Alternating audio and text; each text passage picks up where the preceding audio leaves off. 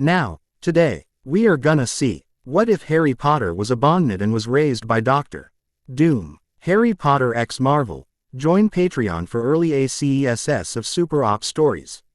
Also adult and steamy Harry Potter stories too. Please subscribe this channel, because definitely I will try my best to provide a valuable content for you all. Also check the description to Supo RT, the original author for this beautiful creation. Summary: Harry Potter gets hit in the face with the killing curse, and is saved by his mother's sacrifice. What happens when the failed curse brings something forward in Harry's soul that was supposed to have been forgotten? What happens when Harry remembers his old life of being Victor Von Doom? Will include demons, time travel, magic, kinda op. Victor Von Doom was born in the small country of Latveria in 1950, to a pair of Latverian Romani tribal people, Werner and Cynthia Von Doom. The country was under the strict dictatorship of a nobleman named the Baron, who had connections with the USSR, and even Hydra, which is what allowed him to stay in power despite being surrounded by powerful nations. Where Werner was the tribe leader, a medic, Cynthia Von Doom was a witch, who had lost her life to a spell gone wrong when Victor was all but a child. Victor's dad, Werner, was forced to flee when he failed to heal the Baron's wife, and the Baron put the blame on Werner. After a few days of hiding out in the cold, Werner made a deal with the Baron, and gave himself up just so Victor and their tribe would be left alone. Victor was enraged, hungry for revenge. In his father's belongings, he found some of his mother's old belongings, and realized that she was a witch, who died because she made a deal with a demon lord called Mephisto. Victor became even more enraged, and decided to kill the Baron, having only one of the targets close to him. He began using his genius intellect to create devices capable of killing a lot of people, keeping the Baron's men at bay, and waged a one-man war against the Baron by combining science with magic. Victor was not succeeding, but his actions were having a needed side effect. People were rallying in support for him, for the dismantling of the Baron's dictatorship. One of them was his love, his Valeria. Just teenagers, Victor and Valeria had the mentality of us against the world, which proved to be their driving force. However, his deeds were not unnoticed, and an American general came to Victor, fearful that he would die at the ripe old age of 14 or be found by enemies of the U.S. Not wanting to waste such talent in a backwards nation like Latveria, the general offered Victor a position in the Empire State University. Victor was ecstatic, knowing that such an opportunity wouldn't come again, and hopeful that he might find a way to contact his mother's soul, wherever it is. Reluctantly, he left Valeria behind, he left Latveria behind, to go to the United States of America. There, Victor met with fellow genius, Reed Richards, whom he had to share the spotlight with. Victor was annoyed that Reed was smarter than him, but he was also annoyed by another thing: Reed's mentality. Reed Richards was a genius, but he felt science was very rigid, that there is nothing but the laws of science. But Victor knew, from his mother's books, that the world isn't just science, it is magic as well. He believed science to be an art form, something you needed to master to be able to bend the laws of. During college, Victor created a machine to contact the dead, using complex codes, and even some of the witchcraft knowledge of his mother's. He didn't use witchcraft yet, not believing himself ready to go down that path yet, but he did use some facets of it, like the symbols of the runic language, symbols of witchcraft. But one of his calculations was off, despite him checking multiple times. When Reed Richards dared to correct him, Victor turned the machine on, now enraged at the boy. The machine blew up in his face, sending both him and Richards flying through walls. But the experiment had one benefit. Victor had seen his mother, on the computer screen, held by chains, as she whispered a single name: Mephisto. This incident caused Victor to be expelled, and deported to Latveria, as soon as he was healed. Victor, now ashamed of himself for having failed, decided to try and do one thing to redeem himself: rescue his mother's soul from the hands of Mephisto. But his witchcraft knowledge wasn't going to be enough, he knew. If it was, his mother would have escaped on her own. So, he traveled east, through Europe and Asia, and ended up in Tibet. There, he met with a man named the Ancient One, and begged him to be taught magic. The Ancient One heard his pleas, and asked why. He wanted to learn, and Victor told him about his mother, about Mephisto. The Ancient One agreed to teach him, and teach he did. For 2 years Victor von Doom learned sorcery under the watchful eyes of his master and another sorcerer, Karl Mordo. When another man came to ask for healing, for help restoring his hands by magic, Victor cut them off, replacing them with his robotic hands. He had not abandoned science. Even if he was learning to become a sorcerer, he was a man of both science and magic. And he was proud of it. And then, after deeming themselves ready, the masked and pupil pair infiltrated Mephisto's realm, Hell. They rescued Cynthia's soul from Mephisto's clutches, and sent it on towards the heavens, to a better fate. But, Mephisto was the master of Hell, the supreme Hell Lord. He proved stronger than Victor had expected, and alas, his master lost his life. Master Yao's spirit distracted Mephisto long enough for Victor to escape back to Earth, and then rose up to go to heaven, where it belongs. Victor came back to Earth, now knowing that he rescued his mother's soul, only for it to be replaced by his master's. He did not know Yao went to heaven. But, he didn't get enough time to rest. Dormammu had sensed the death of the Sorcerer Supreme, and rose to the opportunity to attack Earth. Victor was forced to take over the mantle of the Sorcerer Supreme, and battled Dormammu. He sent Dormammu back to his realm with much effort, but was injured in turn, his body cursed by Dormammu's magic. His doom bots, ones made in the Tibetan monastery where he was learning sorcery, took him to Dr. Stephen Strange, the man whom he had gifted robotic hands for extra precision. But even he was unable to heal him, and in the end, Victor gave one last order to his bots. Take over the mind of Dr. Stephen Strange, which they did, using the robotic arms as an in. And then, he died. His dreams of liberating Latveria were destroyed, laid bare by his own desire to learn, and then to rescue his mother. His lover Valeria left in the harsh reality he left behind. Victor had expected to stay dead, to meet with either his master Yao in hell, or his mother in heaven. But, when he next opened his eyes, he was somewhere else. He was a baby once again. Reincarnation. Why he kept his memories, and why he was the one to be given this chance, Victor didn't know, and he didn't care. He just cared that he had a second chance. A second chance to right his wrongs. A second chance to actually do some good in his life.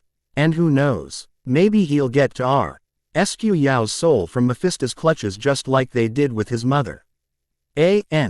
The only changes to the actual What If number 52 storyline is the fact that Victor fought Dormammu alone. He did not have help from the Avengers, the X-Men, Spider-Man, nor even the Fantastic Four. He did it all alone. These all teams and superheroes didn't exist in his world yet, not as superheroes at least.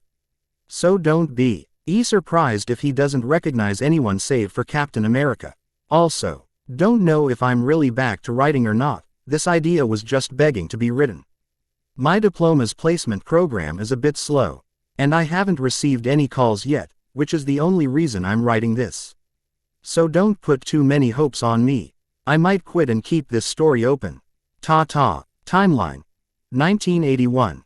No, not Harry, please. Take E. Not Harry. Quote. Avada Kedavra. A green flash. A blinding explosion. Nothing. For over 5,000 years, humanity has used magic. In one form or another, it always found magic and used it. Be it for good, or to cause harm. Some were born with a connection to the planet below them, and nature all around. Druids, they were called, most of the time. But another name they went by, was priests of nature. Some were born connected to their entire universe. They went by many names. Warlocks, mages, sorcerers, and finally, wizards and witches. And there were those that learned to connect themselves to the planet, or the universe, over years of training. They weren't usually born with anything special. They just had a will to learn, to survive, and an affinity to the mystic arts. They went by the name of sorcerers the most. Lastly, came witches. Not to be confused with the female wizards, witches were those that made deals with one entity or another, in exchange for magical power. Some took these powers from other dimensions, some took them from strong beings from this universe. Whatever the source, the powers still put them a step above the others. But not one of these extraordinary groups of magic users had managed to completely study the one subject. Soul. Such an amazing concept, and one that has remained mostly mysterious, even amongst all the magical communities. Some were unwilling to stoop that low, while others were afraid of the soul's true power. Some did try, but they failed to understand what the soul told them. Even still, from the limited understanding of the soul that the magic users had, some had managed to devise a way to manipulate it. A few created artifacts, so pure, that they restored the soul to its prime, and kept it like that. Some created artifacts so vile, that just creating one of them damned their souls for eternity. Horcrux, the wizards called them, and no matter who created them, no matter how many you created, death came to them still the same. Death. The entity took offense to the creation of these Horcruxes, and usually took their souls way before their time. But even if the wizards had mastered the vile art of taking a part of a soul and keeping it safe, they still did not understand the soul completely. Our story starts when a wizard, barely a year old, was hit upon by a curse that was designed for just one purpose: to kill. It wasn't the most evil curse, not even close. But it was the one that gave guaranteed death to anything it hits. There was no building a resistance to it, no defending it with a magical shield spell. No magical shield, no matter its strength, would be able to shield its user from the curse. The only way to protect oneself from the curse was to not be the first thing it hits. Physical barriers. When Tom Marvolo Riddle cast the curse at a 15-month-old baby Harry Potter, he did not foresee the consequences. His soul was mangled from the creation of 5 Horcruxes, which was already stretching the limits of the soul. The instability of his soul led to a piece of Tom Riddle's soul, a 6th Horcrux of his, to latch onto the only source of pure magic it could find. Harry Potter. Harry Potter himself didn't remain unaffected. Oh no, his soul went through the most unexpected results. His soul was a recently reborn soul, one cleared of its past memories. The past of a sorcerer, a man of science and magic, was erased completely, to give it a new start. But as it usually is, energy can never be completely destroyed, nor created. And what are memories within a soul, if not energy? So, the memories of its past life remained hidden, waiting to be written over, by Harry Potter's new life, his new memories. However, the killing curse forced the memories buried deep within the soul to come forth. And the 15-month-old Harry Potter merged with that of a 30-year-old sorcerer. When he was knocked unconscious because of magical exhaustion, the sorcerer and the wizard became one, and began the process of seeing their memories from an outsider's view. The soul was still pure though, so despite the amount of memories that made up the sorcerer, the wizard remained the dominant personality. Only now, he had a flavor to it that resembled the sorcerer. When he next woke up, Harry Potter, a new resident of number 4, Privet Drive, wasn't just a wizard. Now, he was also a sorcerer, and a scientist. He wasn't just Harry Potter anymore. He was also Dr. Victor Von Doom, the student of the Ancient One. All the while, the small piece of soul that once belonged to Tom Riddle remained unnoticed inside the scar on Harry Potter's forehead, safe from the dangerous person that was now Harry Potter, but also unable to do anything to its vessel. And so, Harry, Doom, Potter, woke up inside the cupboard under the stairs, unknowing what his presence might bring to this new universe he found himself in. Summary: Harry Potter gets hit in the face with the killing curse, and is saved by his mother's sacrifice. What happens when the failed curse brings something forward in Harry's soul that was supposed to have been forgotten? What happens when Harry remembers his old life of being Victor Von Doom? Yours faithfully, Hello Darkness 07. Vernon Dursley smiled in satisfaction, as he drove the car back home. Looking into the rearview mirror, he asks, "Son, how did you like the movie, then?" Dudley had an excited smile on his face, as he exclaimed, "It was amazing." How Indy just whooshed his whip. And wham! I wish I had a whip like him. Vernon chuckled at the excitement on Dursley's face, while Petunia just smiled indulgently. They had just seen the newly released movie, Indiana Jones and the Temple of Doom, and sure enough, both father and son loved it. Petunia didn't enjoy the movie too much, but she did enjoy spending time with her husband and son. Just her husband and son. "We'll get you one," "Don't you worry, son." Vernon reassured him, not able to say no to his son. Besides, what harm would a toy whip do? Maybe it'll even keep their freak of a nephew in line. Soon enough, the car parked in front of their house and Dudley immediately ran off towards the door. Only to be stopped by the lock, as well as his limited height. "Come on, I'm hungry," Dudley whined, forcing Petunia to hurry up with unlocking the door, and allowing all three of the Dursley family to walk back into the house. Vernon took a deep breath, as he always does as soon as he gets home, and surprisingly smells something aromatic. Sniffing a few more times, he calls out, "Pet, did you leave the stove on before leaving?" Petunia, who was busy taking her coat off, immediately frowns, and sniffs as well. She immediately notices the smell, and as she starts walking towards the kitchen, she says, "No. I made sure to turn the gas off before I even left the kitchen." "Mum, I smell bacon, can I have some?" Dudley whined, and sure enough, Vernon then recognized the smell as that of cooked bacon. He followed Petunia to the kitchen and finds her looking around the stove, which sure enough, was turned off. "The stove's off. Where's the smell coming from then?" Petunia asks, standing up. Immediately, both their eyes widen as Vernon's face turns red in anger. "Boy!" he yells, and turns around. Walking to the hallway in front of their front door, Vernon slams his fist on the door to the cupboard under the stairs a few times, and calls out, "Boy, you come out of there right this minute, or I swear to God, you're getting lashed."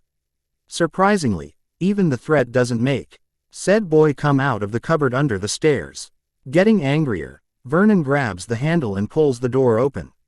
His words of anger stop right at his tongue, however, when he sees inside the cupboard under the stairs. "What's wrong, Vernon?" Petunia asks from behind him, already holding a cooking spatula, no doubt so she could punish the boy herself. Vernon shakes his head, and as he starts looking around the cupboard, he says, "The boy's not here, pet. Where the hell is he?" Immediately, Petunia and Vernon start going through all the rooms on the ground floor, finding nothing. The door to the backyard was locked, but even opening it and looking for the boy finds no results. It is only when Vernon starts looking upstairs that he finally finds something. There were 4 rooms upstairs, not counting the single bathroom. 1 bedroom for the couple, 1 for their loving son Dudley, 1 for guests, and 1 is an extra bedroom, which they used to throw broken stuff in. Dudley's broken toys, the old TV, the useless books that Dudley got for his birthdays, old clothes, and a lot of other stuff was thrown in the room, and mostly forgotten. And right now, Vernon could see light coming out from underneath the door to that room. His anger immediately comes to the forefront of his mind, and stomping forward Vernon slams the door open. Immediately his eyes land on the subject of his anger. His wife's nephew, the freak, the boy, Harry Potter, sat on the spare bed, the toys and broken stuff shifted to one side of the room, while the old cutting board just floated in front of him. And on that cutting board was what he had smelled immediately upon entering. 2 dishes, one with 2 slices of toasted bread, while the other had a single sunny-side-up egg, and 2 strips of bacon. And 1 glass, full of warm milk. The boy in question had a knife and a fork in his hands, as he calmly cut at the egg and bread, and put it into his mouth, giving no heed to his imminent punishment. All the while staring outside the window at the night sky. "Boy, what do you think you're doing up here, Did you not hear when I called you from down there?" Vernon yelled, taking a step inside the room. Before he could take a second step, however, he saw something that immediately stopped him. A second knife, this one he recognized as one Petunia used for cutting onions or the like, was now floating between the boy and him. Its tip barely an inch away from his right eye. The boy turned away from the window, and as he calmly cut another piece from the egg, he softly said, "I heard you, Uncle Vernon. I just didn't care." For not the first time in his life, the boy's eyes made Vernon wary. It had always been like this, although he had tried to ignore the feeling most of the time. It made him feel as if he wasn't enough. He wasn't significant as compared to the 4-year-old child in front of him. But still, Vernon had ignored it once he realized the boy wouldn't do anything to him and braved on. Now, however, those eyes promised that he wouldn't just sit back and let Vernon throw his weight around. Gulping at the look, Vernon took a step back to get away from the knife, but the knife followed him all the same. Until his back was right at the wall next to the door. "It is good that you came here, Uncle. A talk has been long overdue, don't you think?" the boy said, once again cutting another piece of the egg to eat, all the while staring up at him. Suddenly, there was a sound of rushing footsteps as Petunia appeared in front of the open door. She immediately stopped, once she saw the knife floating right in front of Vernon's face, which had an expression of a man confused whether to be afraid or angry. She turned her head towards her nephew, who had obviously noticed her appearance. And with a scream of fear, she immediately turned back the way she came to run away. Before she could do that, however, the boy's eyes glowed with an eerie green light and Petunia found the door slamming shut. Having missed her nose by barely an inch. Shaking with fear, Petunia slowly turned around, while noticing all the proof of magic that was openly being used. The knife loading threateningly in front of Vernon. The cutting board floating in the air, that the boy was using as a dining table. The door slamming shut, her lips quivering, Petunia asked, What are you doing? How are you doing this?" The boy swallowed the morsel already in his mouth, and looking at her dryly, he said, "Using my freakishness, of course. But you already knew that, Aunt Petunia. They always known I was different from your disgustingly normal self." The boy had always been far too well spoken for his age, so his words did not catch her off guard, at all. It was how he knew that he was different. And that too because of her own behavior, that did. Shaking her head, she tried to deny, "I know nothing about your freakishness." But her voice betrayed her nervousness about lying. The boy frowned, and waved the knife in his hand, which caused the knife floating in the air to come even closer to Vernon's eyes, and said with barely a whisper, "Do not lie, Aunt. You've known I was different since the moment you first laid eyes on me. I still remember the argument you had with Vernon about it, when you found me outside your door. You will tell me all you know about my freakishness. And then, the knife in front of Vernon's terrified frozen face dropped down to Vernon's neck, forcing him to lean further back into the wall to avoid being cut. Wait, pet, tell the freak, for fuck's sake, tell him," Vernon yelled, as he pushed himself up the wall to avoid the knife. Smack! The flat side of the knife landed on Vernon's cheek, leaving a small cut where it met the blade. Before taking its position on his neck once again, looking at him in disapproval, the boy said, "Keep your voice down, Uncle. You don't want Dudley to come investigating, do you?" Petunia widened her eyes, fearful, and immediately dropped down to her knees and said, "No. Wait, I'll tell you." What do you want to know?" The boy smiled, his evil nature showing for once, and said, "Tell me. How did you know I was freakish? Even when I was a baby. And remember, don't lie. I can tell when you lie." Petunia gulped, and said, "How could I not know? When my own sister was a freak." Try as she might, she could not keep the bitterness out of her voice. Raising his eyes, the boy ordered, "Go on," and she had no misconceptions about exactly what he was doing. Taking a deep breath, Petunia began speaking. She told him about her sister, about that dirty little friend of hers, and how the two used their freakishness over and over to mess with her. She told him about the letter her sister got when she was 11, inviting her to a school for other freaks like her. She told him about how she went and studied there for 7 years, before marrying another freak and disappearing from her life for good. Before one day, he came upon their doorstep, left there by Lily's old headmaster for her to take care of, because Lily and her freak of a husband had gotten themselves blown up by another freak. Interesting. The boy mumbled to himself. Ignoring your obvious jealousy over my mother's freakishness, you spoke the truth. And what do these freaks call themselves? What am I? Petunia dropped to her knees, her lips quivering as tears flowed out of her eyes. Glaring at him all the while, she whispered, "Wizards. They call themselves wizards. That's what you are, you freak. There's a whole world out there, hidden in the normal world, full of freaks like you." The boy hummed, ignoring the insult with practice. With a wave of his hand, the tray floating in front of him moved to the side and the boy stepped down from the bed. Taking a couple steps, he walked towards the window, his hands behind his back, and said, "Now that that's over with, there is something else we need to talk about. What now? Petunia asked harshly, wiping her eyes. The boy's hand twitched before a broken toy from the back of the room flew towards Petunia and hit her right in the back of her head. "Og!" Petunia yelped, holding her head. Vernon startled in his place, and yelled, "Pet!" as she cried. Glaring at the boy, Vernon's face turned red as he yelled, "We took you in, boy. We fed you." "Not nearly enough," the boy interjected. "We gave you a roof over your head," Vernon continued, ignoring the interruption. "In the cupboard usually used for shoes. We clothed you, using Dudley's throwaways. And you hit her. You threaten us," Vernon finished, spittle flying out of his mouth. Rolling his eyes, the boy said, "That was hardly a hit. She hit me with a hot off the stove frying pan last month. When I couldn't cook the bacon for her little Diddykins perfectly. She should be able to handle a little plastic." Petunia just whimpered while Vernon grit his teeth. He barely stopped himself from yelling some more, however, when the knife that he had ignored for a short while dug closer to his neck, leaving a small cut as a warning. Ignoring them, the boy said, "Now, no interruptions please. We need to discuss your behavior from here on out. Obviously, I will not be allowing you to, or your son, to beat me around anymore, nor am I allowing you to yell at me unjustly." He took a pause then, to let it all sink into their minds, and then said, "Let's be honest, you want me here in your house just as much as I want to be here." "Not at all, but unfortunately for us, I have nowhere else to go. Until I find someplace else, we will have to tolerate one another."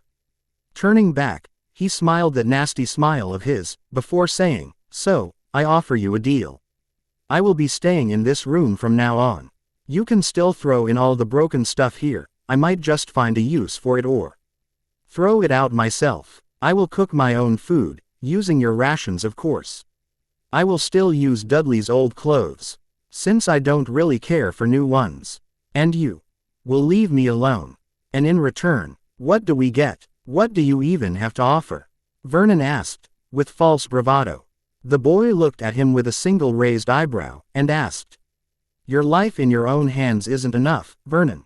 Do not assume for one moment that I've forgotten all the scorn you gave me for no reason at all. All the smacking around, frying pan on my head, curses and the like. And let's not forget the words you said against not just me, but my parents as well. Be grateful that I am leaving you alive at all, Vernon.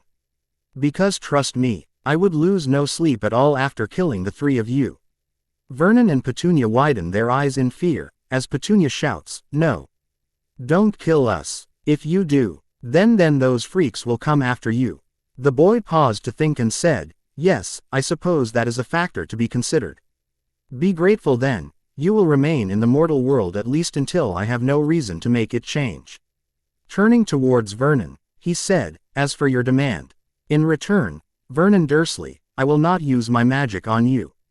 How's that? You two do your bare minimum of the duties as my guardian by providing me a good enough room, food, and clothes, and other than that, nothing. You leave me alone, and I leave you alone.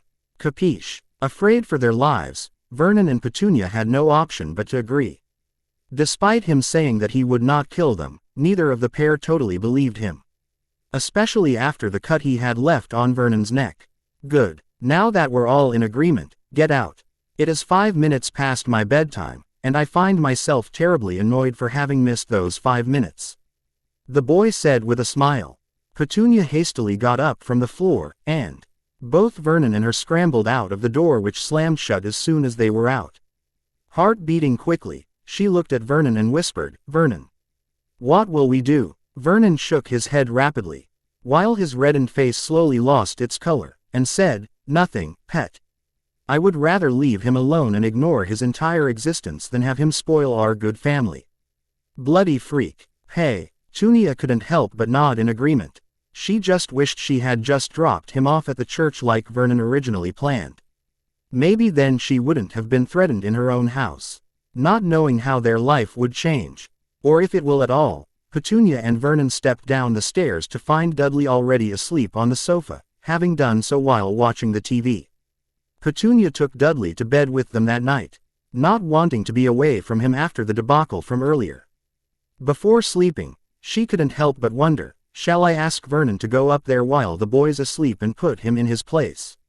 No, he'll just do this all again another day, then. And he might even be angrier if that happens.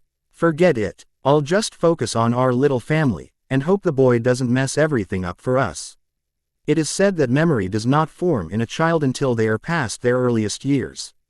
But this has never been true for Harry. No, Harry James Potter remembers it all. Even his past life. As Victor Von Doom, the only thing he does not remember is the first 15 months of his life, from before he regained his old memories and not from a lack of trying. The oldest memory Harry can remember was from when he was 15 months old. He was woken up by loud noises, only to hear Vernon and Petunia Dursley arguing loudly about what to do with him, the apparent nephew of Petunia. After the confusion of his situation had worn off, he had first thought that this was a dream after death. Or maybe even his personal hell for the sins he had committed, and there were many, at least according to the usual morals that people naively believed in. The first on the list was his abandonment of Latveria, which he had done to fulfill his ambitions of learning more about physics and engineering. When the general from the United States offered him money, the finest school to teach him and finest labs to experiment in, he gladly accepted. He was even happy to be away from Latveria. He had left Latveria to the tender mercies of the Baron for 3 whole years. How many people had died then? How many children had slept cold at night? Starved. He had believed that his room inside the cupboard under the stairs, which was always cold, and the fact that Petunia fed him so little, was a direct result of that sin of his. His arrogance had then led to his classmate, Reed Richards, and himself, being injured. Despite the boy genuinely wanting to help fix his calculations. Another sin, he thought. Arrogance. But at least I had finally seen proof that my mother was actually trapped in hell. He amended, as he always did when he was debating with himself. And then, instead of returning to Latveria to continue his war against the Baron, Doom had then decided he wanted to bring his mother from the clutches of hell first. And so, Doom abandoned Latveria once again, to go east. To Kamar Taj. There, he somehow managed to convince the Sorcerer Supreme, Yao, to not just train him in using magic, but also make him his successor to the post of Sorcerer Supreme. And once both master and pupil felt they were ready, they went to hell, to rescue Cynthia Von Doom, his mother. Little did Doom know then, that Master Yao was so sure of leaving the Earth dimension in better hands, that he went to hell fully prepared to die. And so, when Mephisto, the ruler of hell, attacked them, Yao sacrificed himself, allowing Doom to free his mother and escape. His mother went to heaven, as she deserved to after the torment she had suffered, while Master Yao got stuck in hell, under Mephisto's tender mercies. A third sin, his then current predicament, being stuck in the body of a baby being raised by relatives that were negligent at best, and abusive at worst, was most likely the corresponding punishment for that sin. And as if that wasn't enough, when another evil demon, Dormammu, took the opportunity that Yao's death presented and attacked Earth, and Doom was fatally wounded while sending Dormammu packing. Doom decided to commit another sin. His final sin, in that life. He ordered his Doom bots to upload his memories into the mind of the doctor caring for him. Dr. Stephen Strange, a promising man with talents in sorcery rivaling his own, who had once come to Yao for help, himself. The final sin's punishment. He didn't know. His memories being inside the mind of a baby, unable to do anything but cry when his diapers got wet, or when hunger struck him. A genius unable to say more than a few words, those few being mama, dada, and no. The only other punishment BLE would be if there was a third set of memories in his mind somewhere and he just didn't know it yet. But that would be pretty unlikely, wouldn't it? And so, believing that this is his hell, he had just gone with the flow. Petunia wanted him to sleep inside the cupboard. Sure. Go hungry because he cried a bit louder this afternoon. Yup. Got it. Cook for Dudley. At least he'll get to smell good food that way. He was obviously biding his time, because deserved or not, there was no way in hell, pun intended, that Victor Von Doom, the Sorcerer Supreme, was staying trapped in a hell dimension. He would suffer the punishment until he felt it was sufficient, and then he would leave. That was the original plan. Of course, like always, no plan stays that way while actually implementing it. The changes in his plan happened when he first used his magic, completely accidentally too, funnily enough. And that too without any training in this body whatsoever. It happened barely 2 months ago, in fact. Harry had gone hungry that night, like a lot of nights, and couldn't sleep. His mind kept on repeating to itself, I want food. I want food. I want food. And suddenly, with a burst of magic that he barely even felt coming from himself, the door to the cupboard under the stairs snapped open, without anyone even touching it. At first he was startled, but not one to look a gift horse in the mouth. Harry immediately ran to the fridge, and stole 2 slices of bread, 1 slice of cheese, and a whole glass of water. That was plenty enough for 4-year-old Harry, especially since he was in the habit of eating less. Eating it slowly, and silently so as to not wake the Dursleys up, Harry then gulped down the water, kept the glass back in its spot, and returned to his cupboard. Only then did he focus on what had just happened. And it was also then that he knew he wasn't in any hell. There was a specific flavor to hell's magic, and whatever he used just now wasn't it. This was just a new life. A normal, regular reincarnation of a new life. As for his magic, there were 2 possibilities. First, Harry had kept the magic from his previous life. And second, his mother in this life had also dabbled in the dark arts. Like Cynthia had done in the previous one, allowing their sons to be born with a natural talent in magic. Of course, he had never even considered a third option. Even could not have foreseen a subspecies of humanity born with the ability to use magic. Magic that did not come from any demon, nor any book of witchcraft. A subspecies that had their own schools, governments, and who were hidden from the other mundane population in the so-called wizarding world. Petunia may have hidden a lot of details about these wizards, but Doom was smart enough to read between the lines. Sometimes even when the lines didn't exist. But this still did not mean that his mother, Lily, and his father were at peace. They died protecting him from a dark wizard. And if dark magic was involved, it is possible that his parents' souls are still tormenting in hell, to this day. Harry hoped it wasn't so, but he could not deny the possibility. Which means that just like Victor Von Doom, Harry would most likely have someone to retrieve from hell. The next 2 months were spent using his old memories as guides to manipulate the magic in and around him, and master it that he could force Petunia to explain his magic, and force Vernon to just leave him alone. For now, he could just move things around, create and manipulate fire, and with mixed results, influence someone's minds. But he knew now that once he turned 11, there would be a whole new school of magic to learn. Mastering his sorcery once again would come after mastering his inherent magic, if he didn't do so before turning 11 that is. And after that, there was a whole new world for the taking, and a whole list of tasks to complete. After all, the souls of his parents, as well as Master Yao, did not deserve to stay inside hell for Doom's mistakes. Nor did Latveria deserve to stay under the control of the evil Baron. Doom had barely managed to do it when he was with the Sorcerer Supreme. But Harry will do it by himself. And make Doom proud. No. He will surpass Doom. Harry will succeed wherever Doom had failed, of that he had no doubt. He will make sure of it. 1989. Age 9. There are many places all around the world that people generally tend to avoid. It can happen because of a multitude of reasons. Myths of the place being haunted, wild animals calling the place home, the place not at all suitable for human traversal, etc.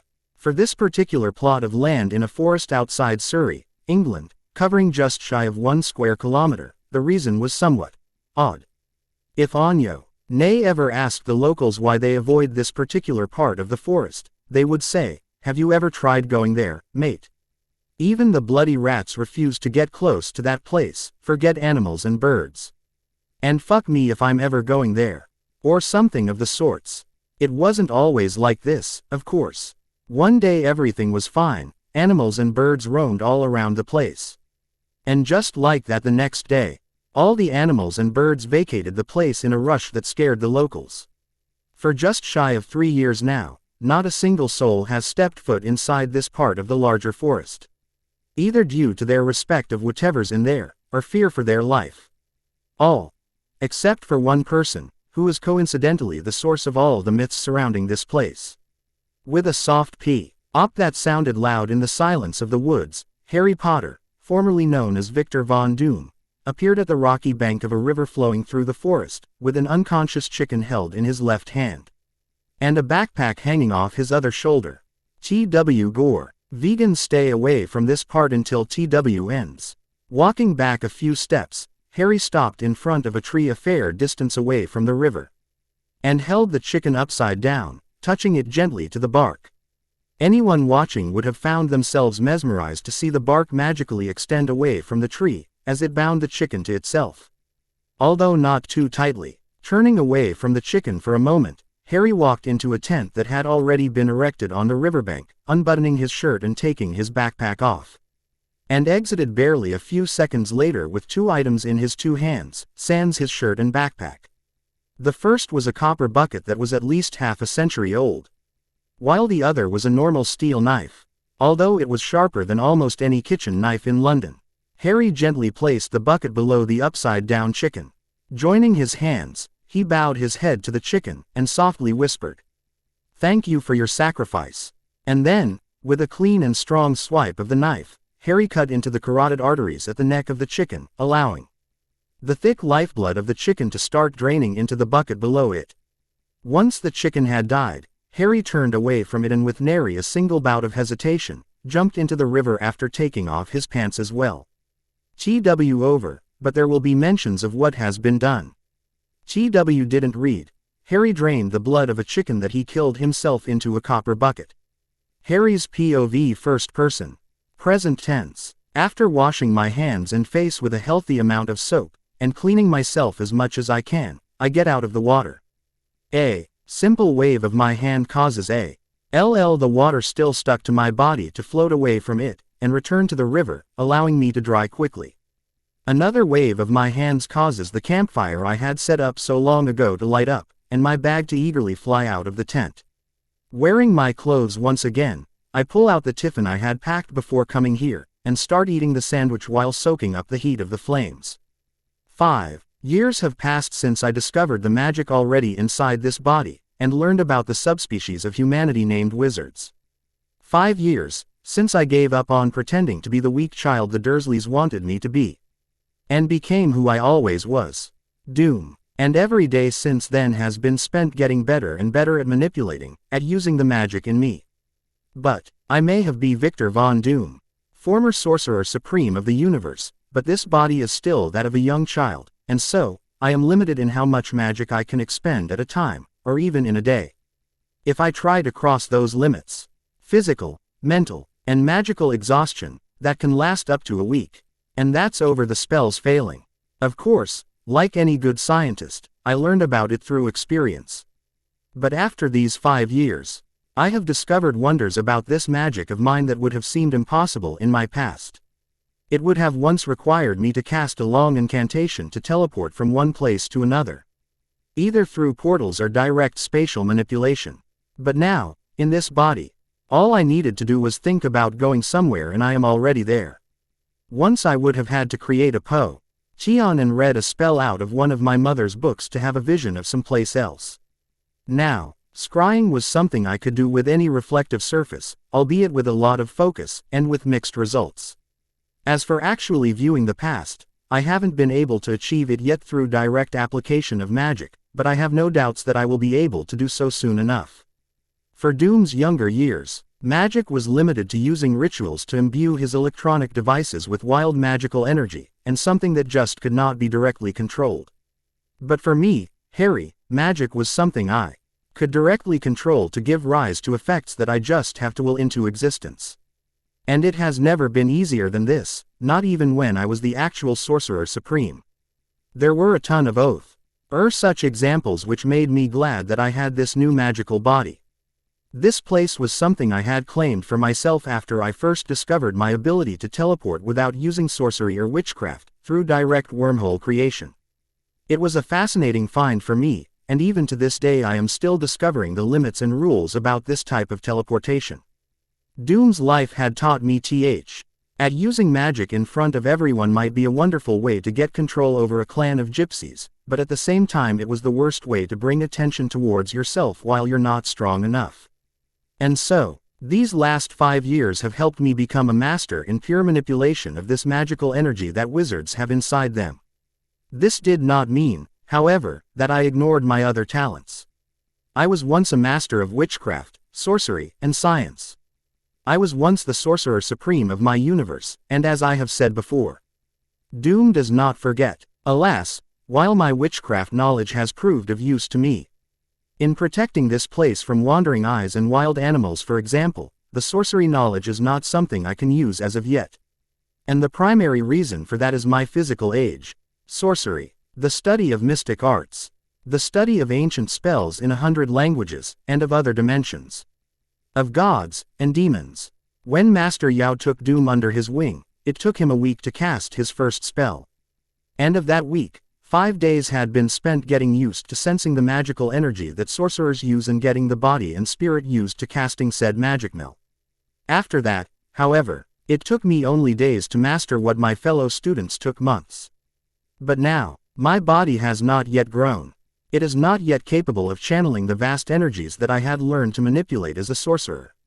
And the magic of the dimensions is truly vast, very much powerful. So much so, that I doubt that I would be able to even begin learning sorcery until at least my 15th year, and my body will just be getting strong enough to handle those magics. And that's after all the training I'm already doing with my magic. As for witchcraft, the knowledge left to me by Cynthia Von Doom has been of immense help. The runic language that Cynthia's books taught me allowed me to cast protective enchantments around places that I call my own, and even around myself. Thankfully, my magic and witchcraft magic worked well together, allowing me to cast those enchantments without troubles. Because after the life I had lived before, I was in no hurry to take in the magic of a demon within my body, which I had done as Doom, just to be able to use witchcraft. But with good news, there is also the bad. After I discovered the British Library in London at the age of 6, I went there a lot, to study everything about magic, hoping there will be something about the myths of magic in the least. But while searching for myths of magic, I encountered something else. Or rather, I did not see something when I was expecting to. In the world maps, I looked for my home, Latveria.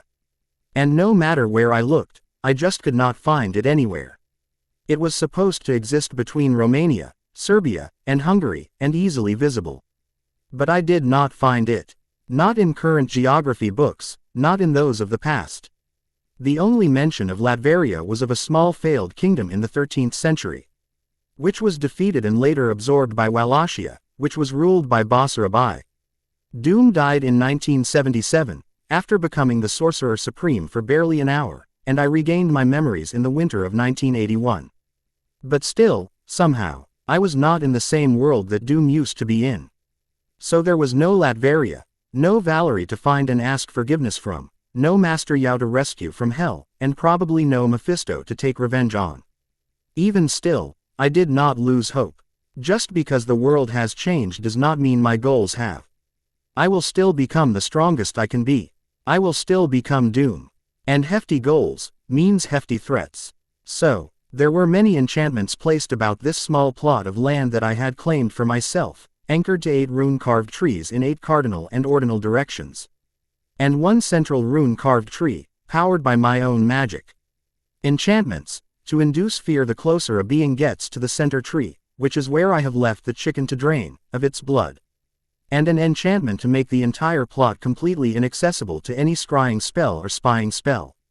An enchantment to make wild animals and birds stay away, and another to hide any magic used under the borders. And these enchantments weren't the only thing I've used the runes on either. Many artifacts that I've created, either from scratch or from repairing the broken stuff that was originally present in the room before I took it over, have those runes carved on them carefully. The magic inside me would constantly be leaked, by very tiny amounts. After barely an hour or two of studying the leakage, I had deduced multiple ways to track the energy around the world, which made me realize that the wizards, who have an entire civilization of magic, would no doubt be able to do the same. And so, I enchanted the watch I was wearing to stop said leakage by absorbing the excessive magical energy into itself, while using said magic to hide my presence from all wandering magical eyes. And now, I was ready. Once the blood was mostly drained from the chicken, I replaced the bucket with an empty one, and picking the half-filled copper bucket of chicken blood along with my backpack, I started walking again. This time towards the forest. It took me a few minutes of walking to reach a small clearing inside the forest, which was where I was going to do something dangerous. The first thing I did was empty out the blood in the bucket, which was around 150 milliliters, into a larger bucket which already contained a couple liters of chicken blood. I have been slowly collecting this blood, after taking chicken from all around Surrey. And yes, it had to be chicken blood. Taking a deep breath, I raise my hands, causing the collected blood to float up into the air. With another wave, the blood moves around the clearing, and settles down on the ground in various spots. Closing my eyes, I take another deep breath, and recall the excessive blood. What remains now is a collection of my mother's runes. 13 of them arranged in a circle with a diameter of exactly 4 meters with me in the center. And it took just 1/4 of a liter to do this. My job is not done yet, Hoover. Taking another breath, I slowly drop my hands down, causing the blood to spin around me in a circle. It then expands away from me until it goes even further than the runic circle, only to then split into 2 concentric circles. One inside the runic circle, and one outside of it. That 2 drops down then, to paint the ground in blood, while the excessive blood is pulled up once again. At the end of it, I used up 1.5 liters of blood to finish my task. A summoning spell carved in runes, to summon demons to this world. And a devil's trap to keep them contained. Because before I do anything too big in this world, I need information. Information that I can only get from a demon of the Netherlands. That night, at the stroke of midnight, I once more stood in the clearing right outside the devil's trap. Spreading my hands to the side, I let my magic flow, and command, Venit creature Diniad. A.N. Romanian come, creature from hell. Almost immediately, there's an increase in the speed of wind flowing through the forest. As the summoning spell painted in blood shines brightly, as if the blood was burning. There's an explosion of smoke at the center of the clearing, and once it clears I gaze upon the creature I had just summoned. With a short but muscular stature, 4 limbs with claws, 2 wings at the back, and 2 horns on its head, was a brown-skinned gargoyle, floating in the air. The gargoyle takes a second to look around, and as soon as its eyes land on mine, it screeches loudly, and then flies straight towards me. Scree, only to slam right into the barrier created by the devil's trap, that burns it brightly. I am guessing that you cannot understand what I'm saying, nor are you even capable of any manner of speech. But even still, thank you for taking part in this experiment of mine, I calmly say, watching the gargoyle fly around trying to escape from the devil's trap. And then, I lift my hand up, pointing it at the flying gargoyle. The gargoyle senses its life being in danger, and immediately snaps its head towards me to shoot a dark red ball of flames out of its mouth. The flames, surprisingly, pass through the barrier of the devil's trap and slam into the place where I just was. Appearing on the other side of the devil's trap, I glare at the gargoyle and whisper, "You dare attack Doom? Now die." Suddenly, a red beam of magic shoots out of my hand and hits the gargoyle at its back, blowing a hole straight through the gargoyle's chest. Within seconds, the gargoyle is dead. The corpse still remains floating, however, with black smoke covering the wound. And I keep staring at it with my hand still pointed up, the red beam of magic still touching the corpse. Slowly, the smoke starts converging at the point my magic is touching the gargoyle. The magic of the gargoyle, the smoke, forms into a dark spot on the corpse of the gargoyle, and pulls on more and more magic, until there's nothing left. In a process that lasts for just 5 minutes, the NT ready of the gargoyle's magic gets condensed into a single black spot barely half a centimeter wide on the demon's back, right at the center of where my attack had hit it. With no magic remaining to sustain the being anymore, the gargoyle turns to specks of dust, and blows away with the wind. At the end, all that remains of the gargoyle is a single, almost circular crystal, less than half a centimeter wide. The red magic beam still connected to it slowly dissipates, as I pull the crystal towards myself and observe it. It was dark brown in color, not black as I originally thought. It shone dully, not enough that it will light up a room, but enough that it will be seen in a dark room. But most of all, the most recognizable thing about it was its god-awful smell. Even the gargoyle itself wasn't this repulsive. If I didn't have supreme control over myself, I would have probably already puked. No doubt the density of the hellish magic is intensifying its stink. I couldn't help but mumble to myself, as I summoned something from my backpack. The item in question is a small, old jewelry box, one I'd found lying around in an antique shop, made completely out of mahogany. Placing the gargoyle crystal inside the box, I close it and am immediately relieved when the scent disappears, along with the distinct hellish magic that the crystal naturally gave out. Looking around, I wave my hand gather everything else, and as soon as I'm packed, I start my walk back to the tent. Now, it's time to wait. For 7 days I kept an eye on the clearing, waiting to see if someone comes to investigate anything. But nothing of the sorts happens, giving me confidence that the death of the demonic gargoyle was not felt anywhere outside the barriers of erected. I enter the clearing once again on the 8th day, and summon another gargoyle. This time, I let it rage around until it attacks me with a fireball, and watch in satisfaction when the fireball just slams into a barrier created by the modified devil's trap, which then absorbs the fireball to strengthen itself. Nodding in satisfaction, I once again whisper my thanks for the sacrifices Master Yao taught me to do before ritualistic sacrifices, and kill this gargoyle as well. Before taking its magic tour myself and adding the newly formed crystal to my slowly growing collection. The time will come for a bigger fry to be caught, but until then, I will have to satisfy my curiosity by killing these gargoyles and slowly work my way up the chain of command. With an explosion of magic larger than any before, a demonic being comes into existence in the clearing. Different from the gargoyle that I had first summoned, however, this one was somewhat humanoid. He, and it at least looked like a male demon, still had wings, horns, and a pointed tail.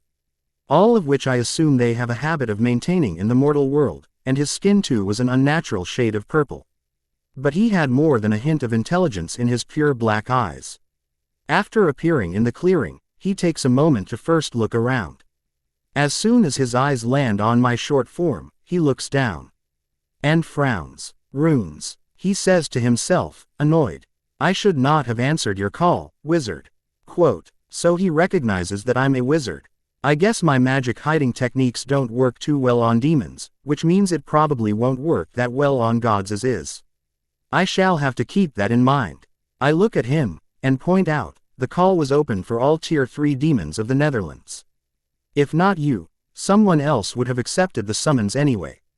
The type of summons depends on the amount of magic I provide from my end, as well as the amount of magic my summoning spell can sustain. Of course, if a higher tier demon wants to come, I will not be able to stop them. They'll even be able to stabilize the portal from their end, which makes what I'm doing all the more riskier. The demon scoffs then, and as he starts walking around he states, I do not recognize these symbols of yours. What do they mean? I smile to myself at his obvious attempt at stalling, and say, the inner circle is the spell I used to summon you. As for the other one, well, you should probably recognize it, even if it will look a little bit different than your regular ones. The demon scowls, recognizing it. Devil's trap, he says. I nod once, confirming it. Taking my silence as a cue, the demon asks, what do you want then? What have you summoned me for, wizard? I pause a moment, during which he keeps staring at me. Tilting my head, I try to look inside his mind, but just like the gargoyles, this fails as well. The demon narrows his eyes at me, so I say, I summoned you here for 2 reasons. The first was to see if hell was aware of what I was doing. Which clearly, it doesn't. The calmness he's showing proves that hell has yet to detect the killings of committed against their race. Or at least, they've yet to care. And the second, the demon prompts, when I stay silent. Smiling, I say, and the second, I wanted to see how my magic stands against a true demon of hell. Saying that, I point my fist at him, and as he wides his eyes, I shoot a beam of bright blue magic out of my fist. The beam slams into the demon's chest in the blink of an eye, and explodes with a loud boom that sends an explosion of wind all around. When the smoke thins out, however, the only sign of damage on the demon's skin is a bit of burnt skin that was around as big as my head. I expected more, to be honest. This blast of magic would have blown a hole straight through my head. And a rock as wide as I am tall, and still keep going. And it barely even burnt him. Hell, the only sign of pain on the demon's face is a scowl as his clawed hand gently rubbed around the wound. Which means, my magic extraction spell will not work with this demon as easily as before. It will still work, but the process will probably be longer, not to forget harder. Seeing me frown to myself, the demon grins and says, "My turn." He then points his hands at me, an expression of pure murder on his face.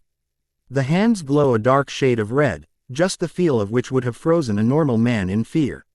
And then a beam of magic exits out of both of his hands. And before it even reaches a meter away from the demon, the color fizzles out and the spell dissipates. The demon blinks, replacing the murderous look that was showing on his face, and turns his palms towards himself to look at them. Scowling once again, he points his palms at me and tries once more, this time with a green-colored spell which has a thick black, shadowy border, which also dissipates after it leaves his immediate surroundings. I let him try a few more times, each one showing the same results, and nod in satisfaction. Of course it worked. Doom designed it after all. Taking a step forward, I bring his attention to myself, and say, "You only noticed that the devil's trap was different from a usual one. You never bothered to wonder how. Or why. How did you stop me from using my magic?" The demon yells, taking a step forward and slamming his fist on the barrier that forms between us. All that he gains, however, is a dry look from me and a black flame on his hand that takes him a second to extinguish, and not before it burns off its pinky finger. But the goal has been achieved. His eyes have suddenly widened. True fear as well as shock now openly showing. Because now he has realized that I did something that was supposed to be impossible. You used demonic spells. But, you're not one of ours. I would have known. You're not one of ours. The demon starts with a shocked whisper, but at the end, he screams it out at me. I am not one of your witches, nor of any other demon. And I will gladly stay that way for the rest of my life. How I used the hellfire. Well, it doesn't matter to a dead demon now, does it? I say with a small grin. My face turns somber for a moment, and I say, "This is nothing personal, demon. Thank you for your sacrifice." Before he can even say anything, I point both my palms at him. I focus for barely a few seconds before dark green runes light up around both my wrists. Shaped in a circle, the green magic extends out of those rune circles and covers both my hands and extends towards the demon at breakneck speeds, connecting the TWO of us and illuminating the clearing in the dark of night. The demon screams in pain, as my spell starts working slowly, moving to cover the demon's entire body, making it float into the air. My magic extraction spell, the perfected result of the last 2 months of summoning the lowest grunts of hell, the tier 4 demons, and taking their magic for myself. I keep supplying magic to the spell, and watch as something like a dark purple smoke is pulled out of the demon's body and is gathered at a point just over his heart. Or where I assume his heart is, if his body follows the same rules that a human's does. Soon, however, the spell speeds up exponentially like it is supposed to, and within half a minute, the demon lies dead on the ground. The purple magic crystal, roughly oval in shape and 5 centimeters wide at its widest, drops down into the ground right beside it. I myself fell forward to my knees, a bit out of breath at the effort I had to take to kill this demon and take his magic. Once I've caught my breath, I look at the center of the devil's trap and frown when I see the corpse still there. Waving my hand, I pull the crystal towards me, and as soon as it exits the devil's trap, the corpse of the demon turns to dust and is taken by the winds. Sighing, I bring out the wooden jewelry box from before and open it. As I see what's inside, I cannot help but smile in pride at what I've achieved in such a short amount of time. 37 crystals, all of them under ½ centimeter wide at the biggest, were kept inside the box. Gargoyles, demonic bulls, hellhounds, and even a hellcat. I've summoned a lot of Hell's Tier 4 creatures, with this demon being the first Tier 3 one, who are capable of speech. And I've killed them all. A few of those crystals were even used to power the Devil's Trap, which allowed me to imbue Hellfire in the barrier. But the rest, they were kept inside this box. The box was enchanted using runes, to keep the crystals isolated from not just the outside world, but also one another. It also traps all smells, as well as the rot of the demonic magic inside the box, and does not let anything out at all. This is not safe, keeping all my crystals in one box. But for now, this will suffice. Besides, I have just one more to go. Gathering all my stuff, I walk back to my camp and then teleport directly to my room in Privet Drive. As soon as I appear inside the room, 4 lights that were installed within the ceiling turn on automatically, and I am graced with the vision of beauty that is my room. The room had changed a lot since I had claimed it from the Dursleys. For starters, the room was bigger from the inside than it is from an outsider's perspective. Almost 3 times larger in area, in fact, than it once was. A king-sized bed sat in the northwest corner, since I liked my beds in the corners, with a very comfortable mattress, both of which I had spelled extensively to make my sleep as comfortable as possible. Surrounding my bed is a ring of runic script, which not only protects me from attacks, both physical and magical, but also warns me if anyone even glances at it. On the north wall, right beside my bed, was the bookshelf, which was filled with books and items that I had stolen from one place or another. The Surrey Public Library, the British Library in London, and even the manor of old Mr. Woolworth, who had died recently and left the house to a son who lived in the States. Most were either history books, fictional novels, or biographies, because I wasn't interested in much else. There were LSO journals that I had written myself to document my inventions and discoveries, and even the knowledge that I had written down from my past life. Right next to the shelf was a wardrobe, in which I store my clothes, as well as my expensive items.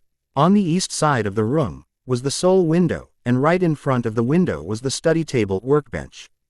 This is where I did all my preparations, all my documentations, and practiced my art. This is where I relearned how to combine magic with science. And the proof of that was all around the room. The 4 white LEDs that light up the room, the ceiling fan which made the air flow around exactly how I like it, the telly that I had painstakingly fixed and modified by inventing the technology I was missing, and most importantly, the 12 cameras hidden all around the room, capable of recording both audio and video in very high quality, and with memory storage capacity of over 1 terabyte each. The first thing I do after appearing inside my room is keep my backpack in the wardrobe, while keeping the crystal box in a safe inside the wardrobe. I sit down on my bed, legs spread out, and look at the telly right in front of me. As soon as I think about it, the telly turns on, and I am graced with the soft sound of the late-night news on BBC One, as it starts playing on the telly. But first, I raise my hat a bit and swipe it through the air. Immediately, the image on the telly shifts, now showing a grid of 4x3 videos, showing the live feed from the cameras in my room. Play the recordings, the 23rd of September 1989, 8:15 p.m. to 9:21 p.m. I say loudly. The television screen starts emitting light ahead of itself, and a hologram of 12 different screens surround my bed, each one as big as the telly screen. I look from one to the next, as they all begin playing simultaneously, and point at camera 5 when I hear something from that screen. Camera 5 was the one closest to the door to my room. "Boy, Harry, are you there? Mum, the freak's not in." Dudley's loud voice could be heard from that screen, preceded by a loud knock, making me frown. A loud hush soon follows, as Petunia harshly whispers, "How many times do I have to tell you, Diddykins? Don't call him that, he could be just pretending to not be there." I snort, and mumble to myself, wonder what she wanted this late in the night. The timing on the screen shows 9:01 p.m. when Dudley came calling for me for some reason. It can't be for dinner, because I had dinner at exactly 8 p.m., as always. Well, I'll ask her tomorrow. I'll also have to remind Dudley why his parents leave me alone. Around a month later, on the night of Samhain, I stood in the clearing once again, ready to summon my next, and possibly last, demon. I had prepared a lot more for this summoning than I did the others. Considering every outcome that could happen, including the appearance of the Hell Lord himself, or even the sorcerers. But despite the risks, I needed to do this. Maybe not now, while I'm just 9, but I need to do this someday. And better have the information before I make any further decisions regarding the world of magic. Standing in front of the newly drawn summoning circle, I whisper, "Come forth." Alistair. I stand there staring at the center of the clearing with a frown on my face, when nothing happens for over a minute. Did they detect me already? I ask myself, a bit disheartened. Sure, I expected someone to notice the demons that were summoned but never returned, but from my experience no one cares for the Tier 4 demons. I guess they did care when one of the Tier 3 demons went missing. Suddenly, however, dark clouds gather over the night sky, hiding the hunter's moon from my sights. The clouds gathered so fast that it leaves no doubt in my mind that magic is at work here. As if to prove me right, the winds start blowing in all directions, and dark magic flows with it. Demonic magic. I drop my hands to my sides, and cast a shield spell, forming a transparent spherical shield that surrounds me, protecting me both from the harsh winds, as well as from the dark magic. Kara Akoom. A lightning bolt strikes inside the summoning spell, momentarily blinding me and forcing me to blink. And between one moment and the next, I find that I'm not alone inside the clearing. I forcefully bring light back to my eyes, and stare at the demon in front of me, who looked decidedly different from the demon I'd summoned 5 weeks earlier. He wore a cloak, for starters. A dark black cloak, which hung on his shoulders, and a hood that covered his head.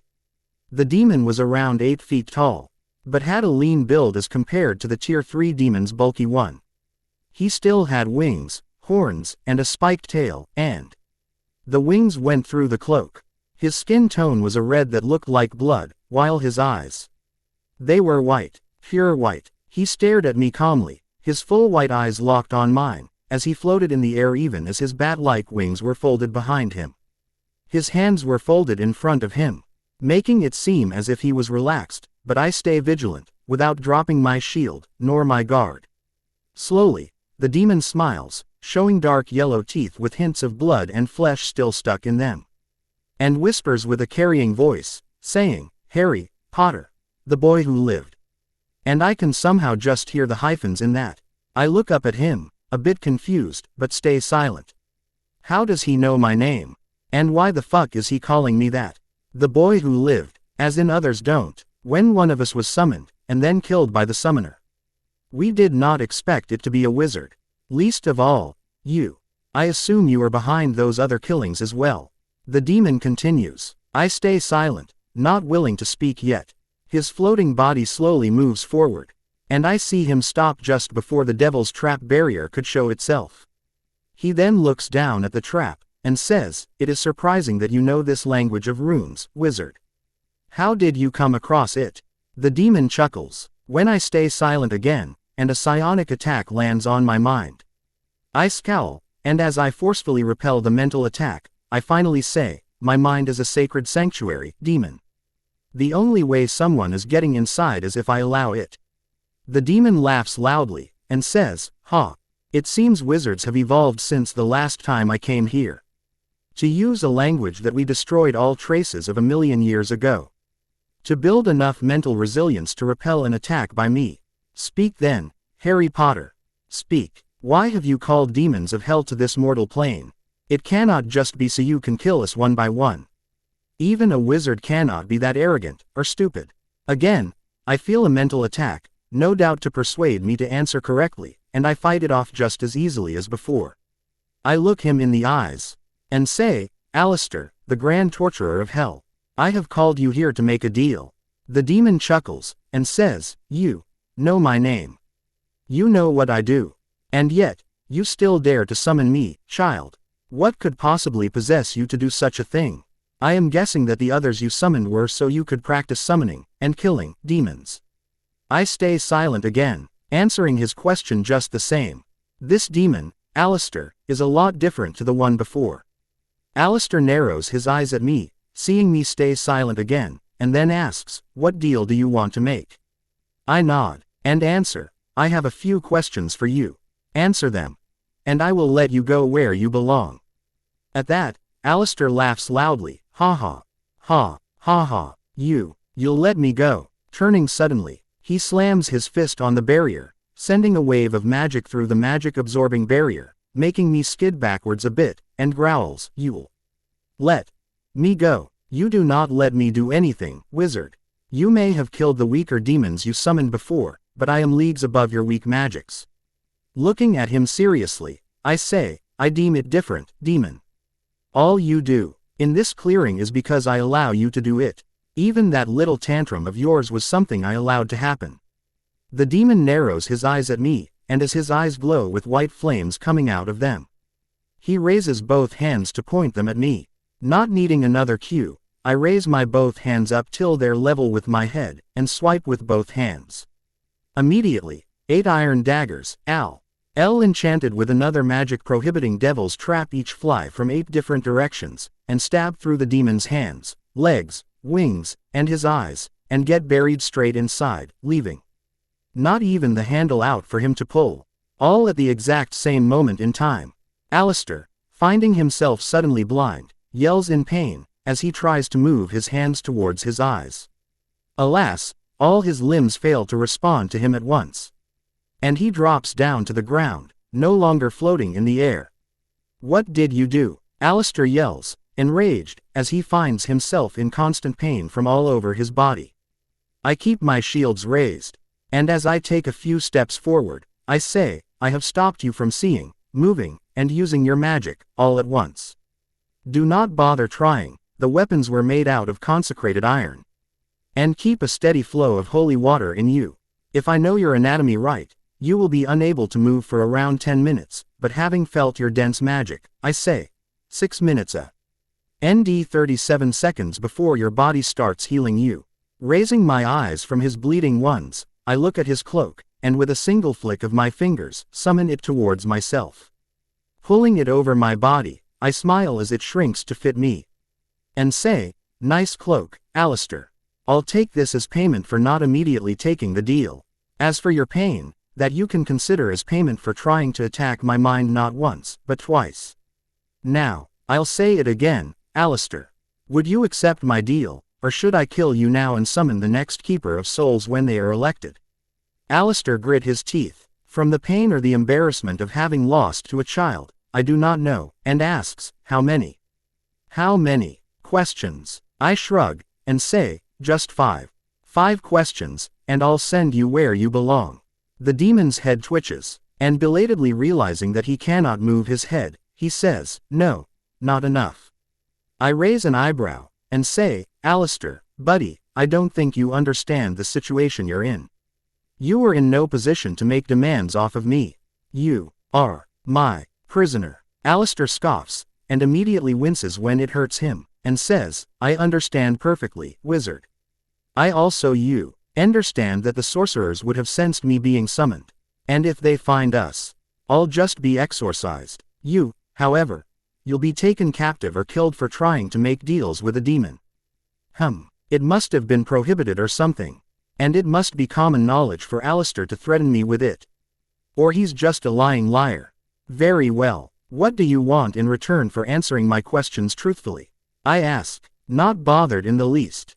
Alistair smiles, showing me his nasty teeth, and says, "A question for a question, which you will answer truthfully. Also, I want that soul fragment that you have on you."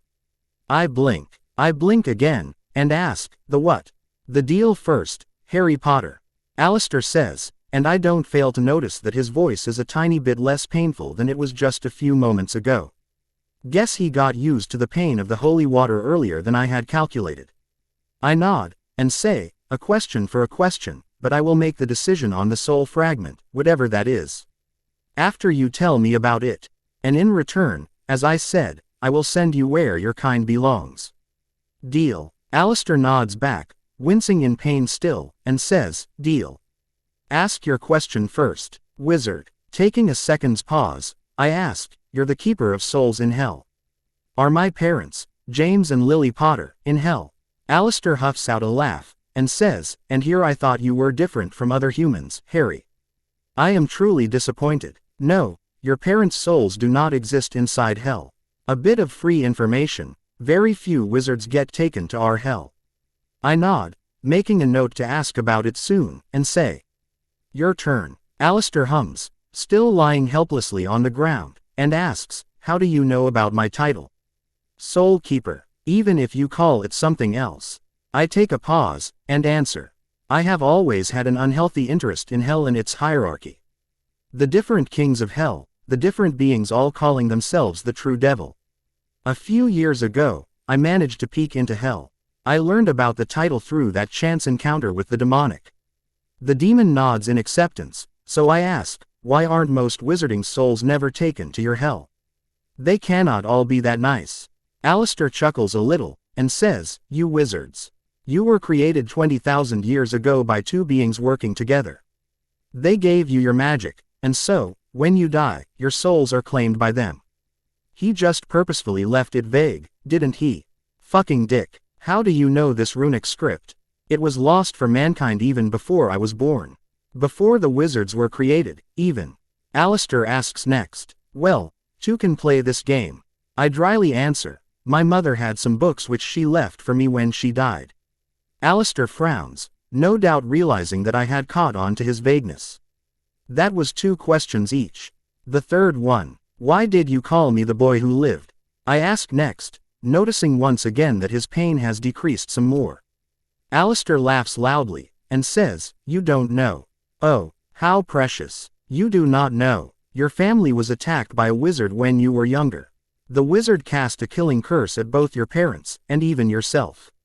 But where they died, you survived. Not just that, you managed to somehow kill him, not even the demons know how. Ergo, the boy who lived. When no one else did. I whisper to myself, wondering how that's possible. Something for me to think about once this is over. I look at Alistair, whose eyes have the daggers sticking out of them, slowly and grossly being pushed out by his body healing itself, as he asks his next question and says, what are you? You cannot possibly be a normal wizard, not with what all you can do. I smile at him thinly, and say, I am just a wizard, but I do have other knowledge to help me do these things. My mother's witchcraft knowledge surely helped a lot. What do you know about a sorcerer named Yao? I ask, leaving just one question remaining. The daggers finally come completely out of his eyes, while the other daggers just start poking out of his skin, as Alistair hisses in annoyance, I know him. Yes. The previous Sorcerer Supreme, of course I know. He died fighting our Lord 600 years ago. Blinking his newly healed eyes, Alistair turns to look at me and says, he did not leave any descendants. I say nothing, and keep staring at him till he finally asks, how do you know of him, wizard? I very much doubt that you're a sorcerer or are in contact with one. I smirk, and say, you can say that I have seen him in my dreams.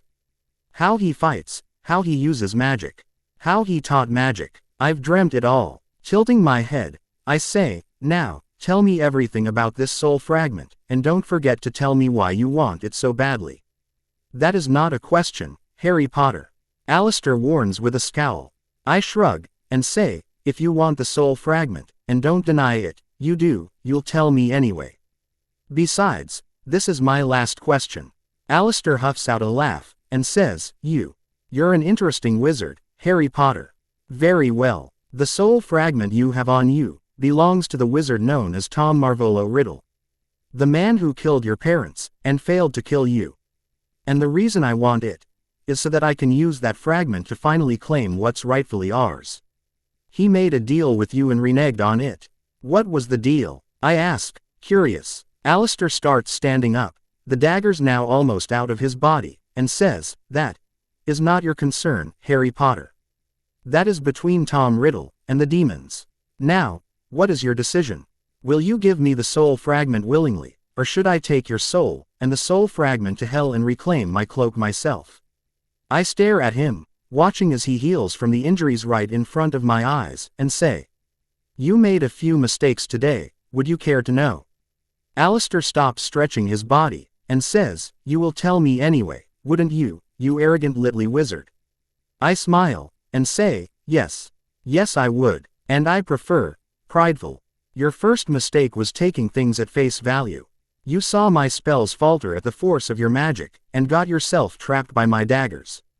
You saw the witchcraft runes and thought that you could manipulate them from the inside. You saw that I had killed dozens of weak demons as practice for trapping you, and you thought I wouldn't be ready for you. But you see, Alistair, Harry Potter never makes a mistake. What you saw was what I wanted you to see, which is, my barriers being weaker than they actually are. I stop speaking, and playing right into my hands, Alistair fires white flames from his eyes, and black flames from his hands, as even his horns light up with the two flames.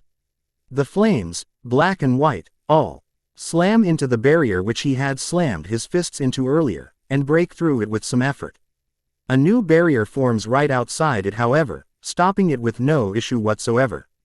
This barrier had a soft purple shine to it, and it gave off a distinct sense to its magic.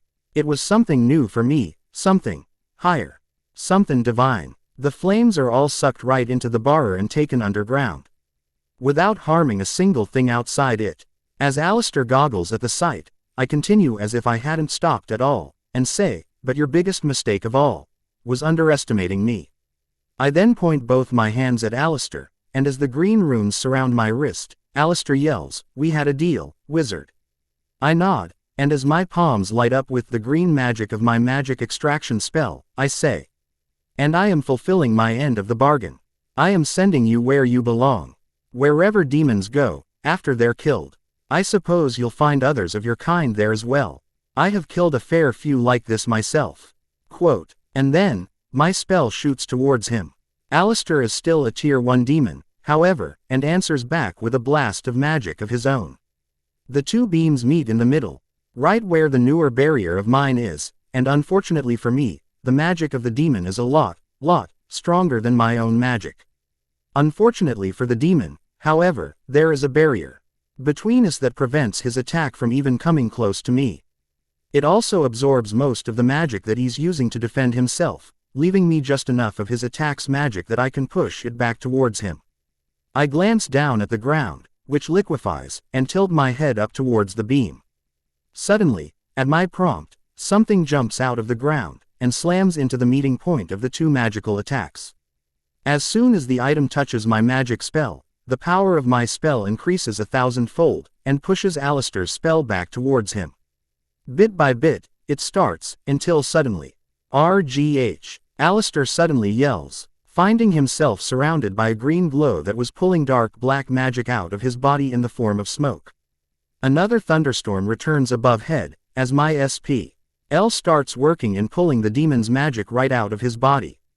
I keep the spell active as I see Alistair keep trying to break free, sending spells everywhere to try and attack me, but each and every attack is absorbed by my magic extraction spell and taken to the item I had pulled from under the ground. It takes a while, almost 3 whole minutes, for the last drop of magic to get sucked out of Alistair's demonic self. And he drops down on the ground, surprisingly not dead. I walk towards Alistair's fallen form, as he lays there breathing hard. His skin was flaking already, and he was not long for this world. He knew it, and I knew it. Chips separate from his skin, and fly into the air, as he turns his head to look at me, wearing his cloak as it fits snugly around me. How? Alistair moans from the ground, trying to crawl towards the small metal ingot floating in front of him, barely out of reach, which now contained all his magic, all of his life force, his essence. The fact that he's still alive just speaks in favor of his strength of will. I wave my hand, causing the shiny metal ingot to come towards me, and say, "This is something extraordinary, something I still cannot explain what it is. I found it in the Museum of Great Britain, as the head of an axe found in Benin, Africa. It has terrifying storage capacity when it comes to energy of any kind. Be it flames, or magic itself. This tiny piece that's barely bigger than my eye just stored your entire essence, and is still not at full capacity. And as you saw, the metal has been touched by something divine." Shaking my head, I say, "It took just a little bit of tinkering with my runes for me to turn this simple, albeit wonderful metal, into the storage cell for your magic. But well, you're not telling anyone that, because you are dead. Thank you for your sacrifice, Alistair." And then, I stab my hand forward, a blade of magic beheading the demon in front of me. You will not get away with this. He will find you, my lord, Mephisto. Alistair's head whispers out, even as his body loses the last remaining vestiges of strength, and turns to dust only to blow away with the wind. Shaking my head, I say, even till your last second you underestimate Harry Potter. You never even noticed, demon, that all this time we have not been talking out loud at all. Your last breath was wasted in a failed attempt to summon your master. When your mouth can't even move. And then, I place the new magic ingot into another jewelry box, and teleport back home, but not before taking a detour through a few other highly popular places. As soon as I disappear from the clearing, hellfire erupts all around it, destroying any signs of my magic. Master Mary. A familiar voice makes Mary turn her head back, and sigh in relief when she sees the Sorcerer Supreme behind her. What is happening here? Master Mary, the master of the London Sanctum, turns back to her spell that was snuffing the dark magic of the black flames of hell. And yells back, we don't know yet. The London Sanctum got the warning that a Tier 1 demon was being summoned to the mortal world in this location. We came here barely a minute later. But a barrier was up, keeping the illusion that nothing was wrong inside of it. And they were gone within a minute. Both the summoner and the demon. The Ancient One asks, frowning as she joins the group in snuffing the flames out, and within a couple seconds the entire clearing is completely free of flames. Sighing, Master Mary dusts her hands, and grimly says, no, Sorcerer Supreme. The barrier it was nothing like we've ever seen before, Master. There were hints of witchcraft, as well as of wizardry, but it was completely different from anything we've seen in either of those schools. It took us 15 whole minutes before we managed to break it. Alas, we realized too late that the barriers were keeping this hellfire from running wild outside of it. And when we disabled the barrier, the flames got outside. Did we lose anyone to the flames? The Ancient One says, as she observes the damage done by the flames. There were many trees still standing, but they all were charred. With leaves either completely missing, or charred badly. Master Mary shakes her head, and says, thankfully, no. We erected another barrier immediately, to stop the flames from spreading. And began the process of snuffing it out. If you hadn't come just now, it would have taken us a few more minutes to get rid of the fire completely, so, many thanks, Sorcerer Supreme. The Ancient One nods her head, once, and looks around. Frowning a bit, she turns her head from one spot to another, and says, there's something here, buried underground. Something demonic. Saying that, she flicks her hand and suddenly, the ground shakes as 8 tiny crystals, each one a different color, are pulled out of the ground, sending dirt flying into the air. The crystals float in front of her, as she observes them with narrowed eyes. The smell. Master Mary complains, pinching her nose close. What the hell are those things? The Sorcerer Supreme hums, and says, this, my dear, is the essence of a demon. Each crystal here is the essence of an individual demon from hell. They were powering the barriers around this piece of land, as well, I assume, as something else in here, in this clearing. What does it mean, Master? How can the essence of a demon be here, in this crystal? Master Mary asks, confused. None of her studies had shown something like this to be possible. The Sorcerer Supreme makes a few hand gestures, making the crystals disappear from sight in a spark of orange, and says, that is not the important question. Someone took the efforts to summon 8 demons, and take their essence from them just to power the barrier. Did they lose their life in the hellfire? Or were they the cause of it? If they survived, why leave these crystals here to hold the barrier? Was it just to keep the flames contained? Or was it something else? Master Mary couldn't help but feel a shiver running through her spine, as she says, if they left the 8 crystals here, how many more could they have? How many more demons could we have missed being summoned and killed? And that is the question, isn't it? He Sorcerer Supreme asks, not expecting an answer. Putting her sling ring on, she says, purify this land, Master Mary, and see if you can't find some other of these crystals here as well. I will try to track our culprit. I suppose I will need to consult the Eye of Agamotto to catch our culprit. And then, after creating a portal by spinning her right hand, the left remaining stable in front of her, the Sorcerer Supreme returns back to Kamar Taj, leaving Master Marian D. the other sorcerers of the London Sanctum to continue with their task. In the biggest bedroom of number 4, Privet Drive, I turned the TV off, after seeing the conversation going on in the clearing. I sat in my chair, thinking over everything I have just heard them talk about. The Eye of Agamotto. Of course, I know it. I was wearing it when I died. One of the signs of being named Sorcerer Supreme was the eye. Along with the cloak of levitation which I had not seen in the female Sorcerer Supremes. Presence, was what Master Yao had gifted me with when we were ready to face Mephisto in his hell. It had a large deposit of magical energy, as far as I remember, allowing me to fight Dormammu for days on end even after having just fought my way out of hell. It could also see the truth of anything, and see the past events if a sorcerer is capable enough in its use, which I was not when I died. I just hope that all I've done to prevent any scrying sorcerers, or demons from seeing me for who I am, actually works. Even if someone manages to break through the spells actually hiding me from their sights, they should not be able to see my face, or hear anything going on in the clearing thanks to my last trick on Alistair. Or so my calculations tell me it will, on normal beings. The Sorcerer Supreme is far from normal, however, and I suppose I will find out for sure in a few days at most. Although, I wonder if the Eye of Agamotto that I used, and the eye that the Sorcerer Supreme of this world is going to consult, are the same things. After all, the sorcery of this world is far, far different from the one I had mastered. No long incantations forcefully rhymed, no glowing hands with beams of magic flying everywhere. It was something I will have to decide on once I actually get around to learning it. Because there is no way in hell I am not learning the sorcery of this world, and mastering it just as well as I will my own world's sorcery.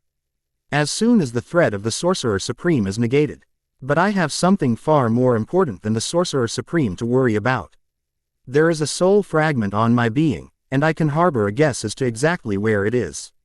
The ONLY thing that the wizard known as Tom Riddle left me, when he failed to kill me.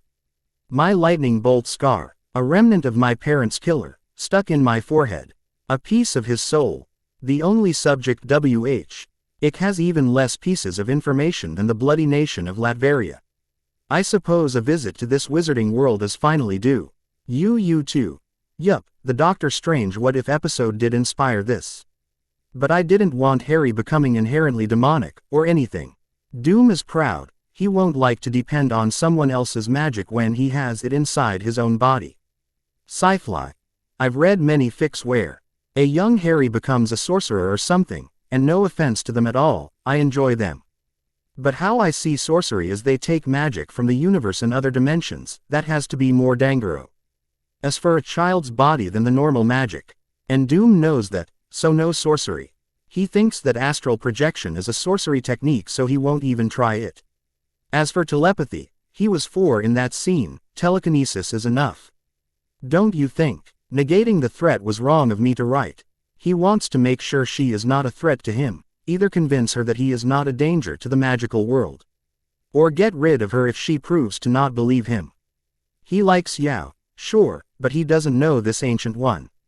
For all he knows, this one could be evil. Something common. I haven't decided on a pairing yet, and I probably won't until Harry is like 20. But knowing Doom's pride, it either won't happen, or it will happen with someone who can keep up with him in intelligence, at least. Also, no Reed Richards. Because I want my MC to be the smartest. Mwahahaha. Petunia Dursley had had a wonderful life, except for maybe the 3 years that she had to care for her freak of a nephew. Thankfully, the freak turned out to be even more of a freak, and convinced, or threatened, them into leaving him alone. At first she was angry at him, for daring to just take what was her Dudley's. But after a few months, she realized something. They were actually saving money when the boy was left alone. He happily accepted the clothes she dropped off at the end of the hallway, without complaints. He never disturbed them unless absolutely necessary, like when he had somehow managed to stab his own palm with broken glass at the age of 5, or similar injuries that he rarely revealed to them. Sure, he ate from their pantry, but he rarely ever cooked more than he needed for himself. Best of all, They didn't even see or hear him cooking. Their lives were completely stress-free, from the moment that he had disappeared into that room of his. Without him in her life, she was also far less angry than she used to be. Her stress lines had just disappeared. Even Vernon was happier, with boy almost completely out of their lives. Sure, there were issues, particularly with her loving son Dudley regressing to his old behavior with the boy every once in a while. But she was quick to correct him, asking to just ignore the boy altogether. Except for the time they had to take him to school with Dudley for their admissions together, otherwise it would have called unwanted attention to them. Petunia had seen him barely once a month, and that's if they were unlucky. Which is why no one could begrudge her for jumping in her own skin a little, when she saw the boy sitting in her kitchen at 6 in the morning. "Aunt Petunia," the boy greeted, as if it was completely normal for them to greet each other like this. Petunia immediately had a frown on her face, some displeasure showing, as she asks, "What do you want, boy?" The boy raises an eyebrow, and says, straight to the point, "Very well. I need to know where I can find the other wizards." Petunia scoffs, and as she moves to the kitchen to begin her day with a cup of tea, she says, "What makes you think I would know it? As my sister liked to remind me, I wasn't magic like her. All these years of her death have not changed that. Do I look like someone who cares about your rough life as a simpleton, Aunt Petunia?" The boy says from behind her, his voice still in the same conversational tone, making her scowl in anger.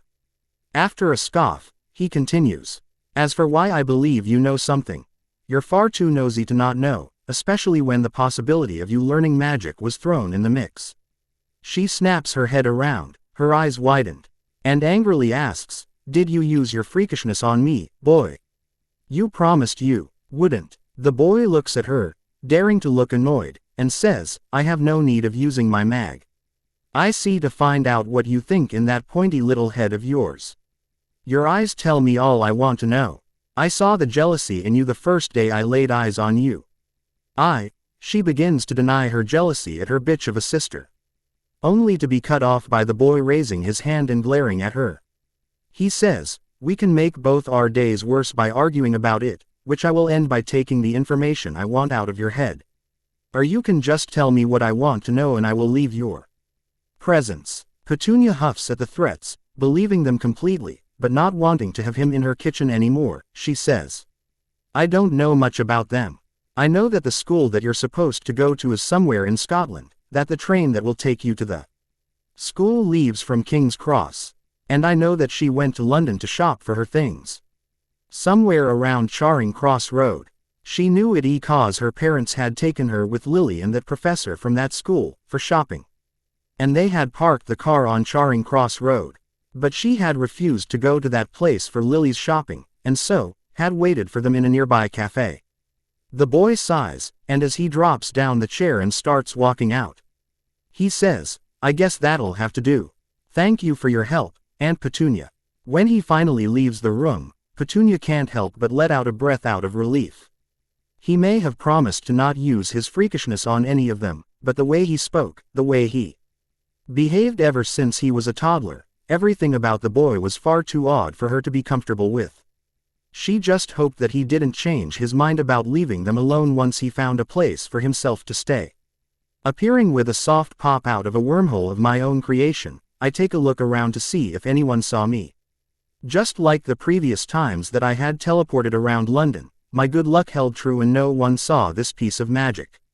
My eye moves towards the sign in front of me, which reads, Charing Cross Station, as I turn left and start walking.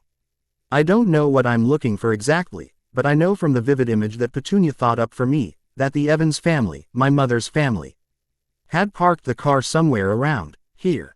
I am a man of my word, and when I said I won't use my magic on them, I meant it. But when I threatened Petunia earlier, she just thought back to the day so loudly that I just couldn't help but see this memory. Completely accidentally, I assured myself. The memory plays in my mind once again, and I see Petunia get out of the car with the family.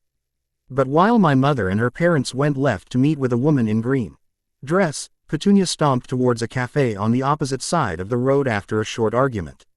Picking left once again, Since Petunia's memories don't tell me where they went after this, I close my eyes as I continue walking. The cloak I had claimed from Alistair did a pretty good job of keeping people from bumping into me. It wasn't anything special, no, nothing like my old cloak of levitation that I'd worn for a grand total of 17 hours, almost half of which was spent infiltrating and fighting in hell, while the other half was spent fighting Dormammu off of Earth. No, the cloak was not special per se. But it was worn by Alistair, the grand torturer of hell, for thousands and thousands of years. He has tortured billions of souls while wearing this cloak. And that kind of leaves a mark, even on something like a normal cloth. The magic of hell is deeply imbued within the cloak, which if I had left alone, would have brought sorcerers right to me. But of course, I did not leave it alone. For someone like me, who can enchant a special metal to work as a storage cell for the magic of a demon, getting rid of most of the demonic taint from the cloak was practically child's play. I purposefully left some of the taint in it, since it served wonderfully in moments like this. People feel nervous to be in the presence of this cloak, and hence, in the presence of myself. And it serves me just fine, it's perfect even. Not to forget that it's very comfortable, fitting snugly, and it will grow in size with me. After about a minute of walking with no interruptions, I finally stop, and open my eyes. Here, there are traces of magic here, in large quantities and very much recent. Surprisingly, the traces are almost identical to the traces of magic I leave behind when I teleport from one place to another. Well, I did assume that my teleportation was something I got from being a wizard, and not something I invented. So the place was definitely somewhere close. I look around, observing each store on both sides of the street for signs of magic. I sense it before I see it, however. A place that just reeked of magic similar in its make to the magic I have inside me. There were differences. The magic that I can feel is wilder, less controlled. And when I finally see it, I can't help but blink. Because it was definitely not what I expected to see. It was a bar, no confusion there. It was a dingy little bar, with a crooked banner above its door reading, "The Leaky Cauldron," nestled between a bookshop and a shop that sells records. Now that I see it, however, I notice how no one else seems to even glance at it. Even those actively looking in that direction were just skipping the bar and going straight from the bookshop to the record shop, or vice versa. A smile automatically comes to my face, wondering if there are similarities to the barriers and enchantments I used to keep the demons captive. And these ones. Shaking my head, I look on both sides of the road, and cross it to start the short walk to the bar. Before I enter it, however, I make sure to put my cap and glasses on. The cap being backwards. As soon as I put the cap on, the color of my hair changes from its usual black to a dull blonde color, hanging behind my head in a ponytail, while the glasses on my nose portray an illusion of plain brown eyes for anyone to see. From how Alistair had reacted as soon as he saw me, and how he was so surprised that I didn't know about the boy who lived thing, it was very safe for me to assume that I might be well known in the wizarding world. Maybe they know the scar I sport on my head, maybe they know what color my eyes are, or maybe both. In any case, introducing myself or even showing up as myself, to the people in the bar, will be nothing short of stupid. So, with the illusions in place, I take a deep breath to get a sense of the people whose magic calls out to me, and enter through the open door. Multiple heads turn to look my way at my entrance, but seeing just a kid, most of them turn away. I approach the sole person who had kept staring at me, the barman, an old, bald man, with broken teeth that show when he finally smiles at me. If I was a normal 9-year-old child, and not me, I would have been really freaked out by him. "Hello there. What's a kid like ya doing out of school?" the barman says, sounding curious and at the same time a bit on guard. Guess the cloak works on wizards as well. I look around at the many people enjoying a drink, or an early breakfast. And then at the back right corner of the room, where I had seen a couple walk, while a pair of women had walked out. Turning back to the barman, I act a bit nervous, and say, I was told that I can buy my school supplies here. I am to start at Hogwarts next year." The barman nods at that, and says, "Ah, a late birthday, EY. I was the same, got me letter in December, right before me 11th birthday. Leaves ya with a whole lot of time to read up, I tell ya. The name's Tom, I manage this in here. I just stare at him, wide-eyed innocent child that I am, as he walks out of the bar. And towards the corner I had seen the people disappear off too, and says, come then, lad. I ain't got all day, ya. No, the morning's just starting and people will be wanting to get their post-Halloween shopping over with. As I follow behind the man called Tom, staying vigilant despite the confidence I have about the location, I can't help but notice that he said Halloween, and not Samhain, which my mother used to call the holiday. Tom stops in front of a wall, which also has traces of magic especially concentrated at one spot a bit over my head, and brings an honest-to-God magic wand out of his sleeve. Seeing me stare at it, Tom chuckles and says, you'll be getting your own wand soon, I believe. No store's better than Ollivander's, I tell ya. Now, watch this carefully, so you don't have to wait for someone else to do it for you. To get into the Diagon Alley, you take your wand, and just gently tap, here. Thrice. Saying so, Tom taps the brick he had pointed out, which was coincidentally the same spot with a large concentration of magic. The spot gives off a small, almost unnoticeable pulse of magic, which causes the wall to fold in on its bricks, opening up into, as he said, an alley. And it was beautiful. This was not my first foray into a world of magic, oot by gods, nothing in Kamar Taj compares to what I'm seeing with my own two eyes, right now. And it was just somewhere they shopped. What does their place of learning look like then? What about their homes? Everywhere my head turns, I can see one example or the other of some magic.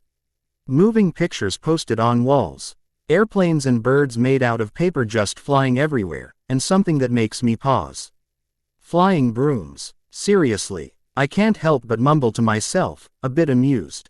Something lands on my shoulder then, and I barely refrain from lashing out with a magic blast when I remember that it's just Tom, who takes a step back out of nervousness, and says, you sure you'll be okay from here? Ya know what you have to do. Guess the cloak reacted to my intention of wanting to harm the one who touched me. It had remained pretty docile in this magical world, which was understandable. I did not even sense its darkness when I took it from Alistair, so I suppose our magic is a bit resistant to its effects. But my anger at Tom did cause it to flare up, so that's good. I smile at him, and sending a sense of reassurance into his brain, I say, of course. I'll be okay. Thank you, Mr. Tom. Tom nods, smiling at me, and says, well, I'll be off then. Good luck, lad. And then he alks back to his bar while shaking his head, leaving me alone. Shaking my own head, I step through the gateway that had formed when the bricks had separated, and start walking through the market, the brick wall immediately closing up behind me. The first thing I do, before even looking inside any of the shops, is take a deep breath with a large smile on my face. Magic. I whisper to myself, haven't felt it since the moment I got close to the leaky cauldron. But here, inside the barriers of what separates the magical world from the non-magical, I can feel it even more clearly. Magic was everywhere, in the air, underground, in the people, in the houses, and hell, even the rocks that made up the road. Magic was calling out to me, and I accept the call with open arms. This was beautiful. I can see why my mother would leave her old, normal life behind. Or maybe it was just my aunt's beautiful personality that convinced her to do so. Coming out of the pseudo-trance, I open my eyes and now really look at the market that Tom called Diagon Alley. It wasn't busy yet, as Tom had said, but the shopkeepers were all in their stores. A cauldron store had the words, cauldrons, all sizes. Copper, brass, pewter, silver, self-stirring, collapsible, flashing on a sign outside of it, while the broom store had a few brooms circling around one another like a merry-go-round. There was an apothecary on one side of the cobblestone road, while right opposite it stood the vials and phials shop. I couldn't help but notice how this market proved literally every myth about witches true. Potions, flying brooms, cauldrons, and hell, even wands. Speaking of wands, there's the wand shop Tom had spoken of, Ollivander's, which had apparently been in business since 382 BC. I ignore it for now, since, first of all, I am not here to actually shop, nor will I be buying a wand anytime soon. I'm here for information, so I just keep my ears open and walk all over the alley. Didn't see much, did we? Too many people crowding up the Potter home, to be honest. I hear a man's voice say from the cafe to my left not even 10 seconds after I've begun my walk through the alley. And it immediately catches my attention. I enter the cafe and listen to the man talk to his friend, while browsing the menu. Well, yeah, what did you expect? That you'll be the only tosser to turn up at Godric's Hollow on Halloween of all things. His friend, another man says with a chuckle. Halloween. Was this when my parents died to this Tom Riddle?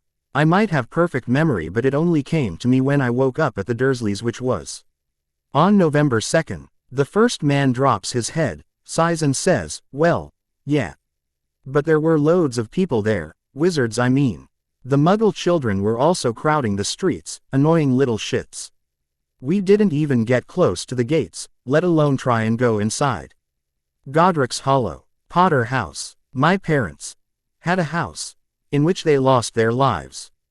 As the two men start talking about something else, I turn back the way I came and start walking towards the bookstore that I had noticed before getting sidetracked by the mention of my last name.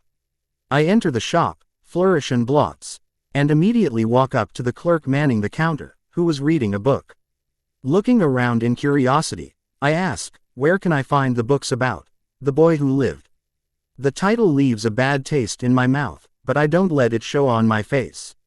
The bored clerk simply points his finger in one direction, and says, in the fantasy section, first shelf that you see.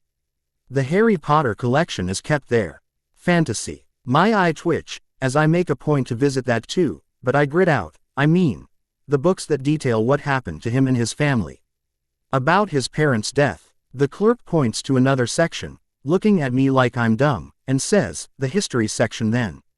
It's somewhere on the shelf clearly marked, recent events. Shaking my head, I walk towards the history section, annoyed at having to behave like a child. It takes me barely a few seconds to find the shelf he had pointed out, and then I pick out an around 100-page book title. Ed. Modern Magical History, and start reading the index. I find my own name, or the title that I detest, really, somewhere at the bottom of the index page, and flip to page 73. Harry James Potter, born 31st of July, 1980. Is the only son of James Potter, and his wife Lily. As told in the Blood Supremacy War of the 20th century, he who must not be named came to the Potter house in Godric's Hollow, and killed both the elder Potters with the killing curse before. And then the page blanked out. So did every other page, in fact. What was it? 30 seconds since I opened up the index page. I scoff, not needing to be a genius to realize that there was a spell on the book to stop me from reading everything before I actually buy the book. Should I try to break through it? It will be a fun challenge, to be sure. Alas, I have very little knowledge about the way these wizards use magic, and until I know everything about their magic use, I will refrain from bringing attention to myself. Keepin' that book in a basket conveniently sitting in a corner. I pick another book and go through its index as well. I'm just glad they actually use an index, even if they don't use any storage system as far as I can see. At the end, I pick 3 books, titled, Modern Magical History, Great Wizarding Events of the 20th Century, and Wizarding Families of Great Britain. They all had either the Potter family name, my own name, or he who must not be named inside the index itself. Walking towards the clerk with my bounty, I ask, how much for each of them? The clerk looks up at the titles, and says, 27 nuts for the thin one, 4 sickles for the big one, and 2 sickles and 13 nuts for the middle one. So a total of 7 sickles and 11 nuts. 7 sickles and 11 nuts. Are you fucking kidding me? Who had the bright idea to convert 1 unit to 29 smaller units? Sighing internally to calm myself, I ask, how much is that in pounds? Nah, kid, sorry, but we don't take Muggle money. But Gringotts should be open by now. Why not exchange your money there? Gringotts. I've heard that word many times during my short stay here. I was wondering what that was, and I guess I'll get my answer.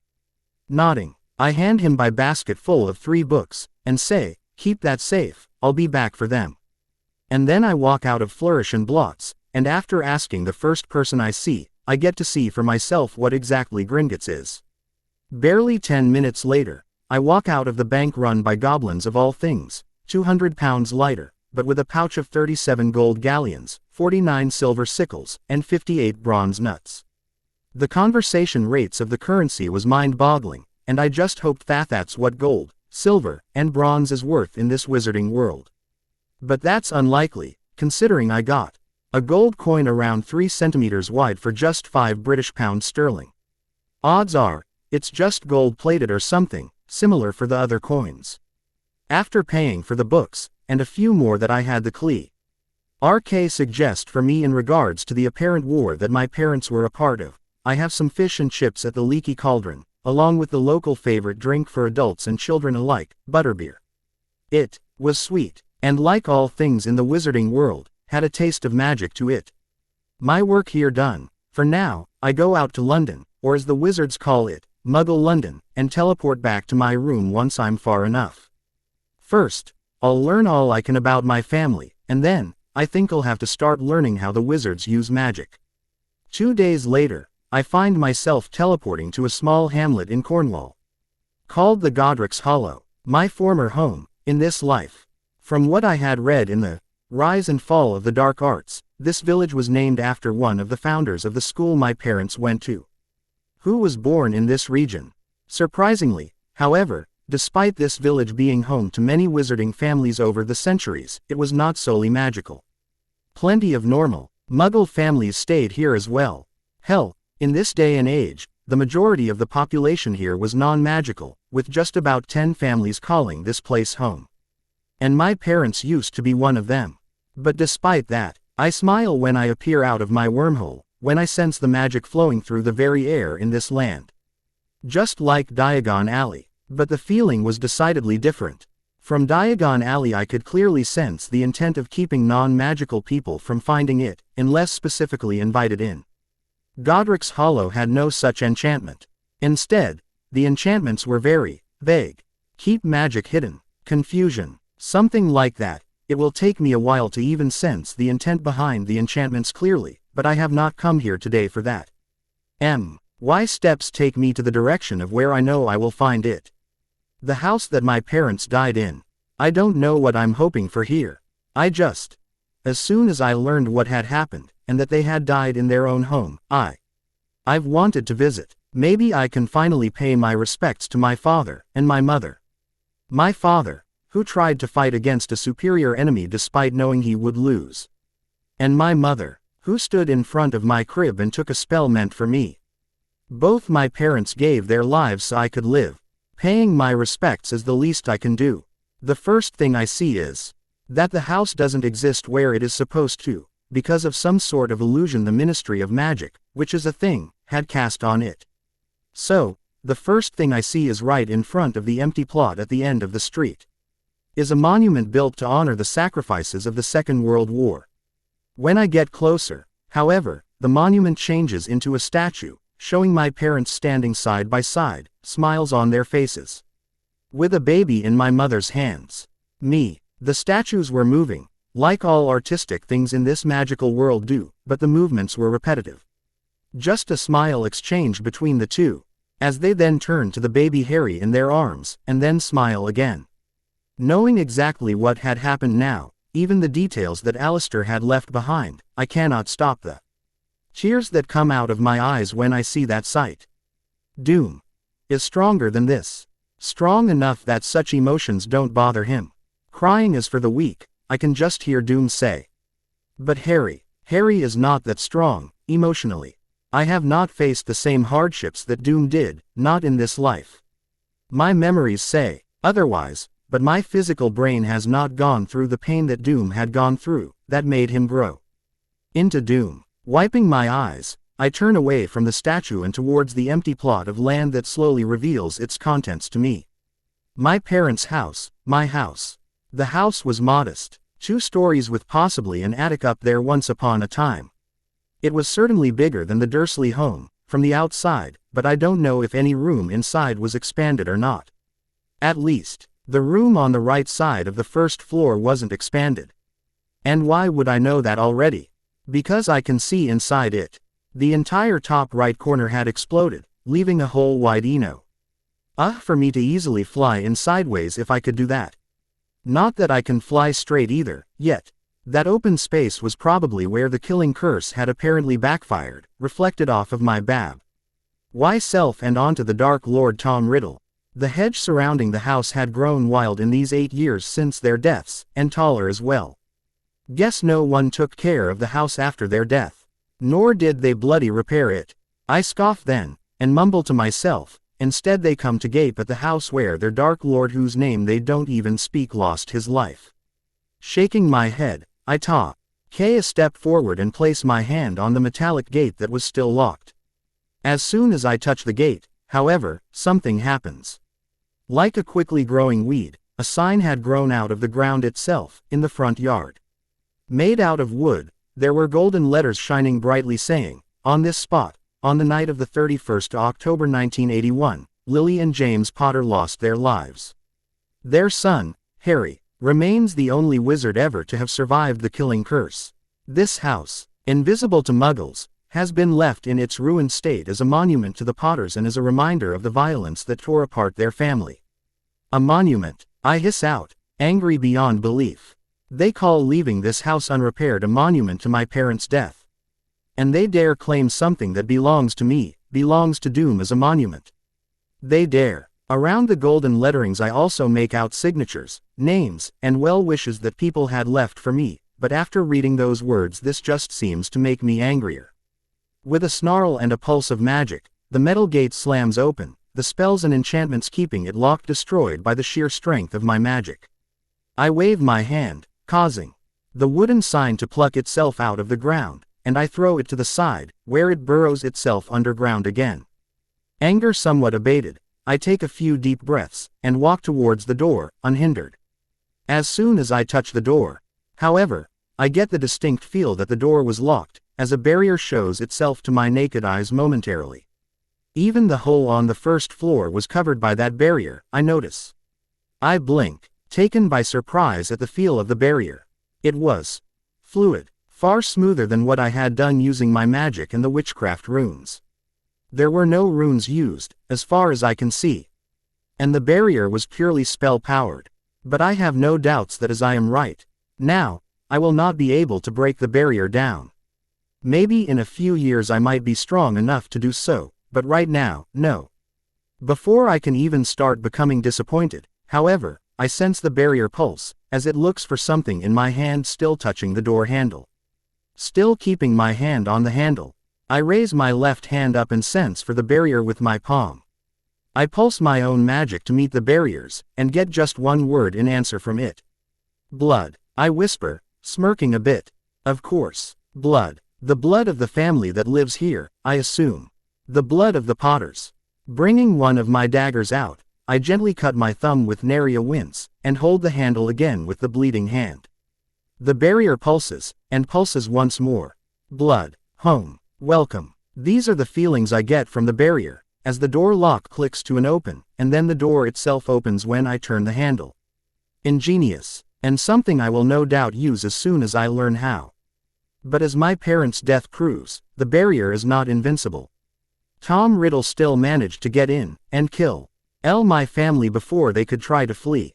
Shaking my head, I head on inside my parents' house, and stop when I feel it, my throat constricted through sheer emotion. Death. My parents' death. I can feel it, as if it had happened just 5 minutes ago. Dark magic has touched this house, and time has not cured it completely. 2 points has it the strongest, however. The first point is right in front of me, in the hallway that leads inside the house, and the second, on the first floor, where my mother sacrificed herself for me. I first walk to the spot where I now know the curse struck my dad, as Tom Riddle killed him. And place my hand on top of it. It's hard, not knowing what to say. What do you even say to the man whom you didn't even remember? I remember Werner, my father from my previous life. Was James just as loving as Werner? Both died to save me.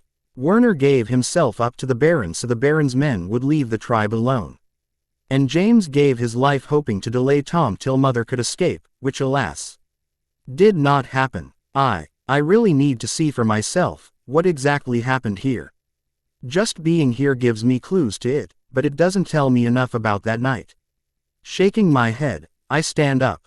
But not before conjuring a lily flower and placing it on the spot. I may not be the son you would have wanted for yourself, far too many dark memories for that to be true. But I am the son you have. I am your son, and I thank you, Dad, for giving me this life, for trying to save my mother and I. I promise you, your death will be avenged. I will kill this Tom Riddle, this I vow. I then walk inside the house, on the ground floor itself, and first get out into a room that had a window facing the front gate. But when I enter the room, it just makes me angry once more. The room was empty. Completely empty, with just dust all around the room. Taking deep breaths, I say to myself, they probably moved it somewhere for safekeeping. I hope. Whether it actually reassured me is something even I can't say. The next room is the kitchen, and even that proves to be just as empty as the previous room. There were 2 more rooms, and a bathroom on the ground floor, all empty, and so I turn back and walk up the stairs to the first floor. Once again, coming across empty rooms all around the first floor, I finally enter the room where it all ended for my mother. My nursery, and it was most definitely a nursery.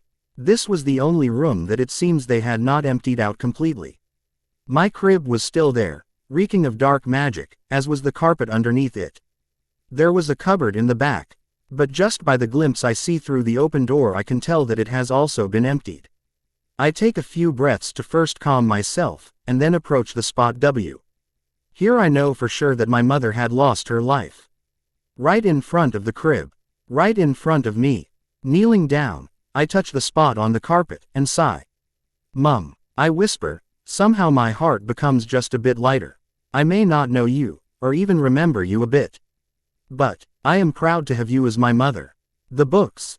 They don't mention you too much, except for saying you died in front of my crib, but I understand. You're the reason I even survived. You sacrificed yourself. You gave him your life, so he can spare mine. Thank you, Mother, thank you. Conjuring a bunch of hydrangeas, I lay them down on the ground. And stand up. I look around, and frown. I cannot leave this place like this. Least of all if I intend to reclaim this place one day. Closing my eyes, I raise my hands to my sides.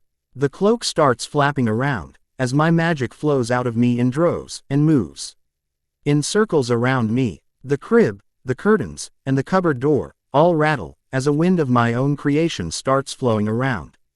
Forming into a tornado, I keep putting magic into the wind, and have it cover everything. From the crib, to the carpet. From the doors, to the windows. From the roof, to the walls. And even the ground outside this house.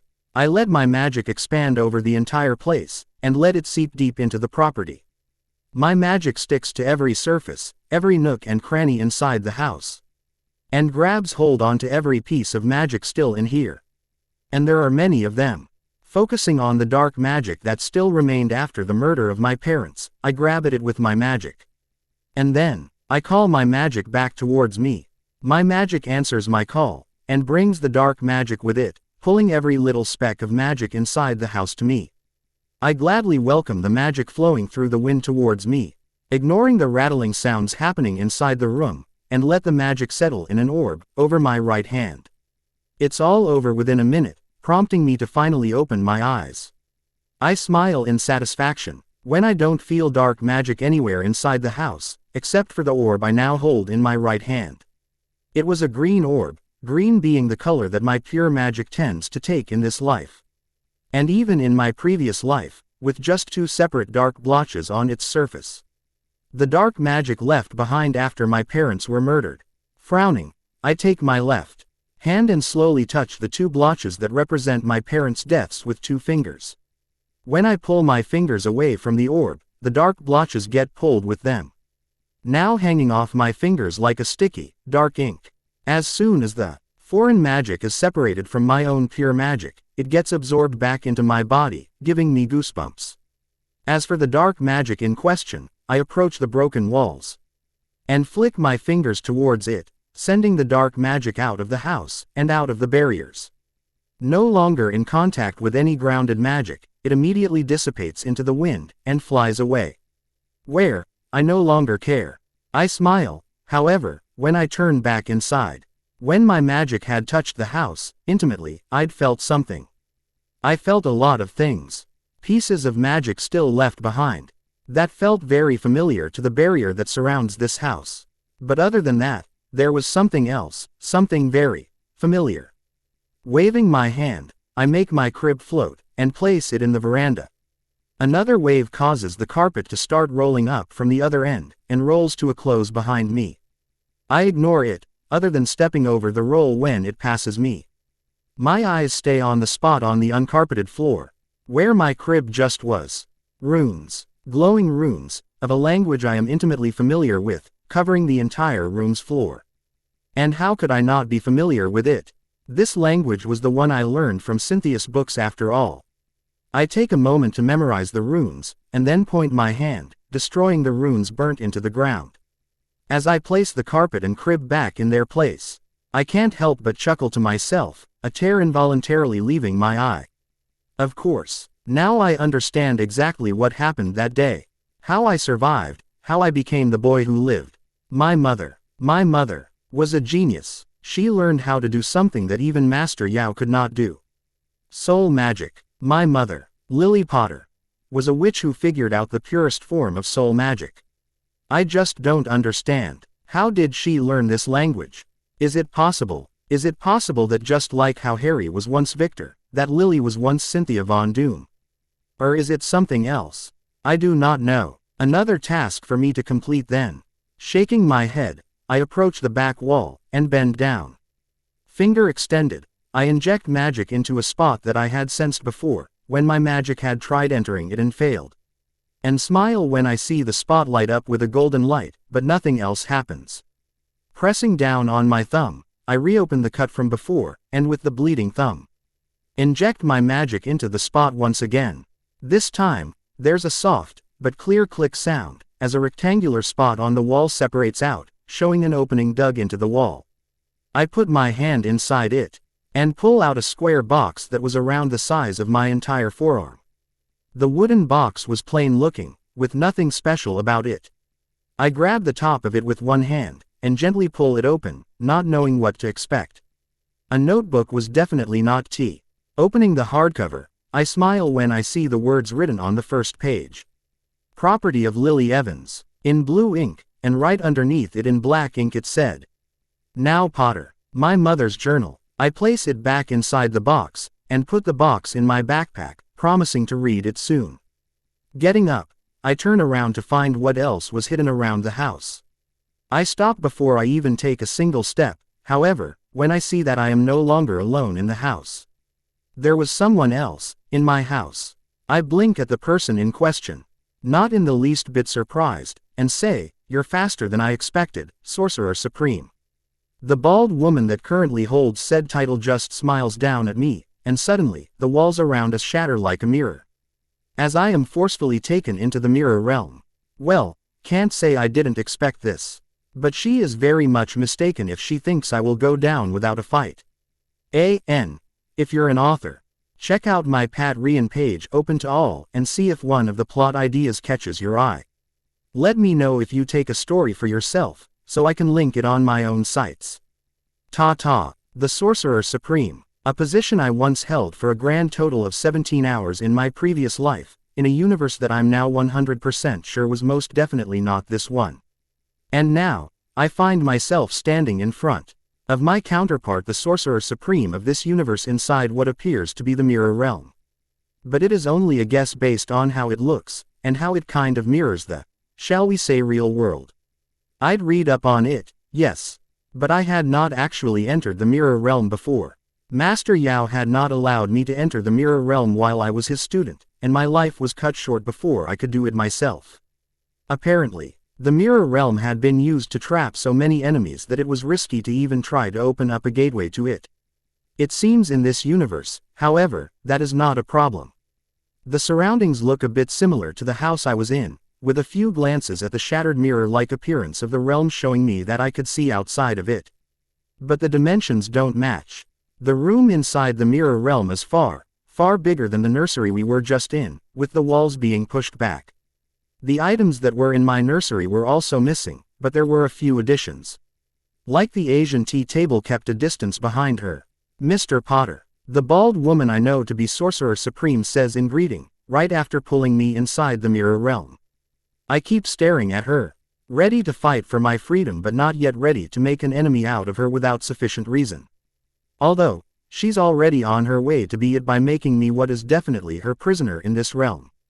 Tilting her head to the side, she starts walking towards the tea table, with pillows already kept for the two of us, and says, "Come, would you like some tea?"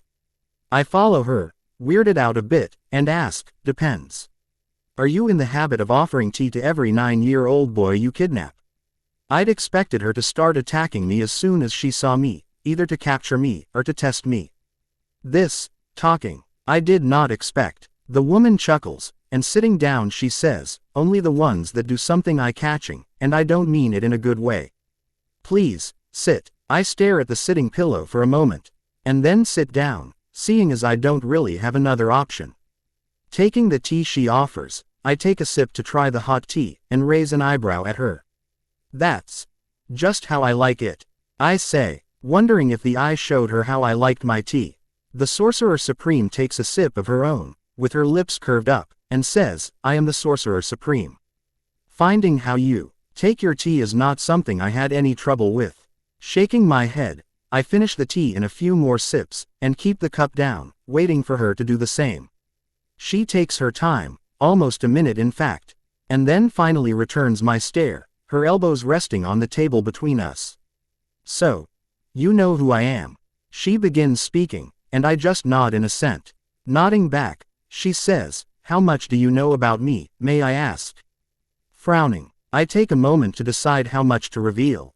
I doubt she knows about my previous life, but I won't bet on it.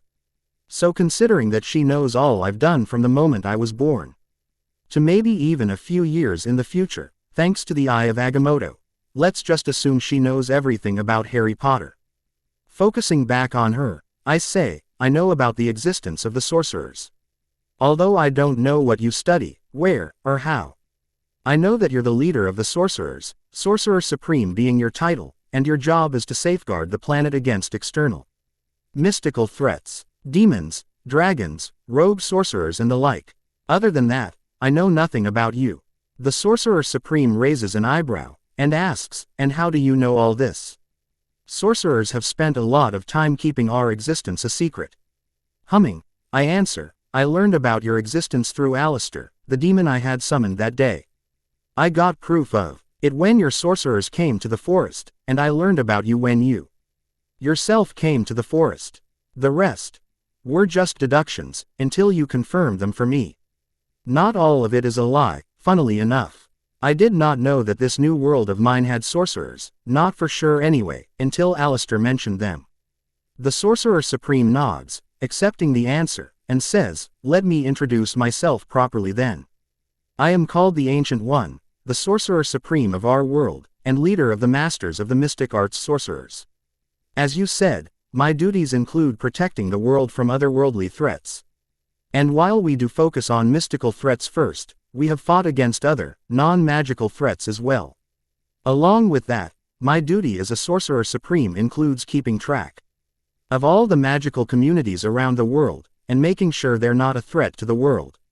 Taking a pause, she looks me in the eyes, and says, "And you, Mr. Potter, are currently on a path to be named such a threat." I frown, and ask, "Why?" The Sorcerer Supreme looks at me sternly, and in a serious voice she says, "Please don't play coy with me, Mr. Potter. You've summoned and killed a total of 47 creatures of hell. One of them being a Tier 3 demon, while another one being the Grand Torturer of Hell.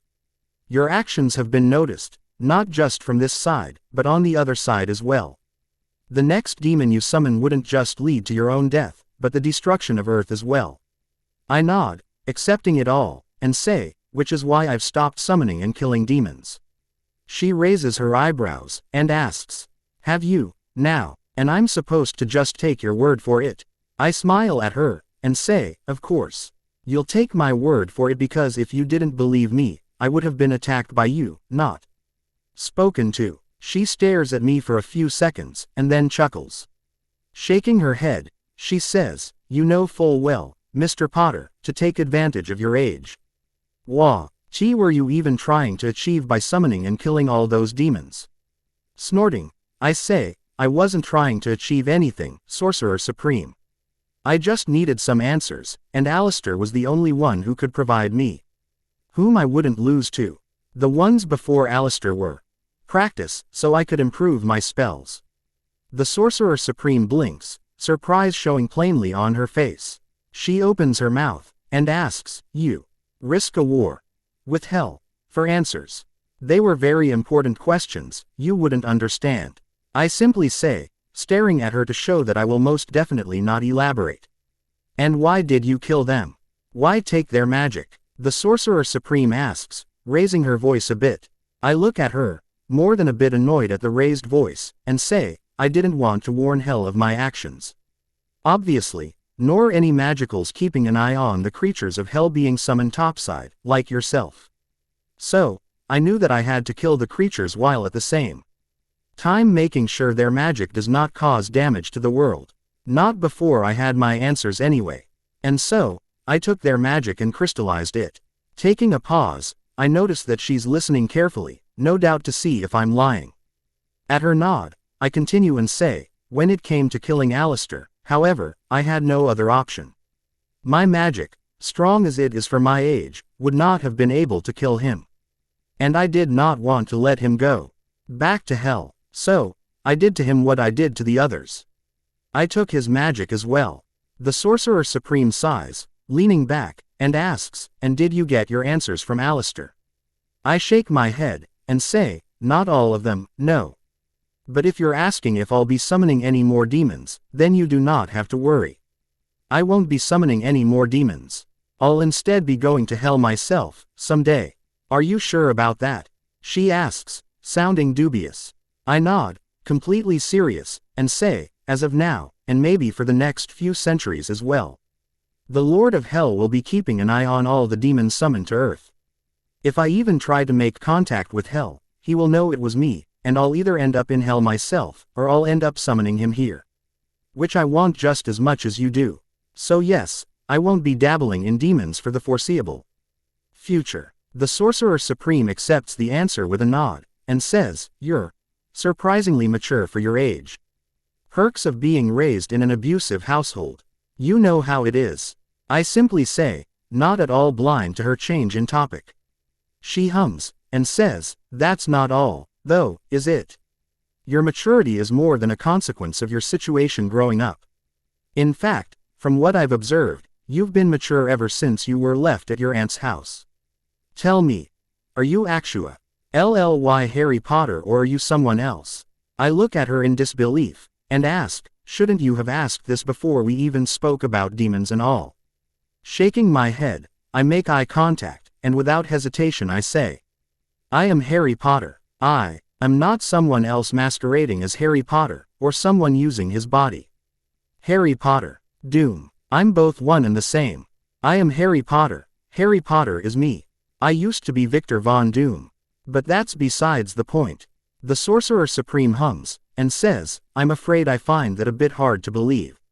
I think that while you do possess Harry Potter's body, and his magic, that you're someone else. I believe you're Tom Marvolo Riddle." I stare at her, wondering, did she seriously just say that? You actually believe that? You actually believe that I'm Tom Riddle? You believe that this tiny little soul fragment took over my body? Ha, gods, I needed this laugh. I've been serious for far too long. Shaking my head while still chuckling, I say, "My mind, my spirit, is a sanctuary. God, demon, wizard, sorcerer, it matters not. No one goes inside my mind without my express permission, and I will never give such a permission to anyone. Let alone the parasite living in my head without paying rent. So you do know about it?" The Sorcerer Supreme says, softly. Nodding at her unasked question, I explain, "Alistair was really interested in it. I didn't know of it before, but he generously explained everything to me, hoping that I would grant it to him. She just nods, and stays silent for a while. After a few seconds of blissful silence of the mirror realm, she sighs, and says, "Unfortunately, Mr. Potter, I am going to need some more proof regarding your identity. And no, you cannot refuse. Not unless you mean to fight me, which will not go well for you. There's just a simple spell that will allow you to prove my identity to me. It will take barely a minute, and it won't hurt at all." I raise my eyebrow at her, and say, "I have to say, if your goal is to turn me into an enemy of yourself, then you're doing a wonderful job so far.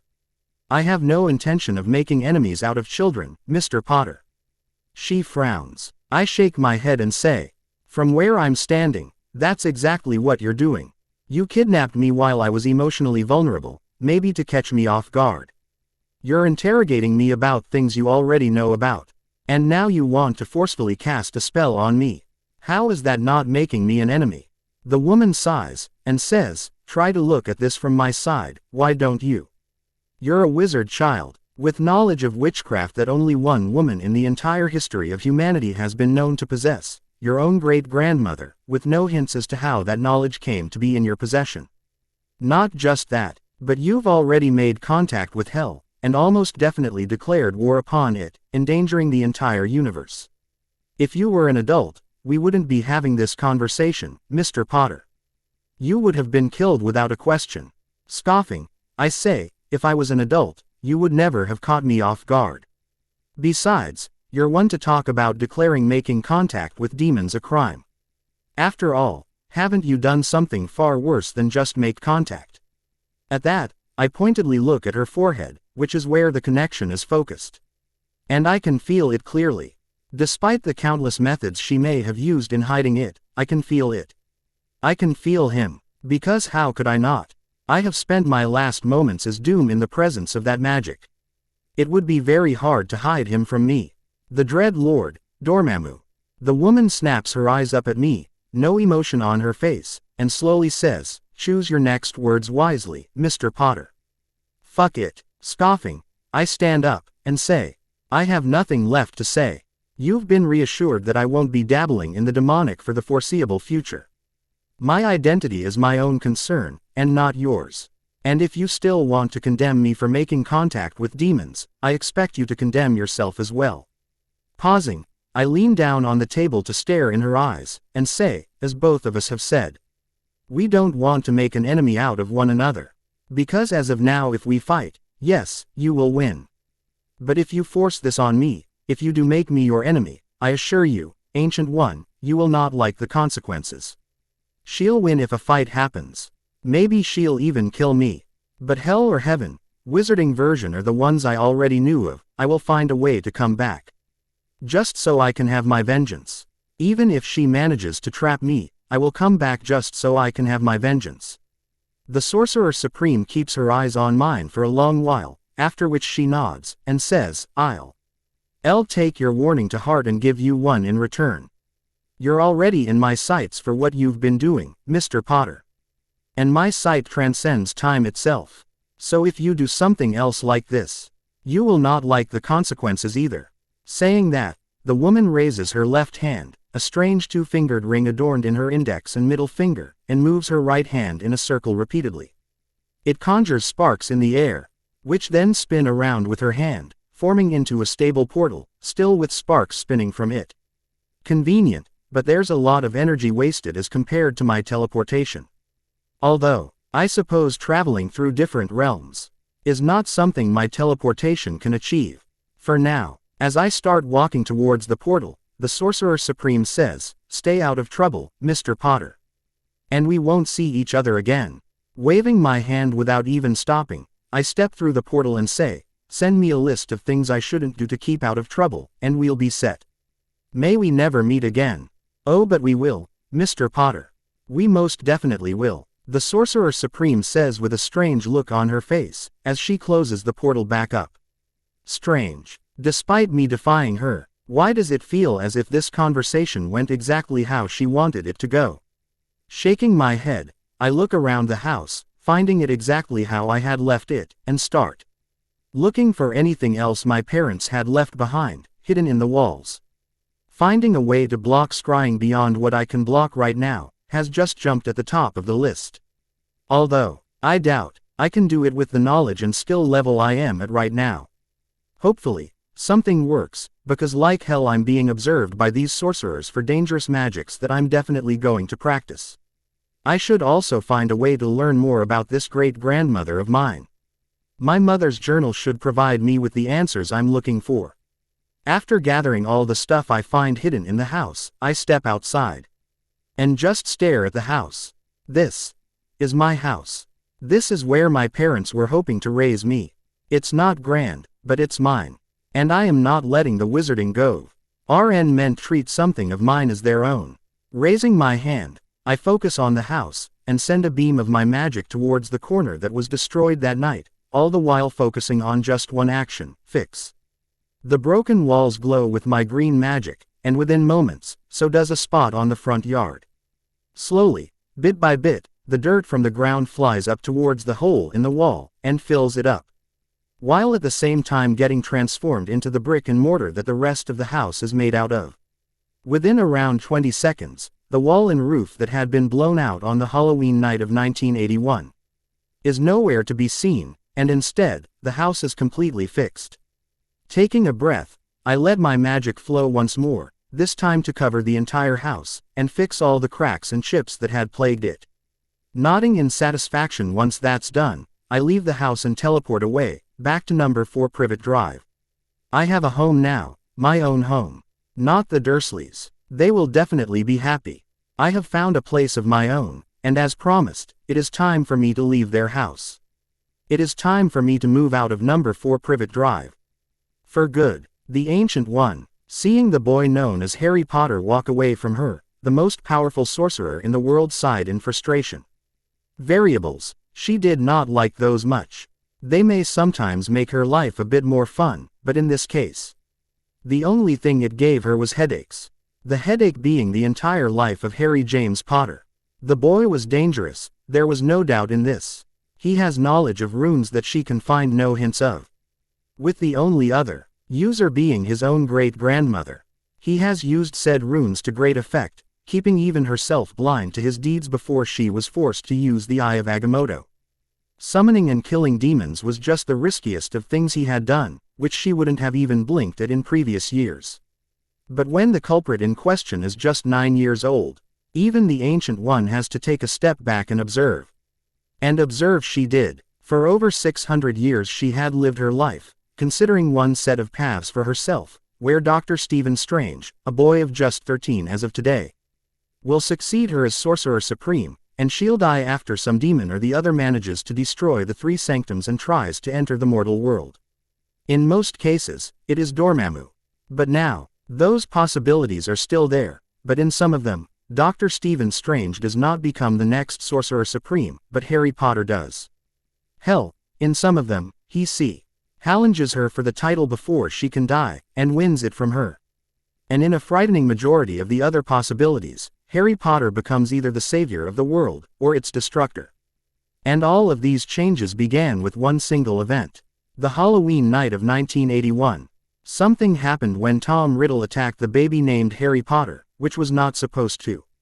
At least, it was not something that the Eye of Agamotto could foresee. That something left Harry Potter with impossible knowledge of the world of magic, and created so many new problems for her. Something which allowed him to sense her connection to the dark dimension, despite her having gone through tremendous efforts to hide it. Did Dormammu have a hand in saving Harry that night? But no, she would have sensed it. Lily Potter did not contact any demon that night, but she did ritualistically sacrifice herself on Samhain, a night where the lines between the realms are a bit more blurred. If it was a side effect of Lily Potter's sacrifice, or if it was something this new runic language of theirs managed to do, she did not know. Nor could she confirm it. Everyone who used that language, save for Harry Potter himself, is now dead. Sighing, she creates a portal back to Kamar Taj, to inform Master Mary of the London Sanctum about this development. Someone will have to keep a constant eye on Harry Potter, and it cannot be herself. But first, she approaches the pedestal that holds the Eye of Agamotto, and puts it around her neck. She will have to observe that Halloween night many more times, till she's satisfied about the cause of all this. No matter what fate Harry Potter leads them towards, she just hoped that the world is ready for it. A.N. Sorry for the late upload. The chapter just would not satisfy me. I wrote one with Harry fighting the Sorcerer Supreme, with her just testing him and him observing her magic use, ending with Dao binding him with crimson bands of Sidorak, and then forking his astral form out to confirm his identity. But no matter how I tried, it made Harry a confirmed enemy to Kamar Taj, and I don't want that.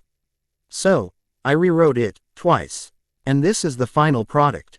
How is it? Keep the comments, replies, and reviews coming. Thank you. Ta-ta. The 3rd of November 1989, Godric's Hollow. A trio of British passports for Henry, Rose, and their baby Charles Ford, 3 Pook. He's filled with a total of 375 gold coins, galleons, I remind myself, 3 backpacks full of all kinds of stuff, so they could run away if need be, and of course, my mother's journal. All this, I'd found hidden all around the house. In places my parents most definitely frequented. My nursery, the living room, the kitchen, and what I assume used to be their bedroom. The backpacks contained a similar manner of stuff in each of them.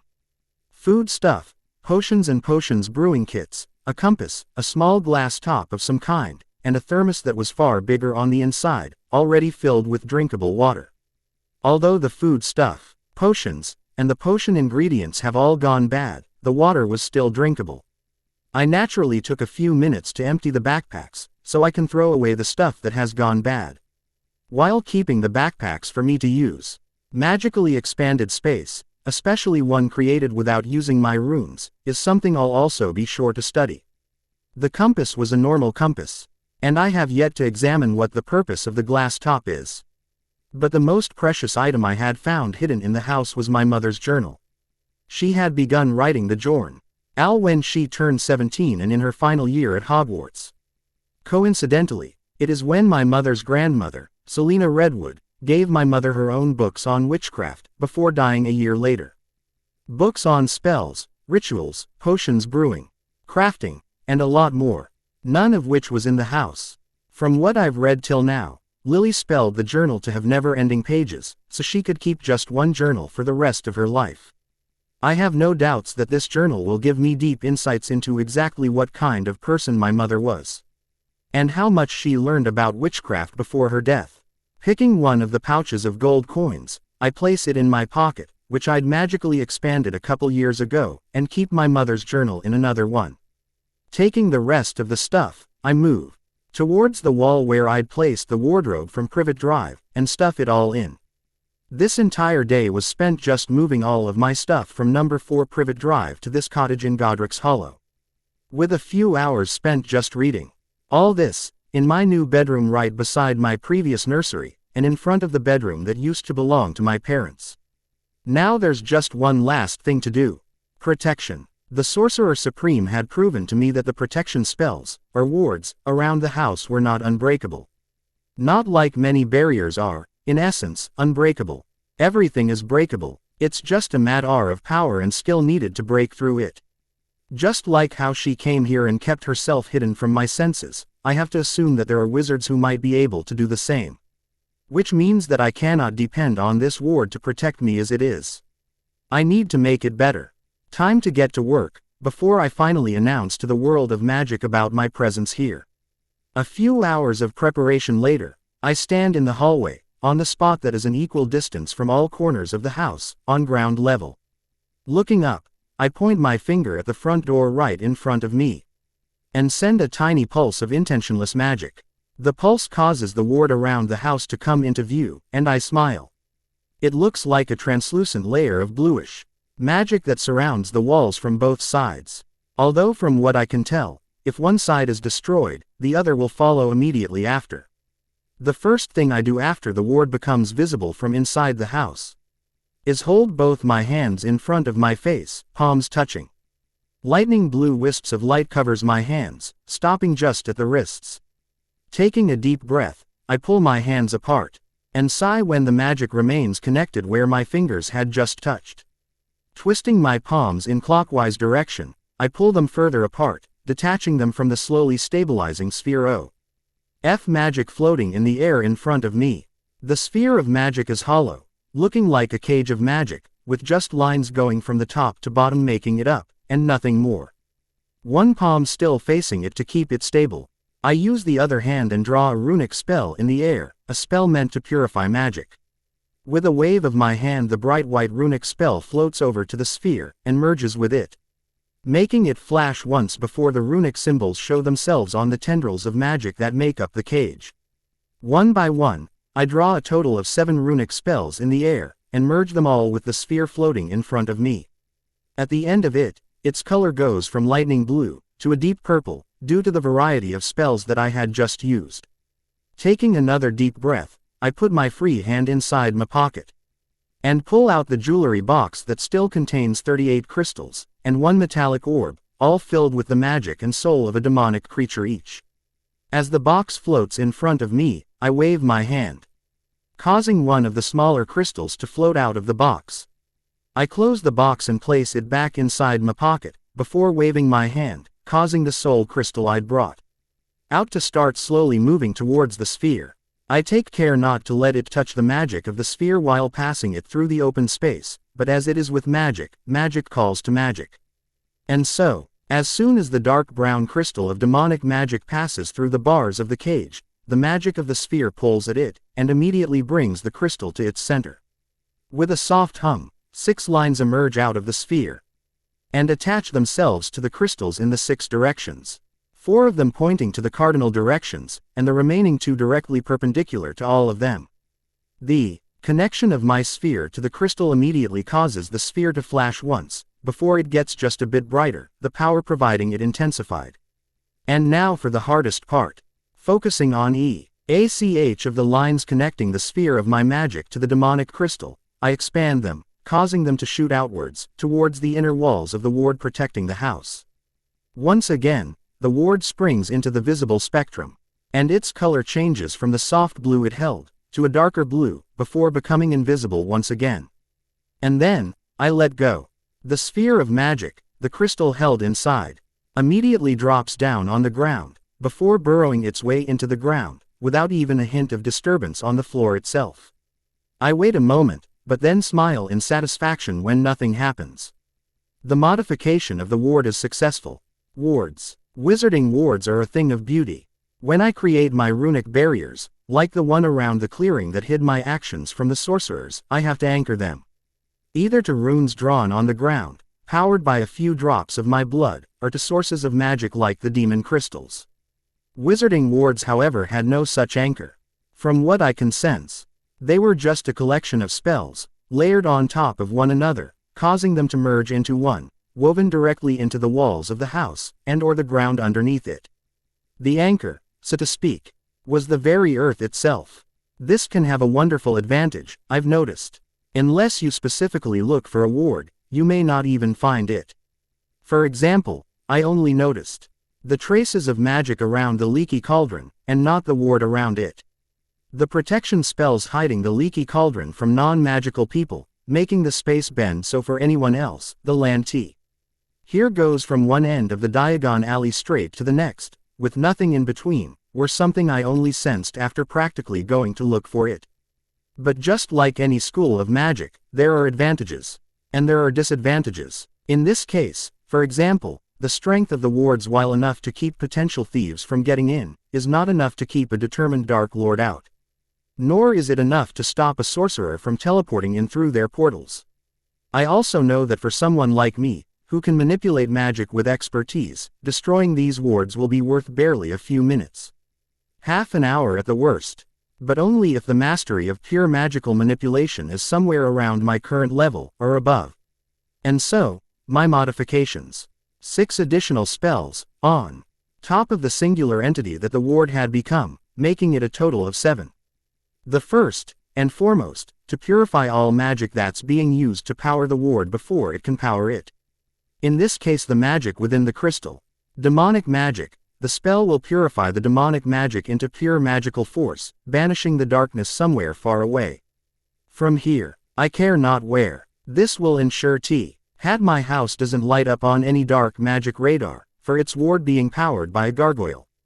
Nor will it weaken my ward in any way.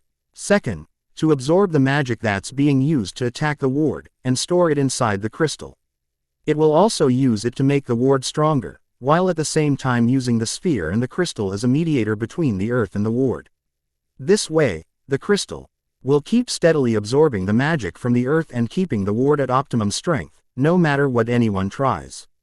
One side effect of using the crystal as a mediator will be the slow but steady purification of the magic inside the crystal. Either the magic of the earth will dilute the magic inside the crystal, until there's just pure magic remaining, or the purification spell banishes all the darkness away, purifying the crystal anyway. The third, to hide anything happening inside from those outside of it. Be it use of magic, or me looking out the window. No one will see it from the outside unless I let them. The fourth, to stop any attempts at scrying for whatever is happening inside. No magical means of peeking will succeed in looking inside the house. Although I still do bet that it will work on the Eye of Agamotto. But for now, this is enough. Fifth, to inform me, at all times, of anyone that is inside the ward. Be it an animal or man, a wizard or sorcerer, alive or dead. As I close my eyes, I get the distinct feeling of a dead gargoyle buried underneath me, confirming my hypothesis that the spell will not differentiate between just souls and dead bodies. And the sixth, and final spell, was the most important, to absolutely forbid any kind of teleportation inside the house. Expanding the space is allowed, since there is no way for one to expand existing space to teleport. But bending space into small wormholes of wizarding teleportation, or the stable wormholes, portals, of sorcery, is not possible inside the house. Obviously, being the owner of the house, and the master of the wardstone. As I'm calling the crystal underneath my feet, I am not beholden to any of those spells. My magic will not be used to power the ward, my scrying will not be blocked from the inside. My spells will not be absorbed by the ward unless I want it to, and most importantly, I can still teleport as I want, whenever I want. To confirm, I teleport from the hallway to my bedroom, and then right outside the house. Looking around habitually, I step towards the gate when no one catches my teleportation, and step outside the walls. Taking a left, I ignore all the people walking around this evening, and start walking right towards the church, and to the cemetery behind it. Time to finally pay my respects to my parents. Alistair, Mad Eye, Moody appeared in the designate D apparition point of Godric's Hollow with a soft pop, his staff in his left hand already poised to defend himself, while his wand in the right hand already glowing red with the blasting curse. As his fake eye moved around in his head, looking for anyone suspicious, Alistair took a limping step forward, wooden leg landing on the footpath with nary a sound, and started to walk purposefully. His wand was already hidden inside his sleeves, while he himself was surrounded by a spell to make himself less noticeable. The notice me not, it wasn't the disillusionment charm, but it worked well enough. Yesterday, the Auror office had received multiple reports that someone was messing around at the Potter house. The day before yesterday was the same, and so was the day before that. It always happened every year, on Halloween. And a few days after it, some moron would try to enter the Potter house, either for souvenirs that weren't even there anymore, or for pictures that would earn them a good sum. Dumbasses, the lot of them. Alistair couldn't help but think, since it was pretty much public knowledge by now that the wards around the house were impenetrable. Albus Dumbledore himself had made it so no one could enter the house without him knowing it. He stops walking on the opposite side of the road to the Potter house, and is immediately suspicious. His fake eye moves around his head, and focuses on the spot where he knows the house stands. He can see it even from his normal eye, which shouldn't have been possible, not unless you were standing right at its gate. Closing his real eye, however, Alistair confirms it for himself. He cannot see it, not with his fake eye. As far as his fake eye could tell, there was no house, the street ended at the house to the left of the Potter house itself. Looking around, his paranoia comes to the front and his wand immediately appears in his hand. Subtly, he waves it in his hand, and silently casts Hominum Revelio. A pulse of almost undetectable magic emits out of his wand tip, and shoots in all directions, returning within a second. No one creeping about, no one hidden from his fake eye as far as he can tell. Tapping his walking staff on the ground, Alistair walks towards the house, and stops right in front of the gate. This close, he could tell that the reports were actually true for once. Someone has been messing around the Potter house. The grass was trimmed, weeds and wild magical plants nowhere to be seen, and best of all, the broken roof and walls which were the proof of the Halloween night all those years ago, was strangely enough fixed. Weirdest of all, however, was the dark magic that had remained despite all the attempts at getting rid of it. It was clean, too clean. Alistair couldn't feel anything from inside the walls. And seeing as how his fake eye was useless in this case, he couldn't even see inside the house. Casting another hominum revelio, Alistair disillusions himself and starts studying the ward around the Potter house. The original ward looked undisturbed, but his experience with such protection spells told him that it had been tampered with. It had been improved upon. Alistair clicks his tongue, immediately making the deduction based on what he has found in the last few minutes. Someone's living here, someone powerful. Alistair thought to himself, a worrying frown on his face. Albus will need to be told. Alistair stands up, and is about to disapparate to Hogwarts, when he suddenly stops, feeling a stare on his invisible form. His fake eye spins around, trying to track where it came from. But the only thing he finds is an old woman looking at the Potter house, before turning her head down and to her side, as if talking to someone short standing next to her. Unfortunately, just like the house, his fake eye fails to see who that is. Ever so slowly, Alistair turns around, and finally lays his normal, non-magical eye on the being standing next to the old woman. Because no matter that he can't sense anything from it, no matter that he can't see it with his enchanted eye, he knows that it is no ordinary wizard. But what he sees is most definitely not something he expects. A boy, at most 140 centimeters in height, with black hair, green eyes, a pair of spectacles on his nose, and a most recognizable scar in the shape of a lightning bolt on his forehead. And the boy was staring right at him, looking through the almost invisibility of his disillusionment charm, looking through the notice me not as if it's child's play. The fake eye still failing to see him, Alistair keeps his real eye focused on the boy, and gives a twitch of his wand, breaking both the spells on him, making himself visible once again. All the while, the boy that Alistair is almost 100% sure is Harry Potter, or someone masquerading as him, keeps staring at him like a puzzle. But even from this small distance away, Alistair can tell that the only thing the boy was puzzling over is if he, Alistair, was an enemy or not. Alistair himself was ready for a fight as he ever was.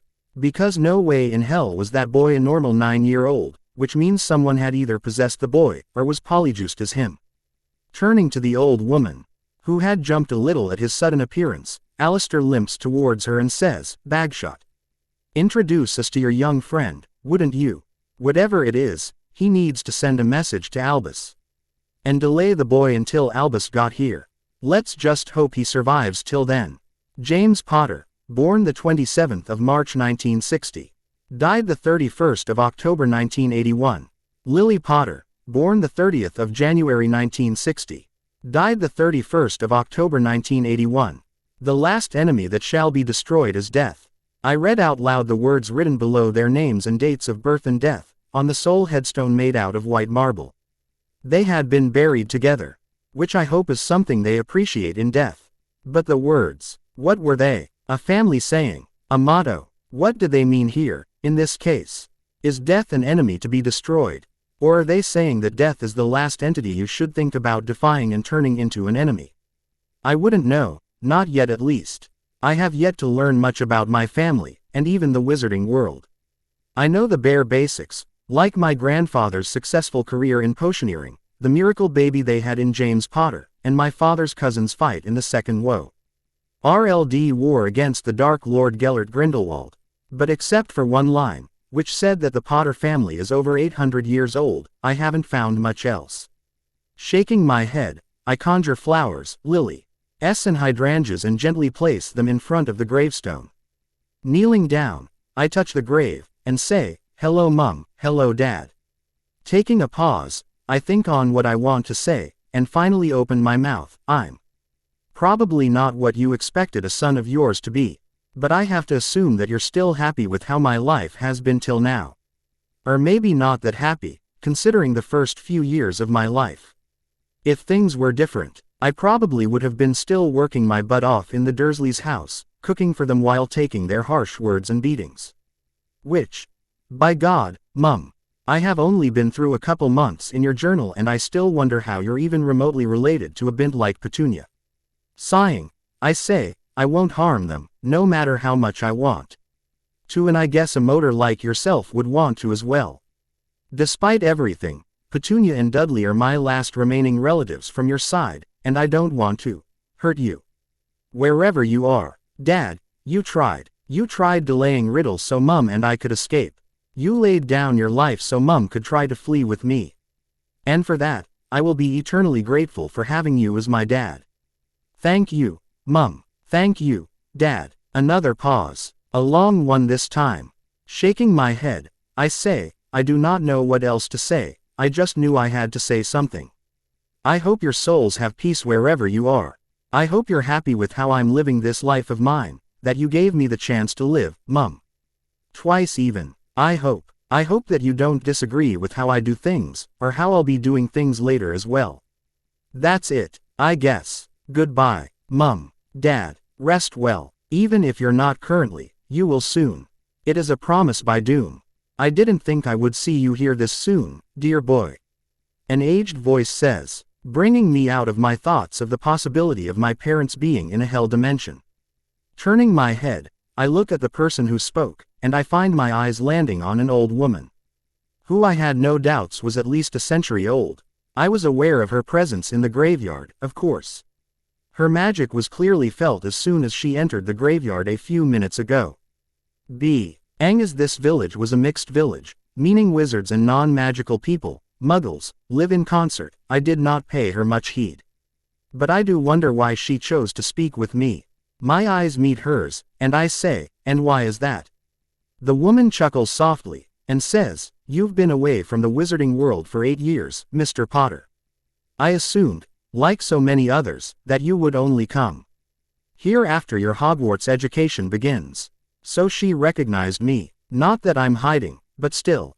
I just nod slowly, and say, well, I did only recently learn where my parents were buried. Paying my respects as soon as possible seemed obvious.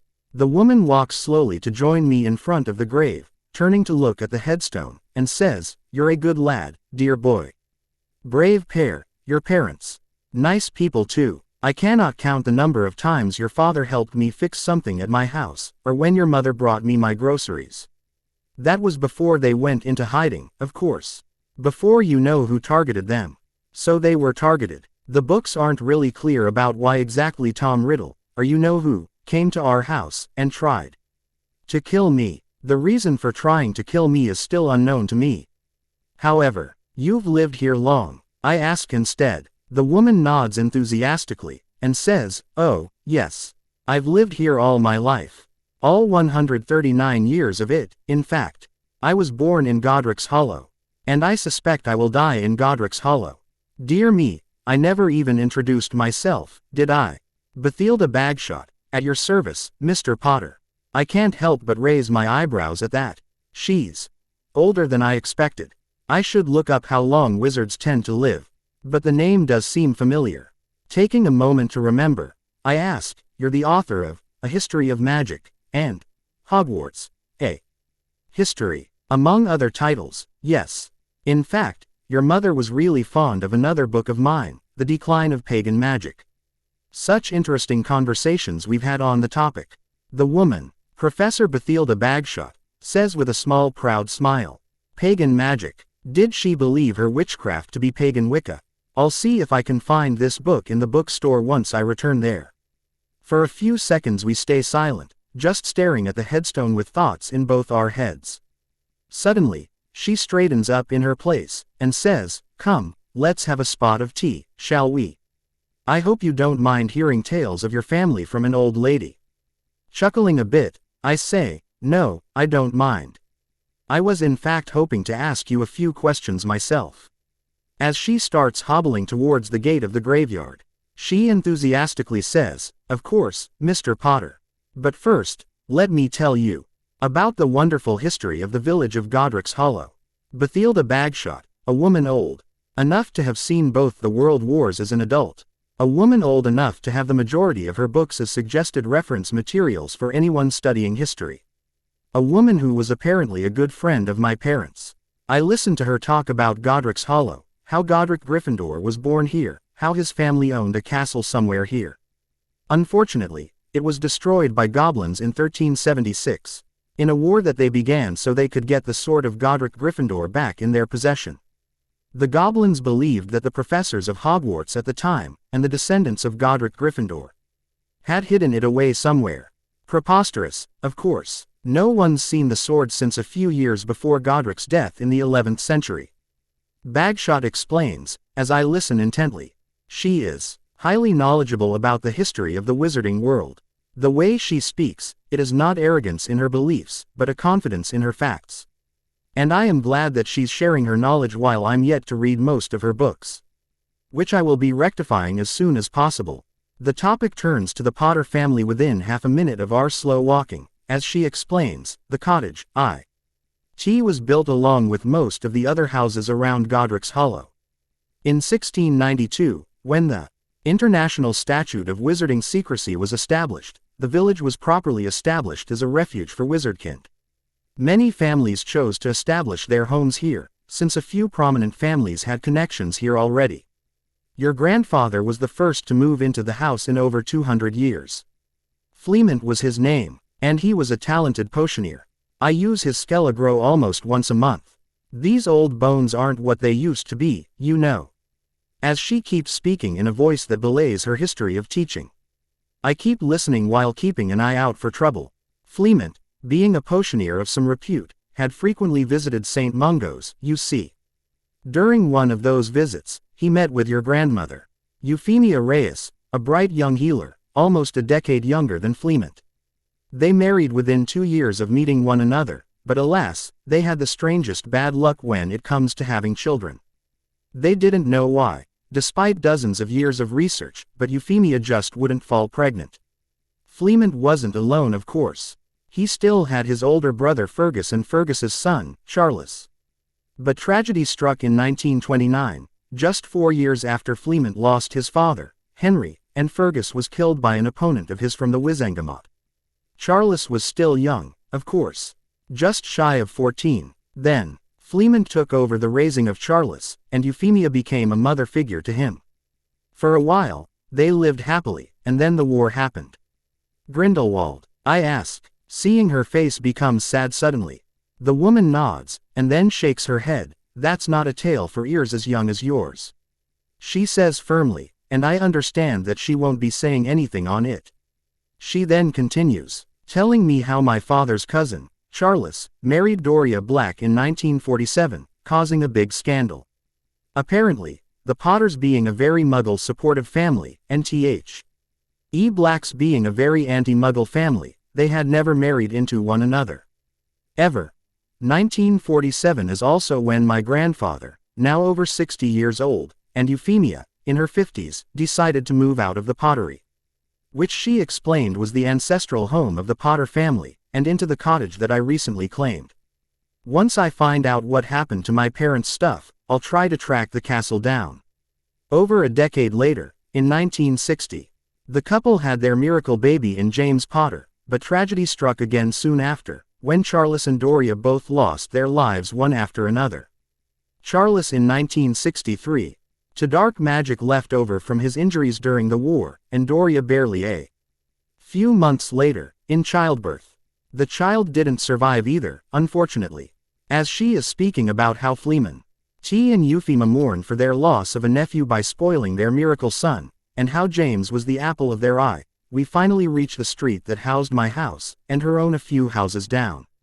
Both Bagshot and I stop on the other side of the road, opposite my house, and she says, it was a sad day for Godric's Hollow.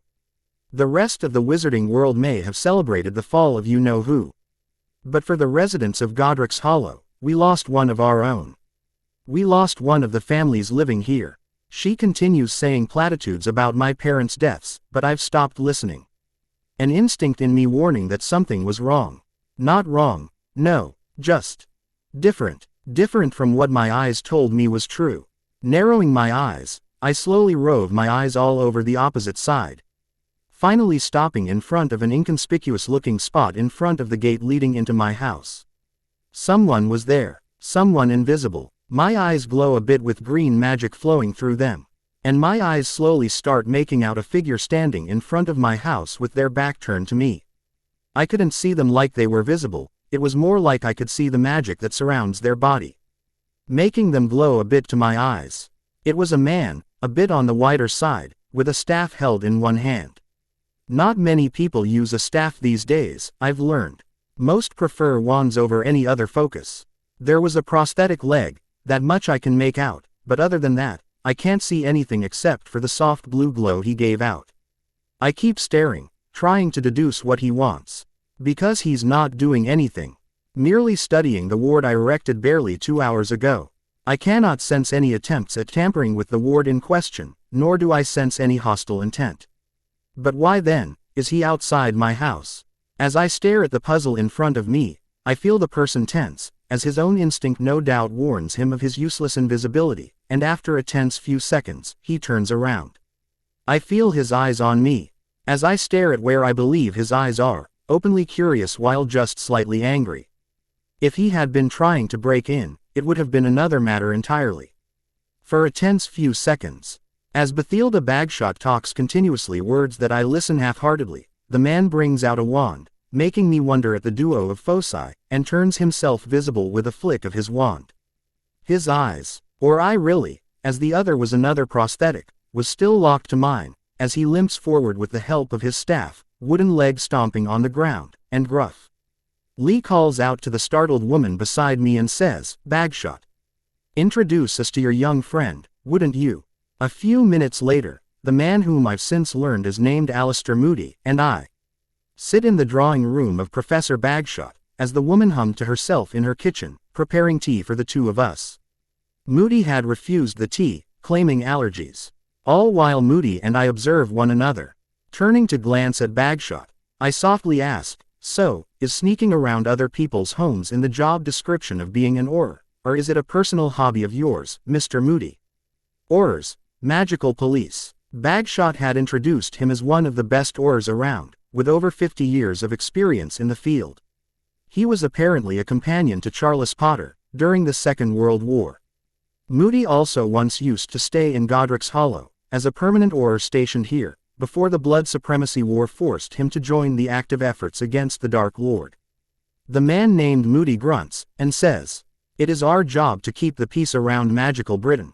And someone pretending to be Harry Potter and claiming his house as their own does come under our purview." I turn back to look at him, amused, and ask, "You actually think I'm not Harry Potter?" Moody stares silently for a second, and answers, "Number 9-year-old, no matter how talented, would have seen me while I was disillusioned. And number 9-year-old would have been able to modify and upgrade the wards around the Potter cottage." I shrug with a smile, and say, "I'm not a normal 9-year-old though, am I?" Referring to my survival against the killing curse, which the wizarding world believes to be an action of my own. "No, you're not," Moody says, narrowing his eyes. Sighing, I say, "I am not being possessed, Mr. Moody. Nor am I anyone else pretending to be me. I am Harry Potter, son of Lily and James. We'll see," Moody simply says, and suddenly the fake eye in his socket turns to look towards the corner of the room, behind which I know is the front door. I've noticed something about the fake eye. It was fairly independent of the other eye, moving around as if randomly.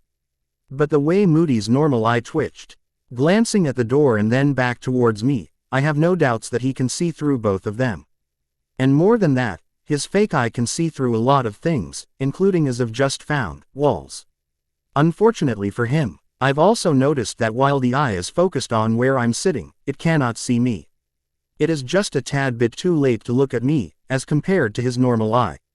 As if he's only looking at where he knows I am. My spells to protect me from scrying work wonderfully on any magical sites, it seems. Including his magical eye. I turn towards the direction of the front door as well, curious about what got Moody's attention now, and raise an eyebrow when the bell rings. Moody immediately stands up, and says, "I'll get it, Madam Bagshot." I know who it is anyway. Madam Bagshot, an improvement from yelling just Bagshot. But far from the title I've noticed she prefers. Professor. She may not have taught anything for the last 50 years, but when I called her Professor, I could tell that she was ecstatic. Much more than now, when Moody called her Madam. I lean back, waiting for any trap that Moody might spring, any ambush that he might carry out now that he has me somewhere else. Is Bagshot involved? No, her behavior is anything but tense. She's annoyed even, maybe even knowing who is at the door. Well, let us see what Moody has planned, shall we? The clacking O.F. Moody's wooden foot hitting the wooden surface of the Bagshot home made me turn my head towards the door, as Moody enters the room again, another person right behind him. The man was old, maybe not as old as Professor Bagshot, but old nonetheless. He had a long white beard that went as below as the start of his stomach, and half-moon spectacles that hung just over his nose. With bright violet robes, stars, planets, and comets moving all around his robe, the old man was taller than Moody by almost half a head. As he walked into the drawing room, however, he did not seem as old as he looked. He just looks powerful, which is the most exciting part. I cannot feel his magic, despite the fact that I know he is magical. His control over his magic might be almost as good as my own. And of course, I recognize him. He's the most famous wizard in the entire world, according to multiple books. And according to my mother's journal, this man was her headmaster once. Professor Albus Dumbledore, master of transfiguration and alchemy. And coincidentally, the person who dropped me off at the Dursleys after the incident. Sparing me just a glance, the old man immediately moves towards the kitchen and starts a small conversation with Professor Bagshot, as if I am just a side note, and not why he came here today. I look towards Moody with a raised eyebrow, and become amused when Moody just looks straight at me, as if this was normal. Shaking my head, I let Dumbledore convince Bagshot to get out of her own house, as he finally enters the drawing room properly, the tea Bagshot had made for me forgotten. Sitting down on a soft chair in front of me, right next to Moody, the old man looks at me from over the spectacles and stays silent. He keeps staring at me for over a minute, and I keep my eyes on his. Finally, after a while, I softly ask, "Are you done?" A bit of annoyance in my voice. The old man blinks, and says, "With what, dear boy?" Sighing, I lean back, and wave my hand towards the kitchen. Summoning the tea that Bagshot had prepared to offer me. Taking it in my hands, I take a sip, and say, "Intimidation tactics, your tries at entering. Sorry, finding my memories. Maybe, even the spells you cast trying to get rid of any disguises I'm wearing. Take your pick." The old man leans back, while Moody looks just as prepared for a fight as he did before. Dumbledore frowns a bit, and pointing towards the teacup, he asks, "You can understand of course, why I find it hard to believe that you're Harry, when you're supposed to be hidden somewhere no one can find." I roll my eyes, finding it really hard to refrain from doing so for some reason, and say, "Just because a place is hidden does not mean those hiding in there cannot leave of their own volition." Dumbledore tilts his head, accepting the argument, and says, "That still does not explain the feats of magic I've seen you perform. No child should be able to perfectly levitate a cup of tea towards himself without spilling a single drop." Emptying the cup in one large gulp, I dryly say, "I practiced a lot. Trust me, it wasn't half as easy as it is now when I began using my magic." "And when was that?" Dumbledore asks, leaning forward. Shrugging, I say, "Since I was 4 years old." "But you already knew that. Tell me, how is Petunia? Is her mind intact after you went through it for memories of me?" Dumbledore blinks as Moody stands up and aims his wand at me. "How could you possibly know that?" Dumbledore asks, just a little bit of surprise showing on his face. I narrow my eyes at Dumbledore, and say, "Just because I left the Dursley home does not mean I don't have eyes on them 24/7. You rang the bell 7 minutes ago, asked her questions about me while staring a tad bit too hard in her eyes. Doesn't take a genius to figure it out. But it certainly helps being one. Magic, and science, an absolute beauty when combined. I might not have the technology required to connect all, or even one of my cameras to my neural network as of now. Although I do have plans to do so. What I can do, however, is scry on the television which shows the camera feed from the Dursley home, activated by a trip mechanism. I could not make the sensor sensitive enough to catch a magical person, since magic is everywhere, and it kept triggering by itself. But what I did instead is check for changes in the natural flow of magic near the house. If the change goes wide enough to signify the presence of any magical person, the cameras are activated, allowing me to see and hear everything going on inside the house. Dumbledore raises his hand, calming Moody down, and as Moody takes his seat once again, he says, "Mr. Potter, I need you to understand why I find it impossible to believe that you're who you say you are. I've seen you achieve with your magic, all you've done in the presence of Petunia and her family, is something that even some grown wizards might have trouble with. Their incompetence is not a fault of mine, Mr. Dumbledore." I interject, lifting my hand to stop him. I let Moody interrupt the discussion I was about to partake in with Professor Bagshot regarding my family. I let him stall till you found your way here. Because I was curious about him, and then about you. Now, unless you have an absolute method for me to prove my identity once and for all, bring it out. Because I do have some questions for you after that fact is established. Dumbledore looks at me, and I can just feel the tense atmosphere as he's itching to bring out his wand and force me into revealing my supposed identity. Thankfully for the both of us, logic prevails, and Dumbledore sighs. Putting his hand inside a pocket in his robe, Dumbledore takes out an orb of glass, with a single alloy ring surrounding it. Inside of the glass was a plain white smoke, that floated from one point to the next, seemingly randomly. "Albus Percival Wulfric Brian Dumbledore," the old man says, holding the orb in his right hand, in front of his face. The orb pulses with magic, moving towards Dumbledore within moments, and the smoke flashes green, before turning white once again. Looking up from the orb, Dumbledore says, "This is an artifact. An invention of mine in fact. If you hold it, and say your full name, it will judge if you're speaking the truth. If you're under any form of disguise, be it transfiguration, illusion, or metamorph magic, it will be undone, and your true face will be revealed. If you're suffering from a possession, the being that's possessing you will feel immense pain, and the artifact will bind your body in metal chains. Pass this test of mine, prove you're Harry Potter, and I will answer your questions before moving on to the next issue we have." Raising an eyebrow at that last sentence, I ask, "And what issue is that?" Dumbledore smiles and says, "Let's leave it for if you pass my test, shall we? And he's not going to let me be unless I pass this test. I can tell that much. Of course, I can try and fight him. But just like with the Ancient One, I know that I will lose. With Moody, I can judge that while our fight will be tough, I will win. But Dumbledore, I cannot even judge. I cannot tell how badly I would lose. I cannot wait for my magic to get stronger, and my body to mature." Shaking my head, I put my hand forward, gesturing to Dumbledore to hand me the artifact. As soon as it is in my hand, I understand what he did not tell me. This is a very complex artifact. It will mingle with my magic, trying to find impurities, things that don't belong. Possessions, spells, poison, potions. I don't doubt that even alcohol will trigger a different functionality within the artifact. How that will work, is something I cannot say. Wizarding enchantments are beyond me, for now.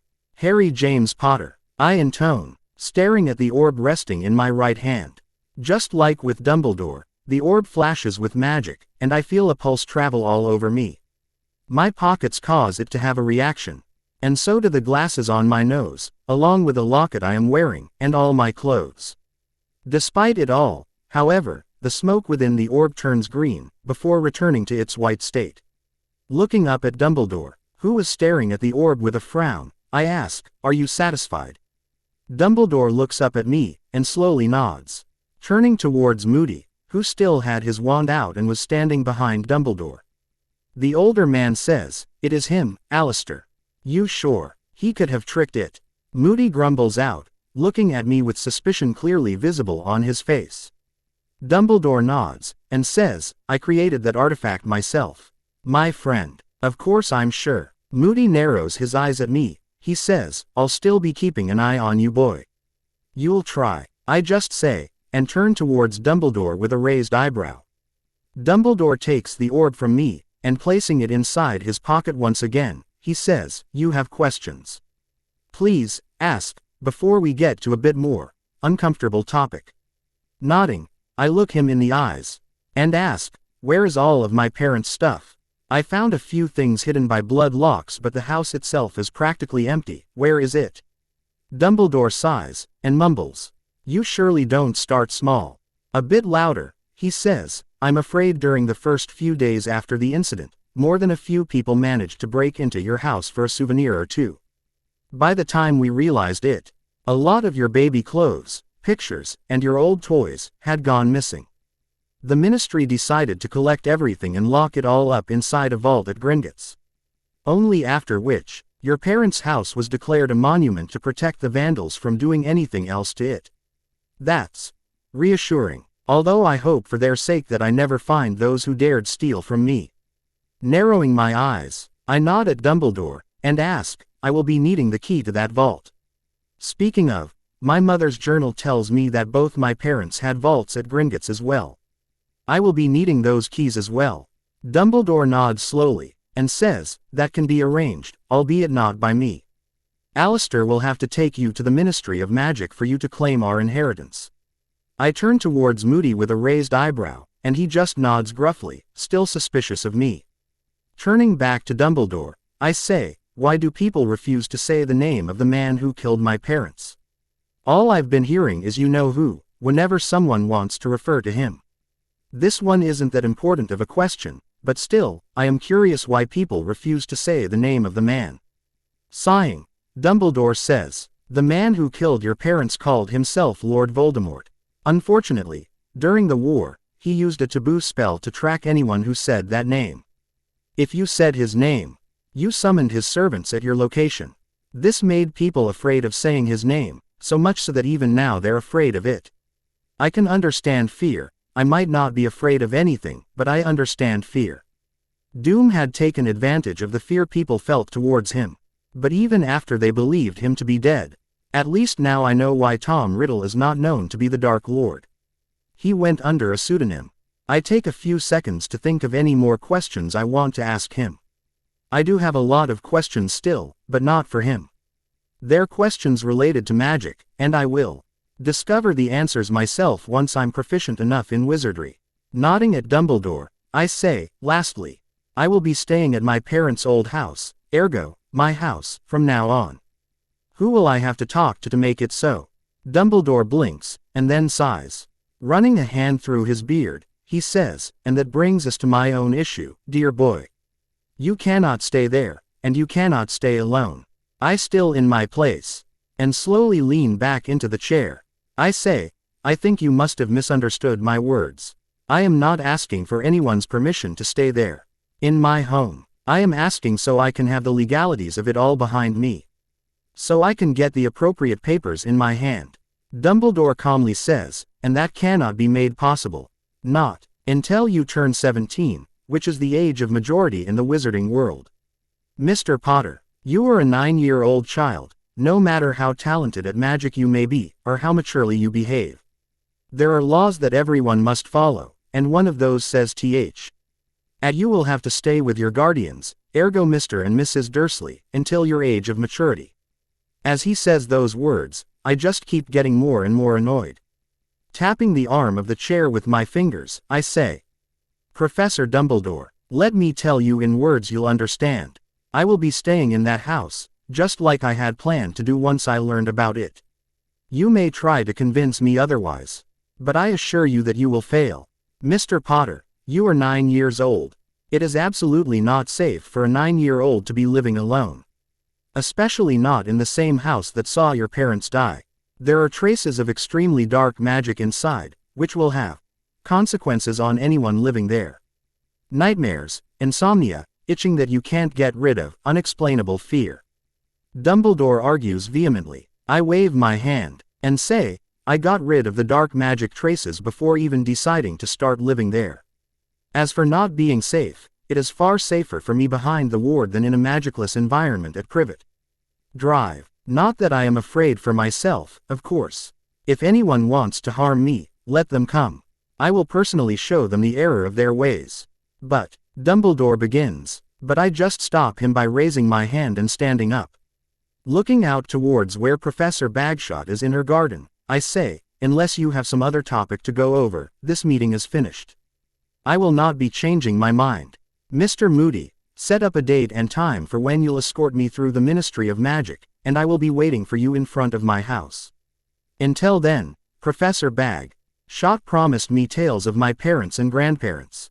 So, if you'll excuse me saying that, I simply walk away, ignoring the suspicion and anger emitting out of Moody, and the disappointment-filled stare given by Dumbledore. They've already intruded on my time enough, not anymore. Now, I have tales to listen to from a wonderful teller of tales.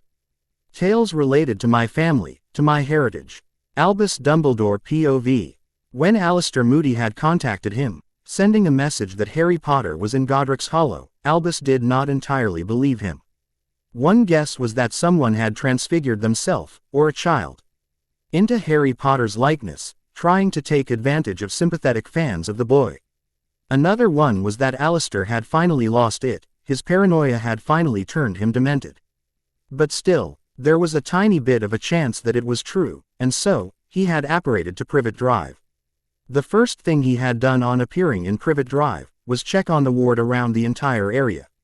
A ward so vast, and so powerful, that it hid not just the entirety of Privet Drive, but a fairly large part of Little Whinging itself, from all manner of magical tracking spells, while making it so that any witch or wizard meaning harm to Harry would find themselves unable to come even close to the town.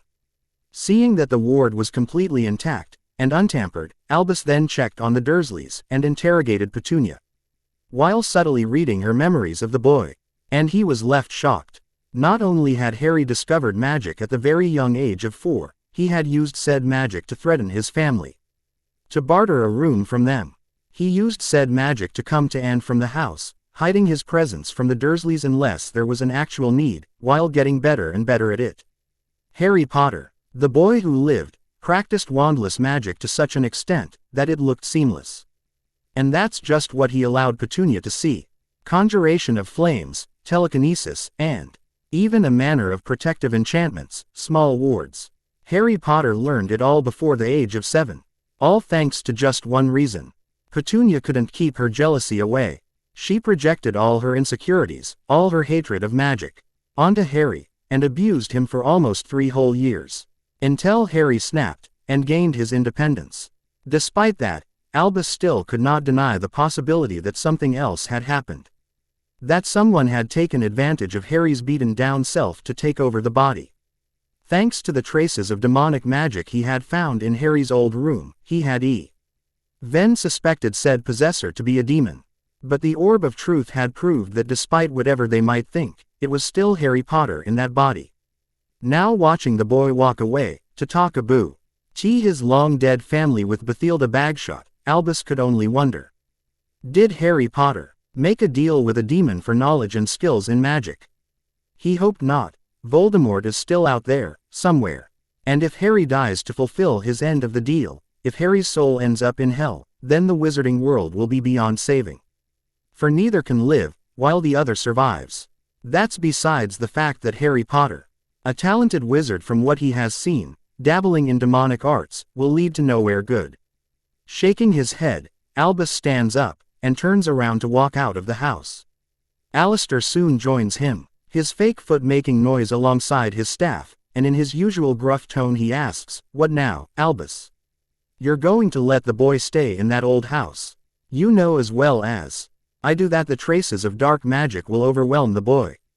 Albus shakes his head as they finally step outside into the open air of Godric's Hollow, and as they walk towards the Potter home he says, "I do not know, Alastor. But I suppose it is out of my hands now, and in yours. You'll be taking him to the ministry soon, to the Department of Inheritance, I assume. I'll first have to talk with Bones. See if she can give me a few of her minutes. Better take the other legalities out of the way as well." "Why?" Alastor says, looking around as he's used to doing. Albus hums to himself, and says, "Tell her that Harry plans on living alone, with no supervision. If she cannot get him to go back to the Dursleys, better make sure he has someone taking care of him here, to make sure he owes not experiment with magic that he cannot control. Alistair nods, and says, ain't so easy, is it? The boy's more stubborn than even you. And arrogant as well. A lot of things about him bother me. Like what? Albus asks, as they finally reach the formerly destroyed cottage. It was repaired, and the ward around it changed. It was even better than the one the Ministry had put up, and had merged fully the one the Potter family had put up centuries ago. A blood lock, activated after a property remains unaccessed by the blood of said family for more than a few years. It prevents anyone and anything from entering the house unless the house is destroyed completely, or the barrier is unlocked with the blood of the family. A lot of families utilize such locks, especially those with multiple properties to their name. As Albus raises his hand and touches the ward with his magic to study it, Alistair says, he's scary good, Albus. He saw right through my disillusionment charm. I'm not as good as you. But you know as well as I do that there are seasoned Aurors that fail to detect me when I'm disillusioned. And I couldn't even see him coming. There's an enchantment on his person, stopping my eye from seeing him. Albus drops his hand slowly, and says, not just your eye, my friend. It stops all magical attempts at seeing him. The same enchantment is on the house, preventing me from even getting a glimpse inside the house. Based on this, and the fact that he insisted on not returning to the Dursleys, we can deduce that Harry is proud of his magic, and of his independence. And he does not like anyone spying on him. Alistair scowls, and asks, why? How would he even know to protect against something like this? I think it is safe to assume by now that Harry has already encountered someone that spied on him. And he considers them a danger to himself. Albus muses to himself, and if that person could spy on Harry at Privet Drive, without letting Albus know, then that means Harry's insistence on not returning to his relatives might have some other reasons. Shaking his head, don't try to break through the wards, Alistair. Warn Amelia about it as well. I suspect that all of you will tire yourself out before managing to even make a dent in the ward. Better have a cordial relationship with him, than turn Harry away from the light through our own hubris. Alistair grunts, and says, yeah, I'll make sure the Aurors don't mess it up. Try and make him mellow out a bit, why don't you? Merlin knows you'll be meeting with him at least once a month. Albus shrugs, even as Alistair disapparates away from there, and says, I will do what I must, Alistair, to make sure that this magical genius does not become similar to the last two magical geniuses I encountered, he thought to himself, remembering his old lover. And then the Dark Lord. Harry's behavior may have been different from how Tom Riddle behaved at any age, but he cannot take any chances. He cannot have the boy who lived become a Dark Lord, and if he has to meet him every day, to ensure the boy turns towards the light, and as far away from the dark as possible, then he will do so. For the greater good. At exactly 11 a.m. on the 7th of November, I close the door to my house and walk out the gate. The last few days were fairly calm, as far as my life is concerned. I worked on my technology, and had finally begun recreating one of the favorite inventions of mine, Doombots. Unfortunately, the technology of this world is not yet at the stage where I can create the Doombots without using magic. As a shortcut like I did with the cameras I have everywhere. Fortunately, I am not just some engineer that lets the level of technology of the world around him stop him from innovation. I am Doom. If a technology is missing or not available yet, I simply invent it myself. When I wasn't working to improve SSD technology till it was up to my standard, creating my own IC all so I can build myself a computer first, practicing my magic. I would simply watch the attempts at the many people with a red trench coat trying to look inconspicuous as they walked around Godric's Hollow. Mostly around my house. Aurors, I've learned, are not as good as the people of the wizarding world would want them to be. Either that, or my expectations of a police force of magical humans were just impossibly high. I had no misgivings about why they're so frequently seen nowadays. Moody most likely being behind it, but I did enjoy the attempts of a few of them trying to study my ward while trying to not be seen. I let them, of course. If they succeed in breaking it, then it just shows me what I need to improve on. But when they fail, it still provides me with some amusement. But that wasn't all I did, of course. I kept an eye on Dumbledore, whom it seems I did not underestimate. My cameras had caught him in Surrey, in places I know I frequented. It showed me that my skill at getting rid of the traces of my magic still needs some work. The sorcerers may have just been unable to follow those traces simply because it was too distorted by the demonic magic all around that clearing. Thankfully, said demonic magic had prevented Dumbledore from finding that place. I also read my mother's journal, enjoying doing so for leisure, rather than like everything else I did for work. I am 2 years into the journal currently, with my mother having spelled it after graduation to have unlimited pages, an enchantment I will be making use of a lot, if I have to say so myself.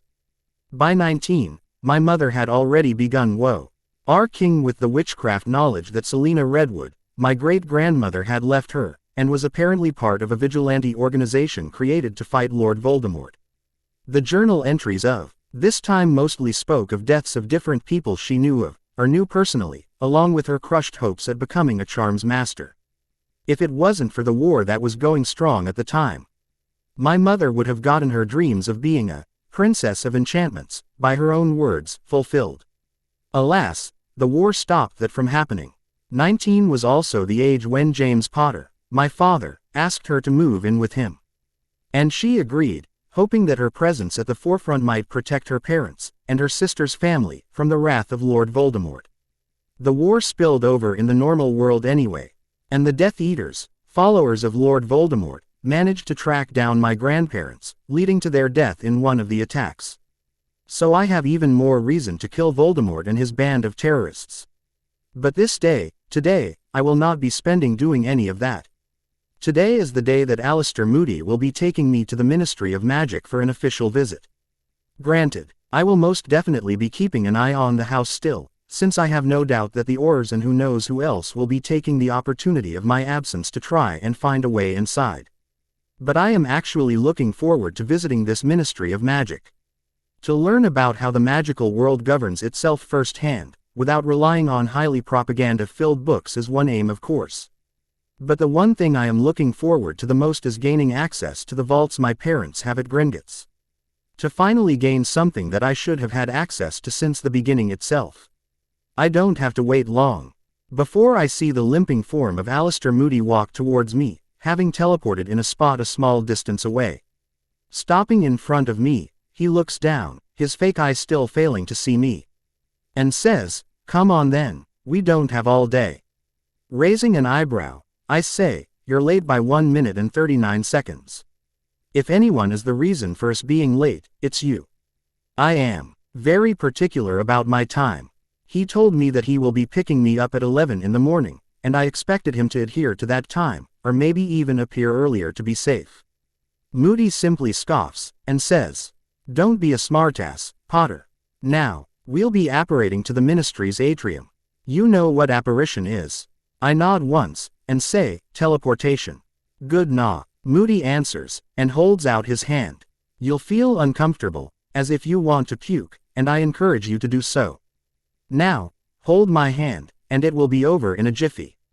I think for barely a second, whether to reveal the fact that I can teleport on my own, and follow his trail to the location if he goes by himself, but discard the thought immediately after. He doesn't expect me to know teleportation, or apparition. This means if this is a trap of some form, they won't be expecting me to teleport out to escape. Holding his hand, I close my eyes for theatricality, as Moody creates his apparition tunnel and takes us both through it. Within a moment, we appear out of the tunnel with a loud pop of displaced air, and I open my eyes to look around vigilantly, trying to see if anyone is paying any amount of attention to me. No trap. Good. Looking up at Moody, I see him staring in approval, and a bit of annoyance even as he mumbles, "Constant vigilance. Come, let's go." As Moody starts limping forward, I follow him looking around at the people and sights in the atrium. There was a set of fireplaces lining the walls, and every once in a while one of them would light up with green flames, depositing a person, and once even a goblin, into the atrium.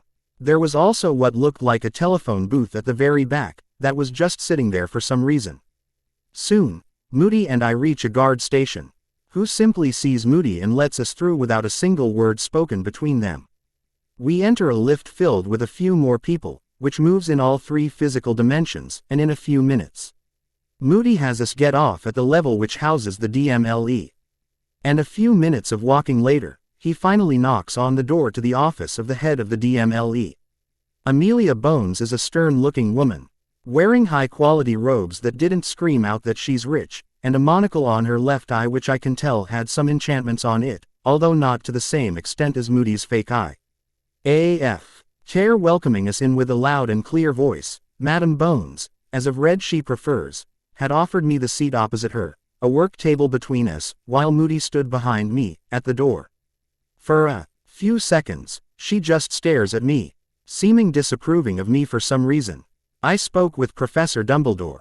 She begins the conversation, still staring at me.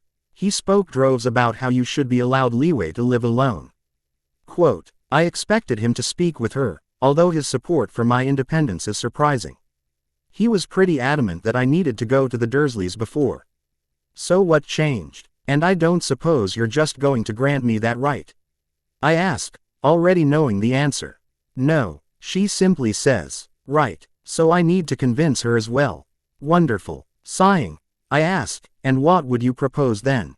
As an alternative, you will be allowed to stay in your house, once you have the deed. Your experiments with magic will have to stop until you start Hogwarts, meaning no magic till the 1st of September. 1991. Since your absolute refusal to return to your Muggle guardians, a Wizard 1 will be assigned to you until your age of maturity, who will also be tasked with other duties such as monitoring your vaults, taking care of you and your house, and reporting to us any issues that come with your daily life, including but not limited to any health issues. Madam Bow, NES reads it out of a paper in front of her. I raise a single eyebrow, absolutely unimpressed. No, I dryly say, not even considering it for a single moment. That's my house. Like hell are they allowing me to do anything at my own living abode. Doom did not allow his own father to stop him from messing around with his bombs. And these government floozies think they can control any single aspect of my life. The other terms are just as unacceptable. A guardian to take care of me, monitor me, and keep an eye on my spendings. I would rather name them my enemy once and for all and wage war on them all. At least I'll have something to do before I decide to go to hell for that unfinished business. Madam Bones blinks, and says, Mr. Potter, no matter your celebrity status you are still a child. There are laws to follow. And one of those says that you cannot own any property until the age of majority, until you are 17. I snort, and ask, you think this is about my celebrity status? Is it not? Madam Bones asks, staring dubiously. I shake my head, disappointed in her.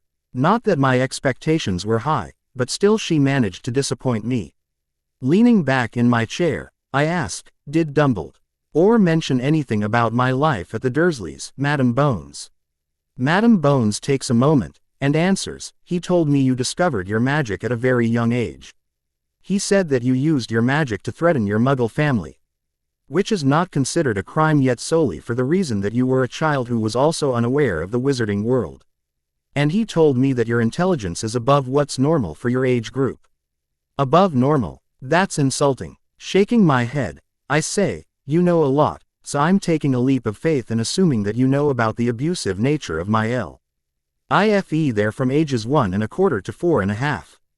Madam Bones nods slowly when I look at her in question, so I continue. You see, what Dumbledore does not know, and therefore you do not, is that I remember everything from the moment I woke up at the Dursleys to this moment. Every single waking moment is etched into my mind like in stone. Every single beating Vernon tried to or did give me. Very word screamed at me by Petunia and Vernon, the hotness of the pan Petunia smacked on my head. I remember everything. Narrowing my eyes, I lean forward and say, where was your law then, Madam Bones? When I, a child, was being beaten by those meant to guard me. Mr. Potter, she begins, a bit sad looking now. Pathetic, really. I raise my hand to stop her from whatever platitudes she might give me, and say, I tell this not for any sympathy, but so you can understand why I will not allow absolutely anyone to intrude upon my house. First of all, I do not trust your law that failed to protect me as a toddling child. I do not trust anyone you might try to make my guardian, no matter if they're a saint, because I do not trust them not to abuse their authority over me. I do not trust anyone enough to let them into the sanctity of my house, because my house has already been stolen from. I do not trust you, Madam Bones, because I do not know you. So keep in mind that no matter what you believe will happen, no matter what you think is right, I will be walking out of this ministry with my inheritance. I will still be staying at my parents' house, and I will not be allowing any kind of supervision on my actions. Madam Bones stays silent for a while, thinking while staring at me. Slowly, she nods, and says, "It seems that the ministry will have to earn your trust, Mr. Potter." Quote, "Earning my trust will only work when you're not trying at this very moment to break into my house," I say with a frown, relaxing a bit. This conversation is almost over anyway. Madam Bones blinks, surprised, and asks, "What do you mean, Mr. Potter? I haven't sent anyone to your house since my conversation with Professor Dumbledore." She's telling the truth. Huh, she's not lying. I put my hand inside my shirt's expanded front pocket, and ignoring Moody's sudden tenseness behind me, I take out a square piece of glass. Placing the glass on the table in front of me, I tap it twice, projecting a hologram of the feed I've been receiving wirelessly from the cameras around my house. I'd been keeping an eye on it since the moment Moody and I appeared inside the ministry, and I've been watching it still. The hologram shows a three-dimensional view of my house, projected after compiling the view from 4 different cameras fixed surrounding the house. It shows a total of 11 people outside my house, 4 of whom were Aurors wearing the typical red Auror coats, while the other 7 were wearing odd, similarly made but different colored robes, along with a witcheshat. Their faces were also obscured from sight, looking just a shadow to me, and to anyone watching I believe. Madam Bones leans forward, and I even hear Moody take a few steps towards the table to watch.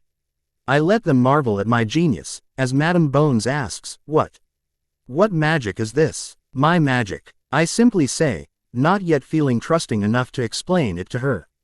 "Who are they then, if they're not yours?" "Oh, they're ours all right," Moody mumbles, his fake eye moving from one person to the next.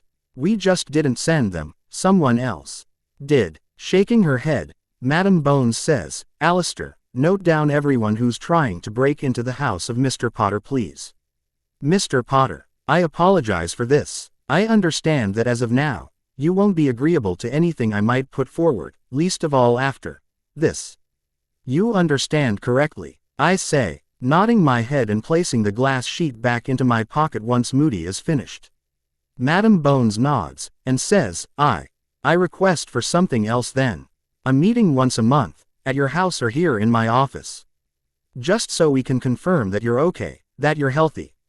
I nod once, slowly, and say, "That is acceptable." "Wonderful." Taking a moment, Madam Bones brings out a scroll of parchment from the drawer, and signing it, she hands it to me.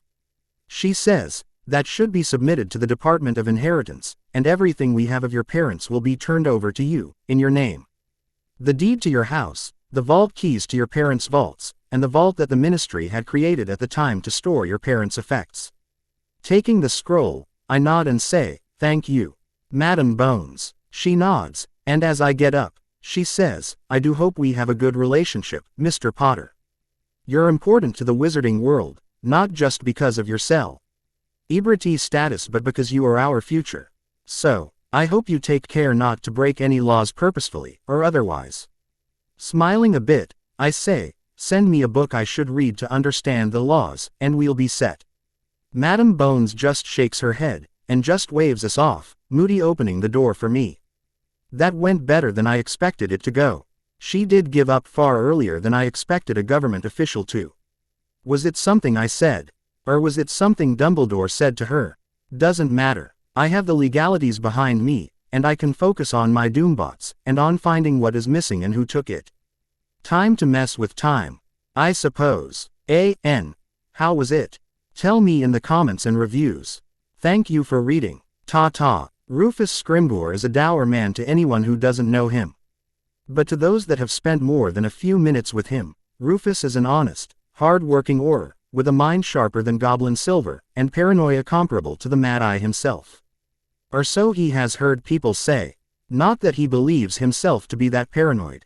Yet, over his decade-long career, Rufus had proved his intelligence, and his skills at catching dark wizards, thieves, dark creatures, and a variety of other criminals, becoming the head Auror of the Auror Office, a subdivision under the DMLE, over a dozen more experienced Aurors. And being the head Auror, Rufus Scrimgeour is sometimes faced with difficult choices. When Harry Potter was first reported to be squatting in his parents' house in Godric's Hollow, reported by the most skilled Auror in the office, Mad Eye Moody, in fact, Rufus had done his due diligence and sent a team of Aurors to investigate further. Moody had suggested otherwise, but rules are rules, and following up on a case is something he always believed in, no matter the situation. Plus, his parents' house are not, legally, at that moment, the house is a ministry property, and under their protection. They cannot just let someone squat on ministry property. When the first team failed to suss out a single thing about the new ward protecting the Potter cottage, Rufus had sent a team that specializes in taking down wards. Their reports made him even warier.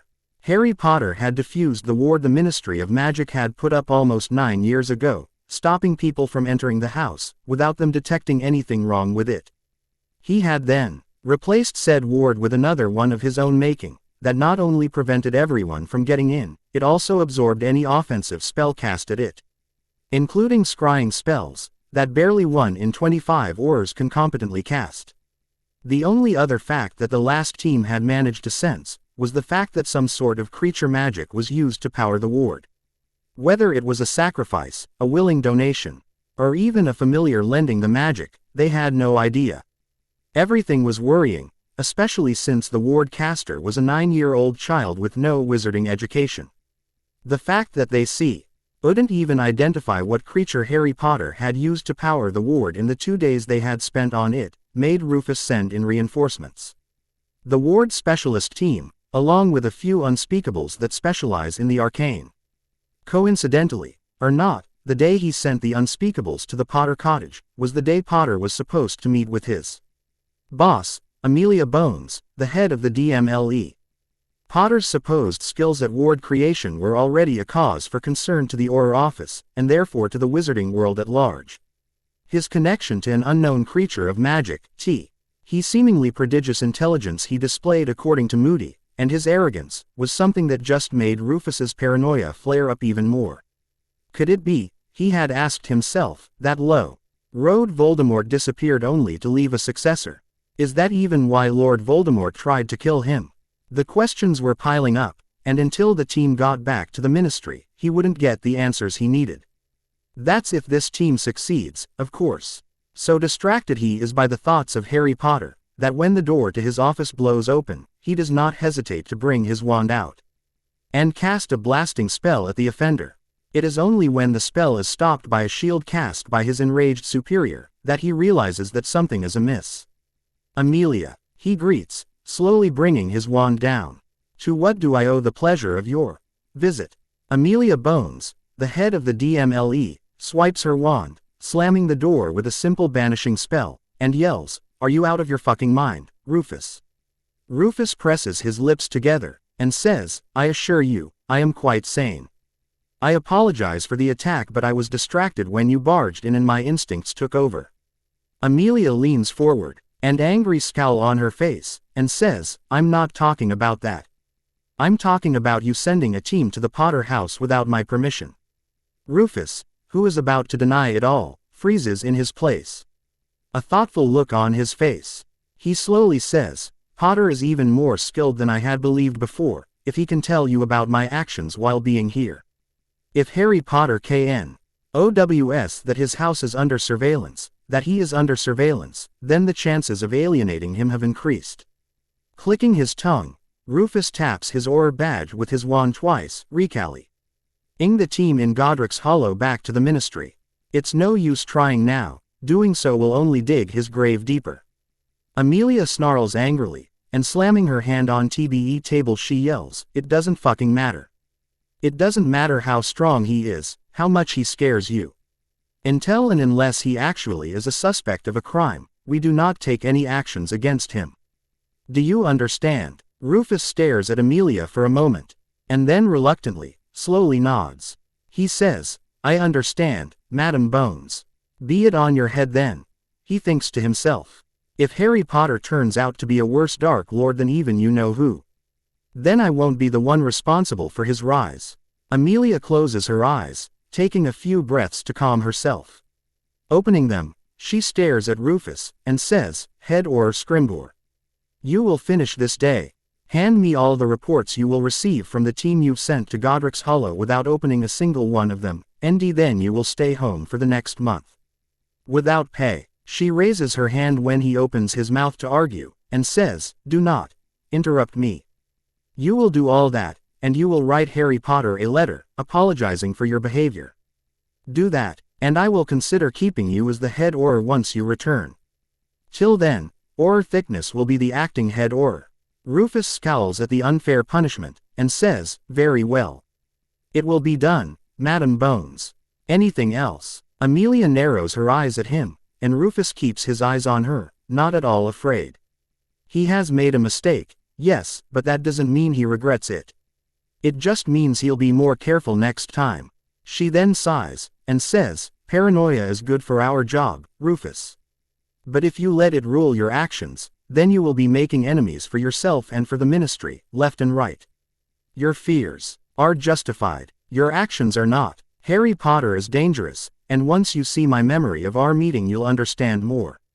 He's magically stronger than some of our Aurors. More skilled than even you and I, and he's a genius to boot. But no matter what, we do not break the laws we are sworn to uphold. We do not deal with hypothetical threats, we deal with real ones. Take this suspension period as a vacation, Rufus. Go somewhere, sleep on this, and then we'll talk. Saying that, Amelia Bones exits his office, leaving him to his thoughts. Harry Potter scares Amelia, that much was clear to him. Why though, was something he'll only learn once Amelia hands him her memory of this meeting. Shaking his head, Rufus Scrimgeour continues with the paperwork, waiting for the reports that will soon come. He will take this vacation, and like Amelia says, he will not take unnecessary actions against Harry Potter. Soon, he has no doubt, Harry Potter will make a mistake. Harry Potter will commit a crime, of that he is sure. And when he does, Rufus Scrimgeour will be there to catch him. Sign here, here, and here. The official sitting on the opposite side of the table to me, says, pointing at the places I have to sign. As soon as I sign the last place, I feel a pulse of magic emit out of the form, its intent unclear to me, making me frown. Once I hand him the papers once again, he checks the papers over, and smiling widely, he says, All this is in order. Congratulations, Mr. Potter, your inheritance is now officially in your hands. I simply stare at him, unimpressed. The man was very annoying, has been since I came here 10 minutes ago.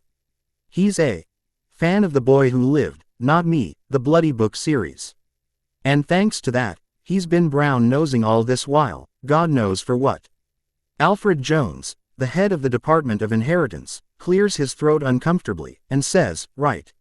Your effects. Waving his wand, he casts a spell, Ma.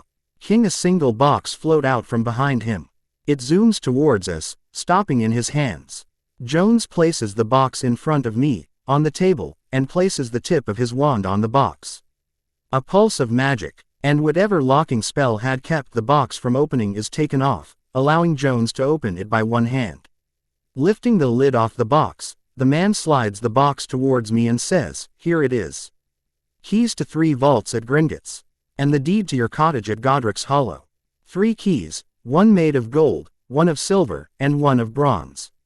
And all 3 of them were enchantmented so intricately, that I cannot make out a single enchantment by my senses, not without studying it far deeply. And I think that even then it won't be easy. I rove my eyes over the 3 keys, and ask, And which vault has the stuff from my house?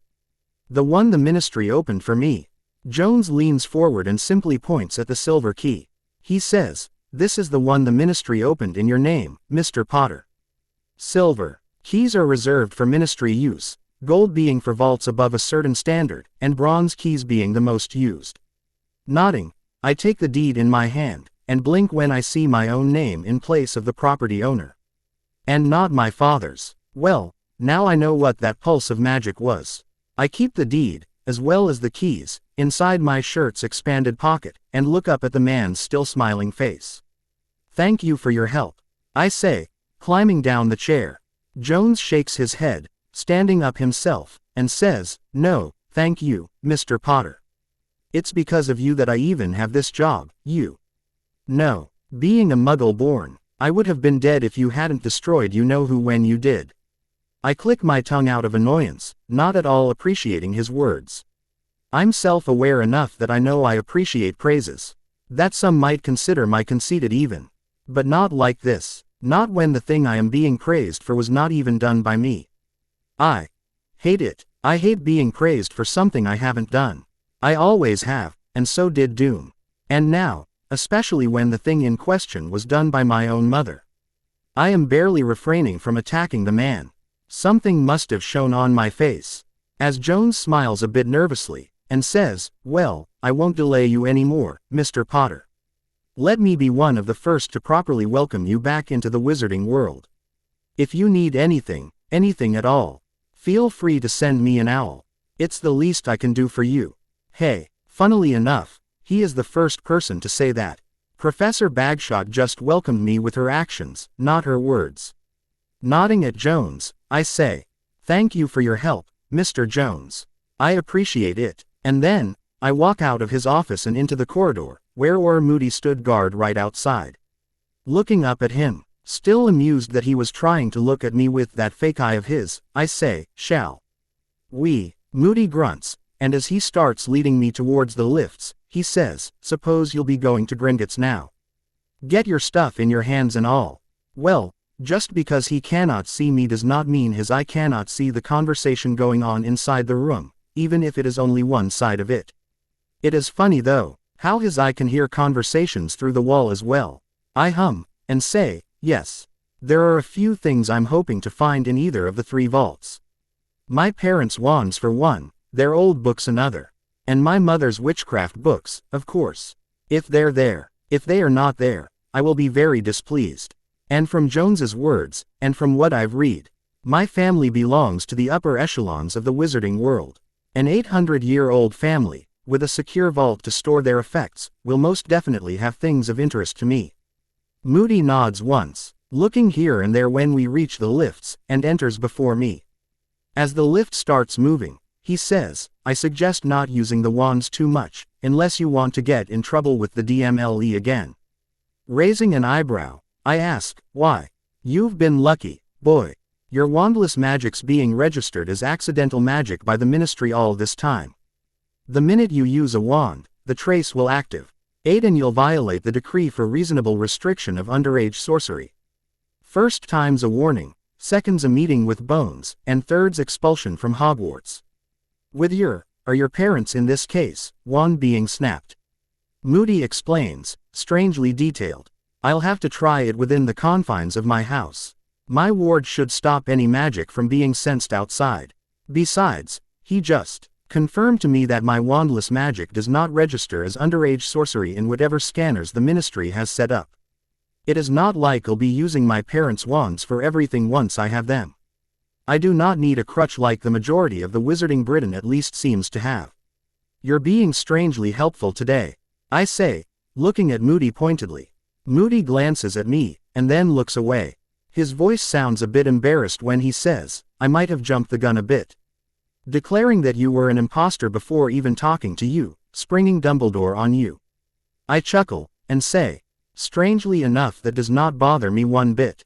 I'm even flattered that you find me dangerous enough to jump the gun, as you put it." Moody snorts, and shaking his head he says, "If I didn't know, I would have thought you Charles's son, and not James's." When I turn to look at him, he says, "Charles was your father's cousin, died in the 60s, he did. A few years above me at Hogwarts, but that time was a hard one for us. Grindelwald was only just rising when we were in Hogwarts, and hard times give birth to hard people. You remind me of him a bit, even if you're far more arrogant than Charles." As the lift finally stops at the topmost floor, which holds the atrium, I say, consider myself to be flattered once again, for comparing me to a war hero. At his curious look, I add, Professor Bagshot spoke of him. And his tragic story. She mentioned that you were a part of the same team, during the Second World War. Moody grunts, and as we start walking towards the atrium he grumbles. The old bag has too good of a memory for one so ancient, and far too big of a mouth. Smiling in amusement, I say, she's a history professor, of course she has a good memory when it comes to events of the past. I have no doubts that I'll be a frequent visitor to her home, just so I can know what books cannot teach me. Moody just nods in answer, as he limps behind me, allowing me to lead the way. The guard doesn't stop us as we go out, but thankfully the space was not too crowded, so we have no trouble reaching the atrium. Once out in the main atrium, Moody points towards the fireplaces and asks, "You know how to use the flow?" I shake my head with a frown, and say, I have read about them a little, but not enough to know how to work them. Right, Moody says, and starts moving towards one of the fireplaces, which has a small stool next to it, a jar of sorts sitting on it. Pointing at the jar, Moody says, take a little bit of the flow powder, just a pinch is enough but it doesn't have to be exact. Get into the fireplace, call out the destination name clearly, and then throw the powder down at your feet. Keep your eyes closed, elbows tucked close to your body, don't panic, get off at the right grate. And you'll be alright. You'll find yourself covered with green flames, don't worry they don't burn, and you'll then be at the destination. Any questions? I look around the atrium, at a few people coming or going by way of these green flow flames, and ask, what destination should I call out? Gringotts, Diagon Alley, Leaky Cauldron. Moody grunts and answers, Gringo. TS doesn't allow us wizards to flow in unless your family has already arranged for a private entrance. Leaky Cauldron and Diagon Alley both let you off at the Leaky. Narrowing his eye at me, he adds, speaking of, most flows are private. Warded to violently reject anyone that isn't authorized to be there. So don't try to follow someone home by listening to their flow address. I just give him an unimpressed look, and ask, anything else I should keep in mind? Or can I leave on my business now? Moody, the grumpy man that he is, grumbles, brat, and then says, nah, that's all. Now, I got work to do. So go on then. Speak nice and clear, and don't forget to speak before you throw. Ignoring Moody's impatience, I walk towards the jar, take a pinch of the glittery green powder, and walk into the fireplace. Taking care not to inhale the ash that's floating around, I call out, Diagon Alley. And throw down the powder. Immediately, a falling sensation grabs me as the view in front of my eyes changes rapidly, showing me green-tinted views of other people's homes, worryingly enough.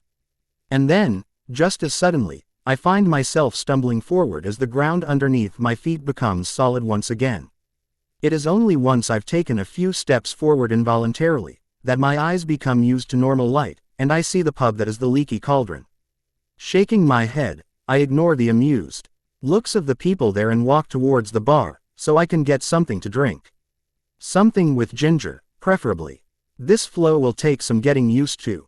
Maybe next time, keep your eyes closed. I mumble to myself, nursing the ginger tea in my hands, ignoring the chuckling Tom. Soon, I find myself on the stairs of Gringotts once again, staring at the gates with a strange anxiousness in my heart. I was excited even, I would say. Just like the last time I've been here, I close my eyes for a second and take in the magic that's almost everywhere in this area. Even in Diagon Alley, Wick H already has an abundance of magic all around. This specific region just shines to my senses. Magic is everywhere, in everyone and everything. I've already figured that out years ago. Even muggles have magic in them, as well as the synthetic materials like polyester, plastic and the likes, even if the amount in them is exponentially less than in magical materials and beings. But here, in Gringotts, the phenomenon that is magic is even more apparent. Magic was used in every process while building Gringotts. I don't even need to read a history book to sense that. Every tile on the steps, every individual brick that makes up the building, everything was created, enchanted, or even enhanced, using magic during its very conception. And I enjoy the feel of it very much. Opening my eyes once I'm done basking, I look at the single guard standing outside, and stroll right in, the doors opening without my prompting. Inside, there's another set of doors, which are already open thankfully, through which is the Gringotts' main hall. The large hall has over 50 goblins standing guard all around, with 50 more goblins manning their stations, 25 on each side, with the head goblin right at the end. Ignoring them all, I walk towards the head goblin, and nod to the sides where I had gotten my pounds exchanged to wizarding money. I have to wait barely a few seconds before the head goblin looks down at me, and angrily drawls out. Yes, putting my hand up, I float my 3 keys up on the dais, and say, I wish to be taken to my vaults. The goblin slowly takes the keys in his hands, one by one, and carefully studies them. What he's looking for, either presence or absence of, I do not know. After around half a minute, he nods at me, and says, that seems to be in order. Ranrock will take you to your vaults, Mr. Potter.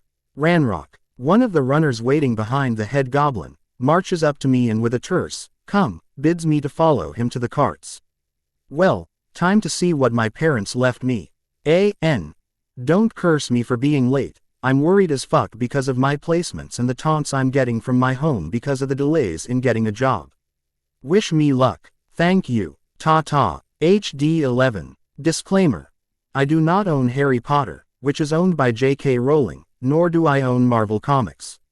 I also lay no claim to the characters of Harry Potter, Victor Von Doom, or any other character I have used in my FIC. Except for the completely OC characters I introduce. This is a work of fanfiction, not made for earning money, but just to satisfy my hobby of writing. There is also no guarantee that I will finish this work of fanfiction, so keep that in mind before taking a look inside. Yours faithfully, Hello Darkness 07. After an exciting ride through the tunnels underneath Gringotts, Ranrock stops the cart at the first of the 3 vaults belonging to me. Vault 1024, he announces, as we both get off the cart. The vault door is large, 8 feet tall and 4 feet wide, rectangular in shape and made out of iron. There was magic here, just like up above and impossibly, even stronger. A thief will have an almost impossible task ahead of them, if one tries. Key please, Ranrock calls out, as I'm admiring the magic. Taking the 3 keys out, I offer them to Ranrock and watch him suspiciously as he takes the bronze key from my hand. Under my vigilant eye, Ranrock inserts the key into its slot, which is just in front of his own face, and turns it from 12 to 3, and then back again to 12, before taking the key out and handing it back to me. As I place the keys back into my pocket, the large iron door makes a banging noise a few times, before slowly swinging open by itself, providing my first view of my mother's vault. Taking a deep breath, I step inside the vault and look around. The vault was around as large as my room at the Dursleys, although the ceiling was definitely higher. The walls were made of smoothened stone, having been carved into the walls of the cave. And then I see my mother's stuff. There wasn't much here. Around 1,000 gold coins and some silver and bronze ones for change and a basic wooden trunk. Ignoring the coins for now, I move towards the trunk and with a small amount of effort pull its lid up. It wasn't locked, which isn't odd considering that this is filled with her school stuff. The trunk is expanded from the inside, with a school uniform at the very top, along with a badge that says, Head Girl. Taking it out with a smile, I gently lay it out on the overturned lid, and move on to the other stuff. There are books, dozens of them. Most likely every book that Mum had used for her school, along with 2 telescopes, and broken quills. I wonder why she kept that. But best of all, I find what I'd been hoping to find in any of the 3 vaults.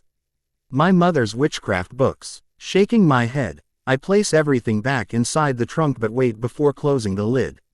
Turning around, I look at Ranrock, who was stood with his back to me all this time, and ask, what's the procedure for closing the vault once I empty it out? Ranrock startles a bit in his place, and turns around with a frown. He says, you will have to fill Form Num. 17C for closure of an already emptied vault. Alternatively, you can hire Gringotts services to transfer the contents of this vault to any other of your belonging, before closing it up. Right, and pay them for something I can do myself. Not that I'm lacking money, but it is the principle of things. No need. I'll empty it out now, and we'll see about that form once we're done down here. I say, and with a wave of my hand, float all the coins into the trunk. Closing the lid, I point my hand at the trunk and send a beam of green magic at it. The green covers the entire trunk, and causes it to shrink. Once it is as small as a matchbox, I place the trunk into my pocket and look around. Seeing, nor sensing, anything else hidden here, I turn around and walk out the vault. Ranrock is distrustful of me as we start our ride to the next vault, I notice, although I don't know the reason why. Is it just because I'm closing a vault of mine? Or that I'm not trusting the goblins with it? Like'll be stupid enough to do that. I know the bad history, and while they sound as if they'll keep to their word, I don't believe for a single moment that they'll be honest enough to not look for loopholes when it comes to their former enemy. Vault 1376, Ranrock announces, as we take the next stop. This time, he takes the silver key and opens up the vault that the ministry had created for me. The vault is full of the stuff that the ministry had rescued, but not before some greedy bastards had already stolen things from me. I can't wait to finish with my project so I can get my stuff back. Whatever they've taken, no matter how minuscule, no one steals from me and gets away scot-free. The first thing I notice about this vault is that it is far, far larger than my mother's vault. It is at least as big as my current residence, in fact. As I enter the vault, I notice 3 beds, 4 wardrobe cupboards, a shoe rack, 2 wall-mounted shelves filled with books, half a dozen bedside tables, a dressing table, 4 trunks, and an assortment of random stuff laying all around. Thankfully, it wasn't just thrown in, someone had taken care to make it at least a little bit organized. The beds were off at one side, mattresses, bed sheets and duvets still spread out, with the trunks kept on top of them. The bedside tables were not at bedside, but were placed right in front of the beds. On the other side, the wardrobes lined the wall, along with the shoe rack filled with a dozen pairs of shoes, both my mum's and my dad's, while the rest of the space on that side was filled with a multitude of kitchen utensils, potions, crafting tools. A pair of flying brooms mounted on the wall, and 3 moving portraits, one depicting the ocean with a ship moving on top of waves, one of a single empty chair with a curtain framing it, while the last showed a lion roaring silently. And on the wall in front of the vault door, stood 2 shelves filled with books, at least 100 of them in fact. While books are something that I will really treasure, my eyes instead go towards the beds and the trunks on top of them. Specifically, my eyes go towards the single trunk kept on top of the bed in the middle. Laying on top of the closed trunk, were 2 slim boxes, both around a foot long and just 2 or 3 inches wide. Having seen such boxes while passing from in front of a specific shop in Diagon Alley, I know exactly what those are. Wands. My parents' wands. The first thing I do is pick the wands and keep them inside my pockets. Then, I empty out a single trunk which was filled with my father's school stuff, and keep the trunk at the very center. The trunk glows green, as I start painting runes on the inside, expanding the trunk even more than it already was before. Taking a step back, I send my magic out into the vault and cover every single item with my magic. Wind blows all around the room, lifting everything into the air, as a tornado erupts out of the trunk's open mouth, and very thing inside the vault is pulled towards the trunk, and taken right inside. Within half a minute, the trunk remains the only item inside the vault, having stored everything else inside. Grinning to myself, I mumble, I love spatial manipulation magic. Turning around, I walk out of the vault but not before storing the trunk inside my pockets as well, and smile at Ranrock who looks even more annoyed. Are you going to do this with every vault, Mr. Potter? Are you planning to sever ties with Gringotts? Ranrock asks, before we can move on to the last vault. Shaking my head, I say, I do not need multiple vaults, Ranrock. Specifically, I do not need a vault the ministry created, and may have access to. As for my mother's vault, I prefer to keep everything that was once my mother's very close to me. Sentimentality, you understand. I do not trust Gringotts, not yet. I do not know them. Maybe once I've learned enough about them, I will. But not yet. But I also have no need to make an enemy out of everyone I don't trust. I'll have far too many enemies for me to fight alone, and no one to help. So my father's vault will have to remain active, for now. Ranrock grunts, and says, "Very well. I advise you to take any grievances to the managers before you decide to close all your accounts with us." And with that, we return to the carts to make our journey to the final vault belonging to me. My father's vault. The final vault was far, far deeper than the ones before. I even make out a dragon guarding a set of vaults before the next turn blocks out my view of it. It takes a few minutes of riding the cart before it slows down to a stop in front of a vault door, the number on top of it saying 14. Just 14. There is no guardian or anything of the sorts outside my father's vault, or what I suspect is the Potter family vault. But the magic here is astonishingly strong. It is still goblin magic, but I can feel traces of the same flavor as that of the blood lock I had encountered at my house. Ranrock takes the gold key from me, and after inserting it into the slot and turning it, he says, "Step back." And then, he lifts his hand up and slowly traces his index finger down the door. As the mechanisms loudly clang inside the vault to unlock the door, Ranrock turns to me and says, "If anyone other than a goblin tries that, they get sucked into the vault and trapped there till one of us finds them." This displeases me. His sentence implicitly implies that I cannot enter my own vault without a goblin attending to me. And it also implies that a goblin can enter my vault with anyone, even if I'm not present. Alas, before reading more on it I cannot make a decision on what exactly to do about it. Although, if these creatures have taken anything that's mine, within a few seconds, I gaze for the first time upon the vault belonging to my father, and his father, and his father, all the way back to the 15th century when the bank was established. Just by standing outside I can telephone that the vault is larger than even the one before. Large enough to hold my entire house at Godric's Hollow in fact, although it is not that tall. Walking through the door, I can find piles of coins, gold, silver, and bronze laid off to one side of the vault, with a single portrait of an empty chair hanging off the wall on top of the piles. It did look suspiciously similar to the one in Vault 1376, but I ignore it for now. The amount of gold is a bit shocking, my calculated guess being of at least 850,000 gold coins, around 2,000 silver ones, and a few hundred bronze ones at least. 850,000 galleons, while not less, is not much in terms of sheer amount. But I know for a fact that the purchasing power is far, far more than its official value of £4.2 million. But the coinage just makes up just over a half of the contents of the vault. The rest of the space was filled with half a dozen shelves lined with their sides to me, making it hard for me to make out what they hold. Before trying to spy anything else, I move towards the shelves and start perusing. Surprisingly, or maybe not that surprisingly, not a single book was present inside the vault.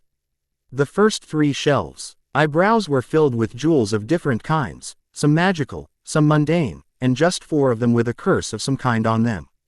There were rings, tiaras, bracelets, necklaces, and even a crown for some reason. I'll have to see if my family has any connection to any royalty. There were also cutlery, funnily enough, kept in the same shelf, although they were clearly expensive, made out of the same silver that made up most of the rings, as well as the crown. I pocketed the crown, along with the cutlery for myself. There was also a beautiful silver ring, with an emerald fixed on top of it, engraved with images of a strange winged horse that moved around in circles randomly, which I promptly put on my fingers. The next 2 shelves contained medals and trophies of different kinds. Were a few medals marked as Order of Merlin according to their plaques, as well as many other medals and shields with a history going back till the founding of my family. Dozens of them, in fact. Some had pictures and still portraits to accompany those medals, while some just had plaques informing me of their recipients and the year they received it. But more interesting for me were the highs from the many creatures some in my family had hunted. A Graphorn Fang from the 16th century, a Nundu Claw from the 13th, Acromantula pincers from 18th century, and a Manticore skull from the 15th century. There were more trophies, more than a few entire skeletons from what I can make out, but deciding to visit the vault for them later, I moved towards the last remaining shelf. The next, and last shelf, contained weapons. 3 different sets of daggers counting 36, 13 shields of different shapes and types, 2 longbows with arrows, spears, and no less than 15 swords. An entire set of 6 daggers, 2 swords, and a single sword. All were made out of the same silver as the crown I had taken, while the rest were made out of normal steel. But just because they were made out of normal steel does not mean the weapons were in any way normal, no. Each and every weapon and shield in this shelf was enchanted. The silver sword even more so, from the looks of it. Taking a step forward, I take the sword in my hand and marvel at how light it feels. The balance is astounding, perfect even. I may not have held a sword before, but I remember from my previous life how a perfectly balanced sword feels. Doom had trained in it while at Kamar Taj. It is absolutely beautiful, a work of art even. The hilt was made out of some sort of bone, covered in stripes of leather, topped with a solid gold roaring dragon. The cross guard, also made out of silver, has 2 of those winged horses on each side, facing the inside. And the blade, it is from out of this world, is all I can say. It is sharp, with not even a single scratch on it. And it is strong as well. The enchantments on the sword are not something I can recognize right now, however. The magic is different from wizard magic. From human magic even, in fact. I suspect that the goblins are the ones to create it. I look at the shelf, and read the gold plaque hanging above the sword's hooks, which says, Sword of Sir Edwin Potter, Knight of England. Died in the Battle of Poitiers, the 19th of September 1356. My family fought in Muggle wars as well. Although at that time there was probably no difference between Muggle wars and Wizarding wars. The statute wasn't established yet. But this sword is important to my family then. Yup, I'm taking it with me. Picking the sheath from the shelf, I sheath the sword and place it inside my expanded pocket. Doing the same with the silver daggers, a spear, a shield, and a bow and arrow set, I turn towards the back wall, spying an assortment of random things kept here. There was a skeleton of a large bird that was twice as tall as me. Along with a complete suit of armor, unfortunately not made out of silver. It is enchanted though, which made it interesting for me. I'll take it once I'm large enough for it to fit. There were half a dozen flying brooms, far too old and defective to be of interest to me, and that's it. Satisfied with my visit, but making plans to visit again, I turn around and walk straight out the vault. Ranrock is waiting for me impatiently, not that I took more than 15 minutes inside the vault, and immediately sprints to the cart so we can go back to the top. Weapons, my parents' wands, my mother's old stuff, and the stuff from my house. All in all, a huge success. Now let's just hope the ministry keeps to their promise of keeping away from my house, and I'll be swell. Yup. This is it for this chapter. Didn't know what else to write without making it seem as if I'm rushing through things. I could have written Harry decorating his house with his parents' stuff. Could have written the meeting for vault closure but didn't feel like it. Anyways, that's all for today. No library inside the vault, for reasons that will be explained later. As for the goblin silver stuff, I don't believe goblin silver stuff is as expensive, or rare, as Valyrian steel is in ASOIAF. The Black family has dishes made out of GS, so I had the Potter family have it as well. Edwin Potter was just someone I invented so I can have a sword lol. The amount of gold is sufficient I think, for a lot of stuff. I can probably live my whole life with that much money, in pounds, not even galleons. Hell, 500 pounds in India would sustain me comfortably for more than a month, with half to spare. Important. Harry is suspicious of goblins, but this won't be an anti-goblin or anti-wizard or even. Goblins are the best at everything they do, kind of FIC. Harry, being Doom, will obviously believe himself above everything and everyone, including gods when he encounters them. Soda, T means that he's suspicious of everyone.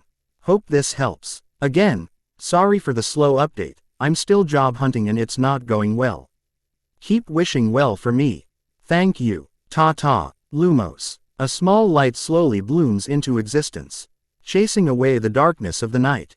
Knocks. The room turns dark again, disallowing me from seeing anything. Lumos. Another burst of light, this one decidedly faster than the one before. Brings sight back to me. Knocks. And darkness reigns once again. Lumos. Light. Knocks. Darkness. Lights. I intone, turning the actual lights inside the room on.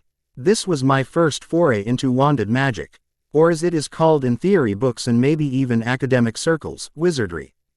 3 sets of distinct tries using the same amount of magic, same amount of effort from my side, with 3 results recorded. The first try was with no wand in my hand, with my finger raised up. The secondone was with my mother's wand, willow wood with the core of a phoenix feather, around 10 inches long. The third on the other hand was from my father's wand, mahogany, 11 inches long, with an as of yet unknown core. Taking my mother's wand back in my hand, I once again say, "Lumos," and watch as the wand tip lights up. It was a bit faster than before, but that was because of a greater effort from my side. Turning the wand around in my hand I say, my first step into wizardry has shown interesting results. Using a wand is not that dissimilar to using magic without a wand. The feel of the magic is exactly the same in both cases. It is in the effort I need to make that the situation changes. Even further when I use different wands. As I speak 3 floating cameras keep me in their sights, 1 from the top and 2 from my 10 and 2. My first computer sitting on the grow. ND behind me recording everything that is fed to it by my cameras. The computer is one of my own design, although I did follow the general shape and form factor of the computers available today. A 2.3 GHz processor, 16 gigs of RAM, 2 terabytes of SSD storage, and with no need of a cooling system of any kind because of my magic. All this, powered by the power cell made out of the demon magic I have in abundance. The display, unfortunately, wasn't much, since I have yet to actually create one for myself. It is just the television screen that I usually use to keep an eye on the feed my many cameras provide. Bringing the wand close to my eyes, I say, surprisingly, the results are not as I expected. I had expected it to be easier to use magic with a wand, considering the amount of people who refuse to use magic without one. But on the contrary, my magic takes approximately 20% more effort from my side than without a wand. With my father's wand on the other hand it is marginally easier at 18% more effort than without one. I do not know if the fact that they're not made for me has any correlation with the effort I need to take. Keeping both the wands away from me on the table I say, "Lumos." While willing my father's wand to light up. Nothing happens. I try the same with my mother's wand to the same result. Making a mental note, I point my hand forward and extend a tendril of my green magic to cover the 2 wands. Albeit still keeping them separated from one another. Almost immediately the wand tips light up before I even say a single word. Ah, so it is not necessary for me to hold the wands in my hand for them to work. My magic just needs to connect with them.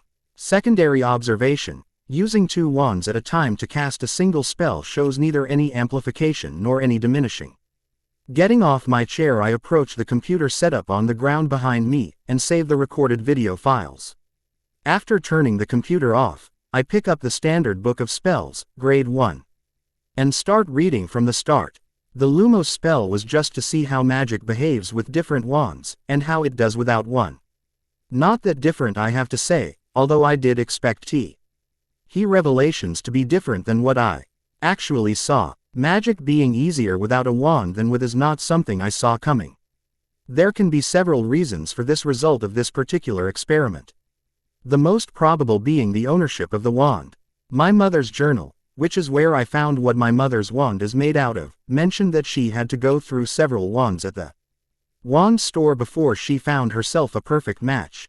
It is possible that if I match with a wand suitable for me, that the channeling of magic gives better results than even without a wand. A second reason could be the fact that I have been using magic without a wand for years now, almost half a decade even. Mayhaps my body has gotten used to using magic without the need of a wand, and therefore considers any other channel to be inferior. I shake my head, not caring too much. If my wand, one made for me, is better than using magic wandlessly, it still doesn't mean that I'll grow to become reliant on the wand. No, I will still strive hard to stop any weaknesses before they even begin. And besides, I will only use my wand, and even my parents' wands, as a tool for learning and not as a weapon. I do hope that no spell in these books absolutely needs a wand to cast. The next day in the evening, I sit on my chair in the living room, with my feet propped up on the coffee table. There was an open book sitting on my lap. supported by my left hand, while my right held my mother's wand. In front of me, just in the corner of my vision, I can make out an apple moving slowly through the air, rotating around me. While slowly changing colors, it would go from the red of the apple and shift gently towards the blue end of the spectrum before shifting back to red, again and again. The color-changing charm, or Kalavarya, is a simple spell that when cast changes the color of the target entity. Alas, I found it to be limiting, and I've already found a way to make it an on-demand change spell. With a single look from me, the apple stops shifting colors slowly and starts rapidly shifting between the three primary colors. It is still edible, of course. Changing the color of a food item does not make it any less edible. But it wasn't aesthetic enough. I need an ambience to read peacefully, and the strobing light show provided by the apple reflecting the sunlight doesn't give me that. So I turn it back to the spectrum transition and continue reading a subject in which I'm already a master.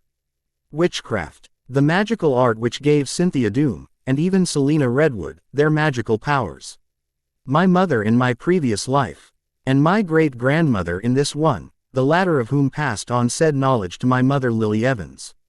This singular book that I inherited from Lily Evans is not the one I inherited from Cynthia Doom.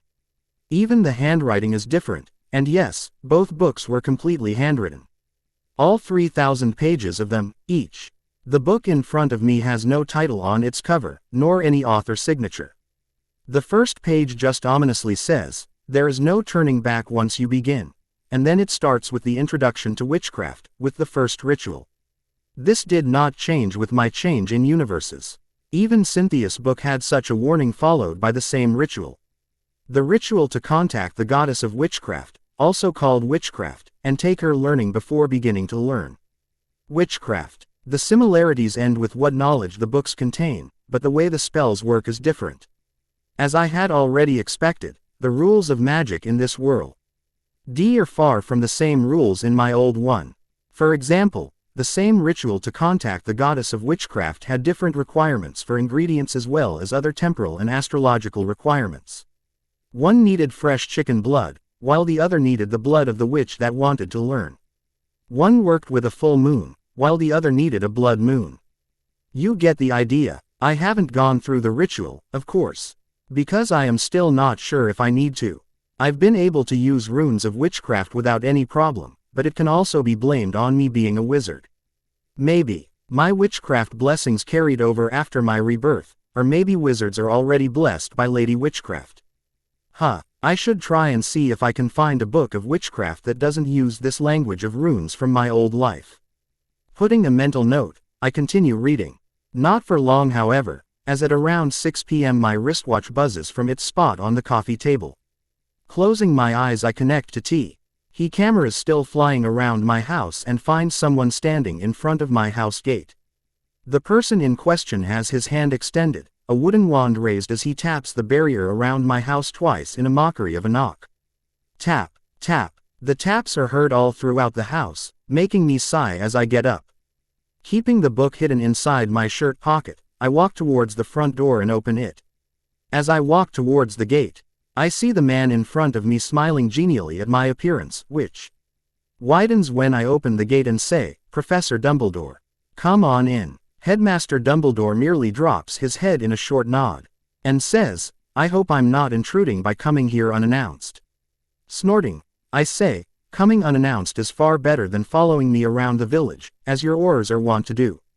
Saying that, I do expect a letter before you come knocking the next time. Of course, although I do wish to inform you that they're not, as you put it, my Aurors. I'm merely the headmaster of a school," Dumbledore says, as he starts walking behind me into the house. "You've been decorating," he says, as we enter the front hallway. There were a couple paintings that I had brought from my vault just for this reason. They moved, all of them, but they were fairly normal. A ship at sea, which would occasionally be troubled by a storm, and a forest with a few animals and birds running or flying around. Along with that were a few items and trinkets that I'd taken a liking to during my visit. Not anything truly precious, of course. Just something that would impress any visitors. Turning to look at what had caught his eye, I smile and say, "Treasures of my family." They were just sitting around in that vault, so I brought them here. Dumbledore leans down to look at the item he had been staring at closely. And asks, "Do you know what this is, Mr. Potter?" The item that I'd hung on the wall below the painting of the ship was a ship in a bottle. The water inside of it moved as if it was actually at sea. And so did the ship. Just like the painting of the ship inside the bottle also went through different weather changes. I tell him as such, but Dumbledore just chuckles. He says, "You are right in the sense that it is a ship in a bottle. What you may not realize is that it is an actual shrunken ship from the 17th century. I raise an eyebrow, suitably impressed by my family, and ask, "What do you know about it?" Repeating his question, turning towards me with a smile, Dumbledore says, "Only what your father told me. One of your ancestors was fond of sailing, and had made a name for himself as a successful trader of the time. He had a fleet, I think your father said. When he retired, he did not want to part with his personal ship and so he had this made. I'm afraid you're going to have to look up the details in your family's history books."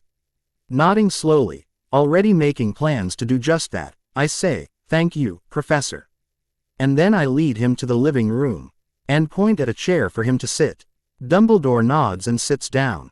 As I take the seat opposite him, he says, "I spoke with Bathilda yesterday." I raise an eyebrow, curious. He continues, "She told me that you're a regular visitor at her home, that you bring her something or the other as a gift every visit. Cookies, lunch, dinner. I did, naturally, ask what you speak of during those visits. And she was glad to tell me that you're very much interested in the history of your family, and even the history of this world." Nodding, I turn to look out the window, and say, "I am interested in history. Be it my family's or the entire wizarding world's. Our ancestors have many things to teach us if we bother to learn." Dumbledore nods with a smile, and says, "That is an interesting way to look at things." I simply nod in acquiescence, and turn back to look at the professor, wondering why exactly he is here today. Instead of keeping the topic going, or even giving an explanation as to his presence here today, Dumbledore says, "You know, I am a bit surprised that you let me in today." Sighing, more than a bit annoyed, I say, "Professor, I will say this only once. I do not appreciate half-arsed conversations based entirely in implicatures. You want an answer, you'll have to actually ask questions. I really don't. And if it was just once, I would have even ignored it, but it was not." Dumbledore chuckles, annoying me a bit more, and says, "Apologies, Mr. Potter. It is a habit of mine. One that I'm sure came with my old age." Scoffing, I return, "Professor Bash. OT has seen at least 20 more years than you and she doesn't speak like that. That's just your belief in your superiority showing itself. Could you elaborate on your thoughts?" Dumbledore asks, leaning forward clearly interested. Looking him right in his eyes, I say, "You've been at Hogwarts for over 90 years, and been the headmaster for almost half of that. Almost every person you can encounter in the wizarding world, wherever you go, has either had you as a professor, or the headmaster. Not every wizard or witch lives to be your age, I know from Professor Bagshot's tales. And because of your history, you're too used to treating them as your students. You're too used to thinking of yourself as their superior. And I assume that this way of talking is used by you to make unruly students confess to their crimes or something of the sorts." Dumbledore stares at me for a few seconds, wide-eyed, before his lips twitch and he chuckles a few times. Shaking his head still chuckling he says, "Ah, you remind me of Nicholas, really. He too likes to remind me that I'm not at school whenever I'm talking down to him. Nicholas Flamel, I assume. Someone I remember reading about even in my old life as Doom.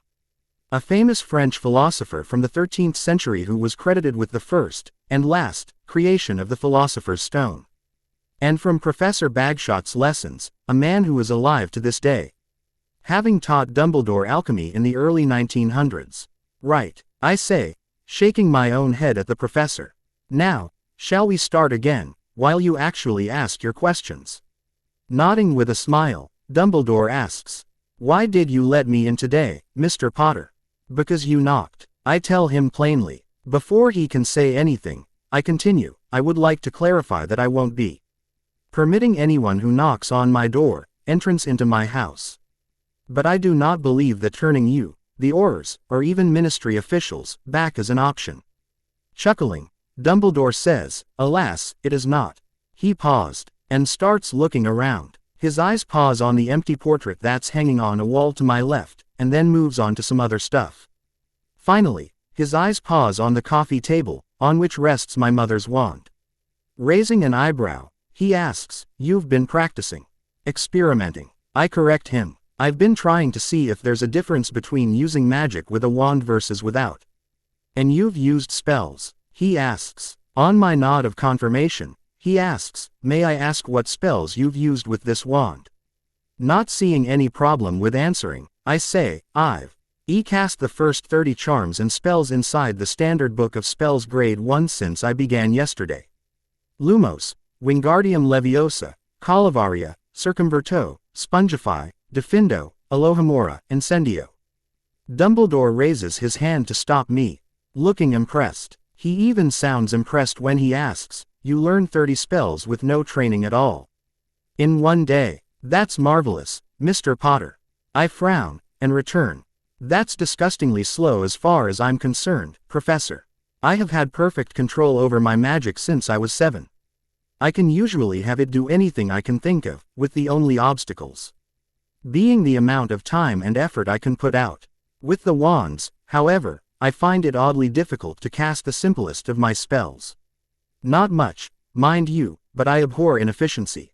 Dumbledore hums, and leaning forward he asks, "Can I get a demonstration of your magic?" When I look at him questioningly, he clarifies, "I'm curious, you see. What you speak of, spellcasting being easier without a wand than with, is absolutely unheard of.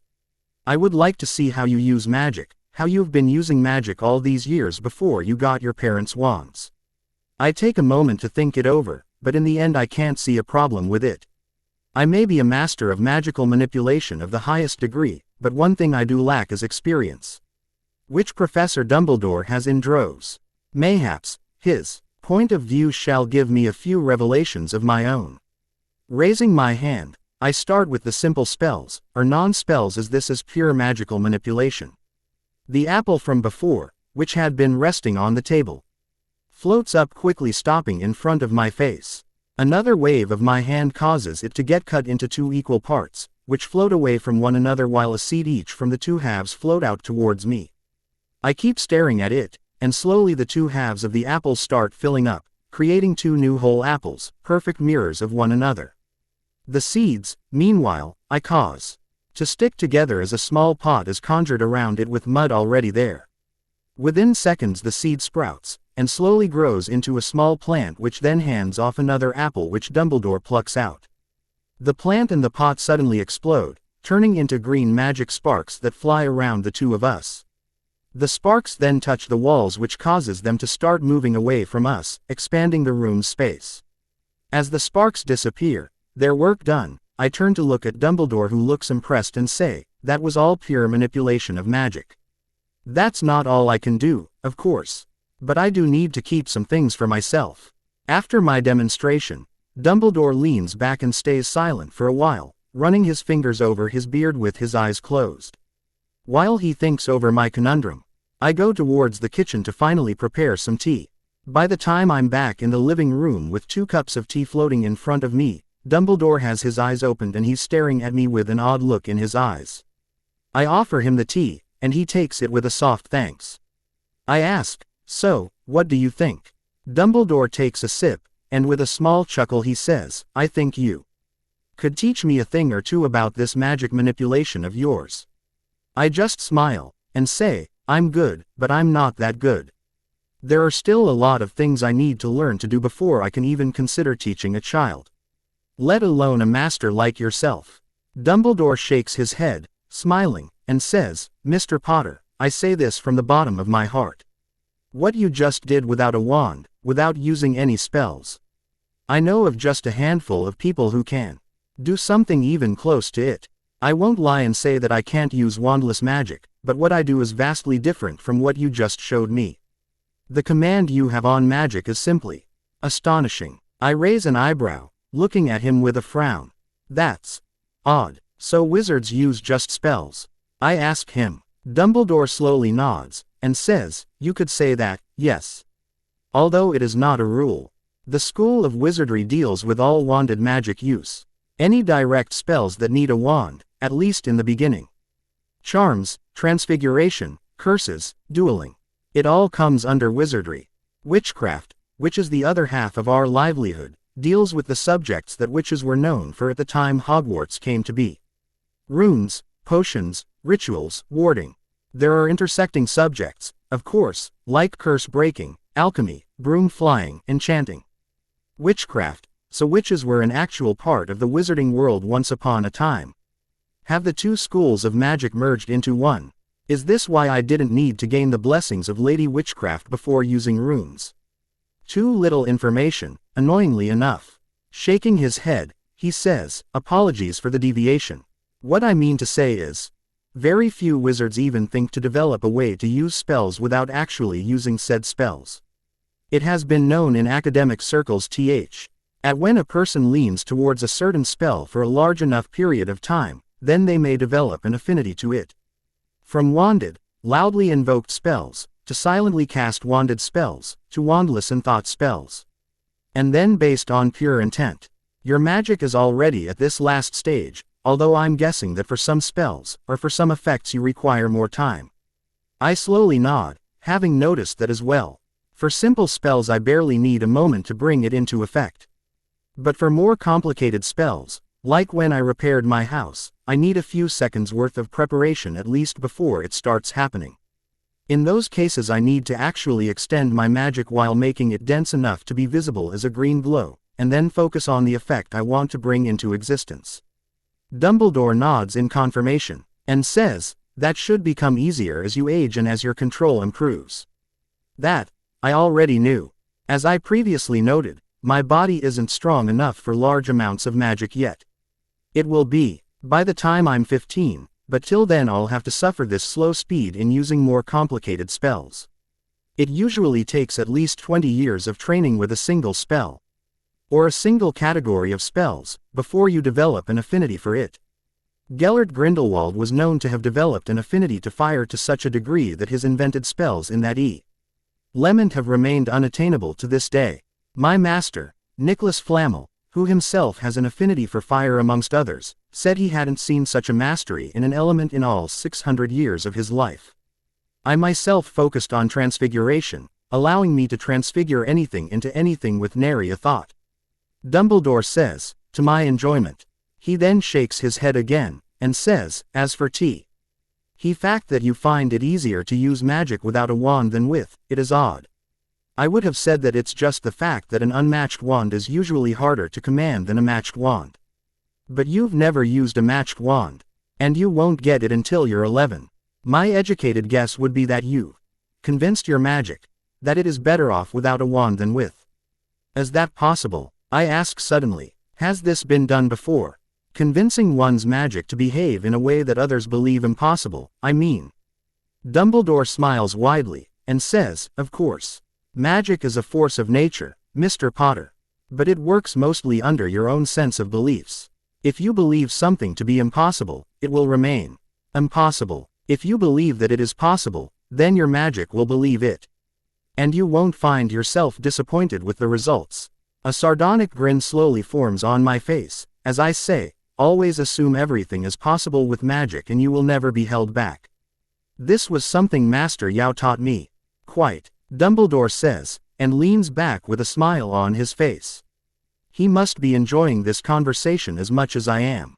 Turning his head to look at the clock, Dumbledore says, "Ah. It seems I've overstayed. My deputy will be wroth with me if I am late for our appointment." As he stands up, I stand with him, and as I walk him towards the door I say, "I wish to continue this conversation, Professor. You have interesting insights in my use of magic."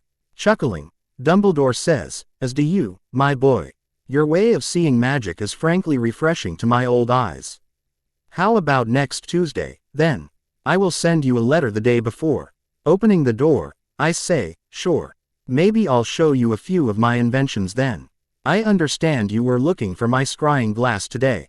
Dumbledore just shakes his head with a smile, and says, "What I wouldn't have given to have a brain like yours in my youth." Turning around now that we're out of the gate, Dumbledore offers me his hand and says, "Stay safe, Mr. Potter. And feel free to send me a letter if you have any questions at all." "Of course, Professor," I say with a smile, and then I watch him turn on his feet, disappearing into the wormhole of apparition. Losing my smile, I immediately turn back and walk into my house, his words running through my mind. Once I'm inside the house, instead of returning to the living room, I go towards my labs, with a new smile slowly forming on my face. This will be advantageous. Getting to pick Dumbledore's mind, I mean. But I have no doubt that he has some ulterior motive in coming here other than to just check up on me. Maybe to see how I'm progressing in magic. Will I be in danger if the wizards see me as too advanced? Are they in contact with the sorcerers? And mainly, do the wizards know of my dealings with the demons? I shake my head, and say to myself, whatever happens in the future, I will be ready for the worst. But till then, I have magic to learn and time to master. I should look up if the wizarding world has done any studies on time. Mayhaps there lies the solution to my problems.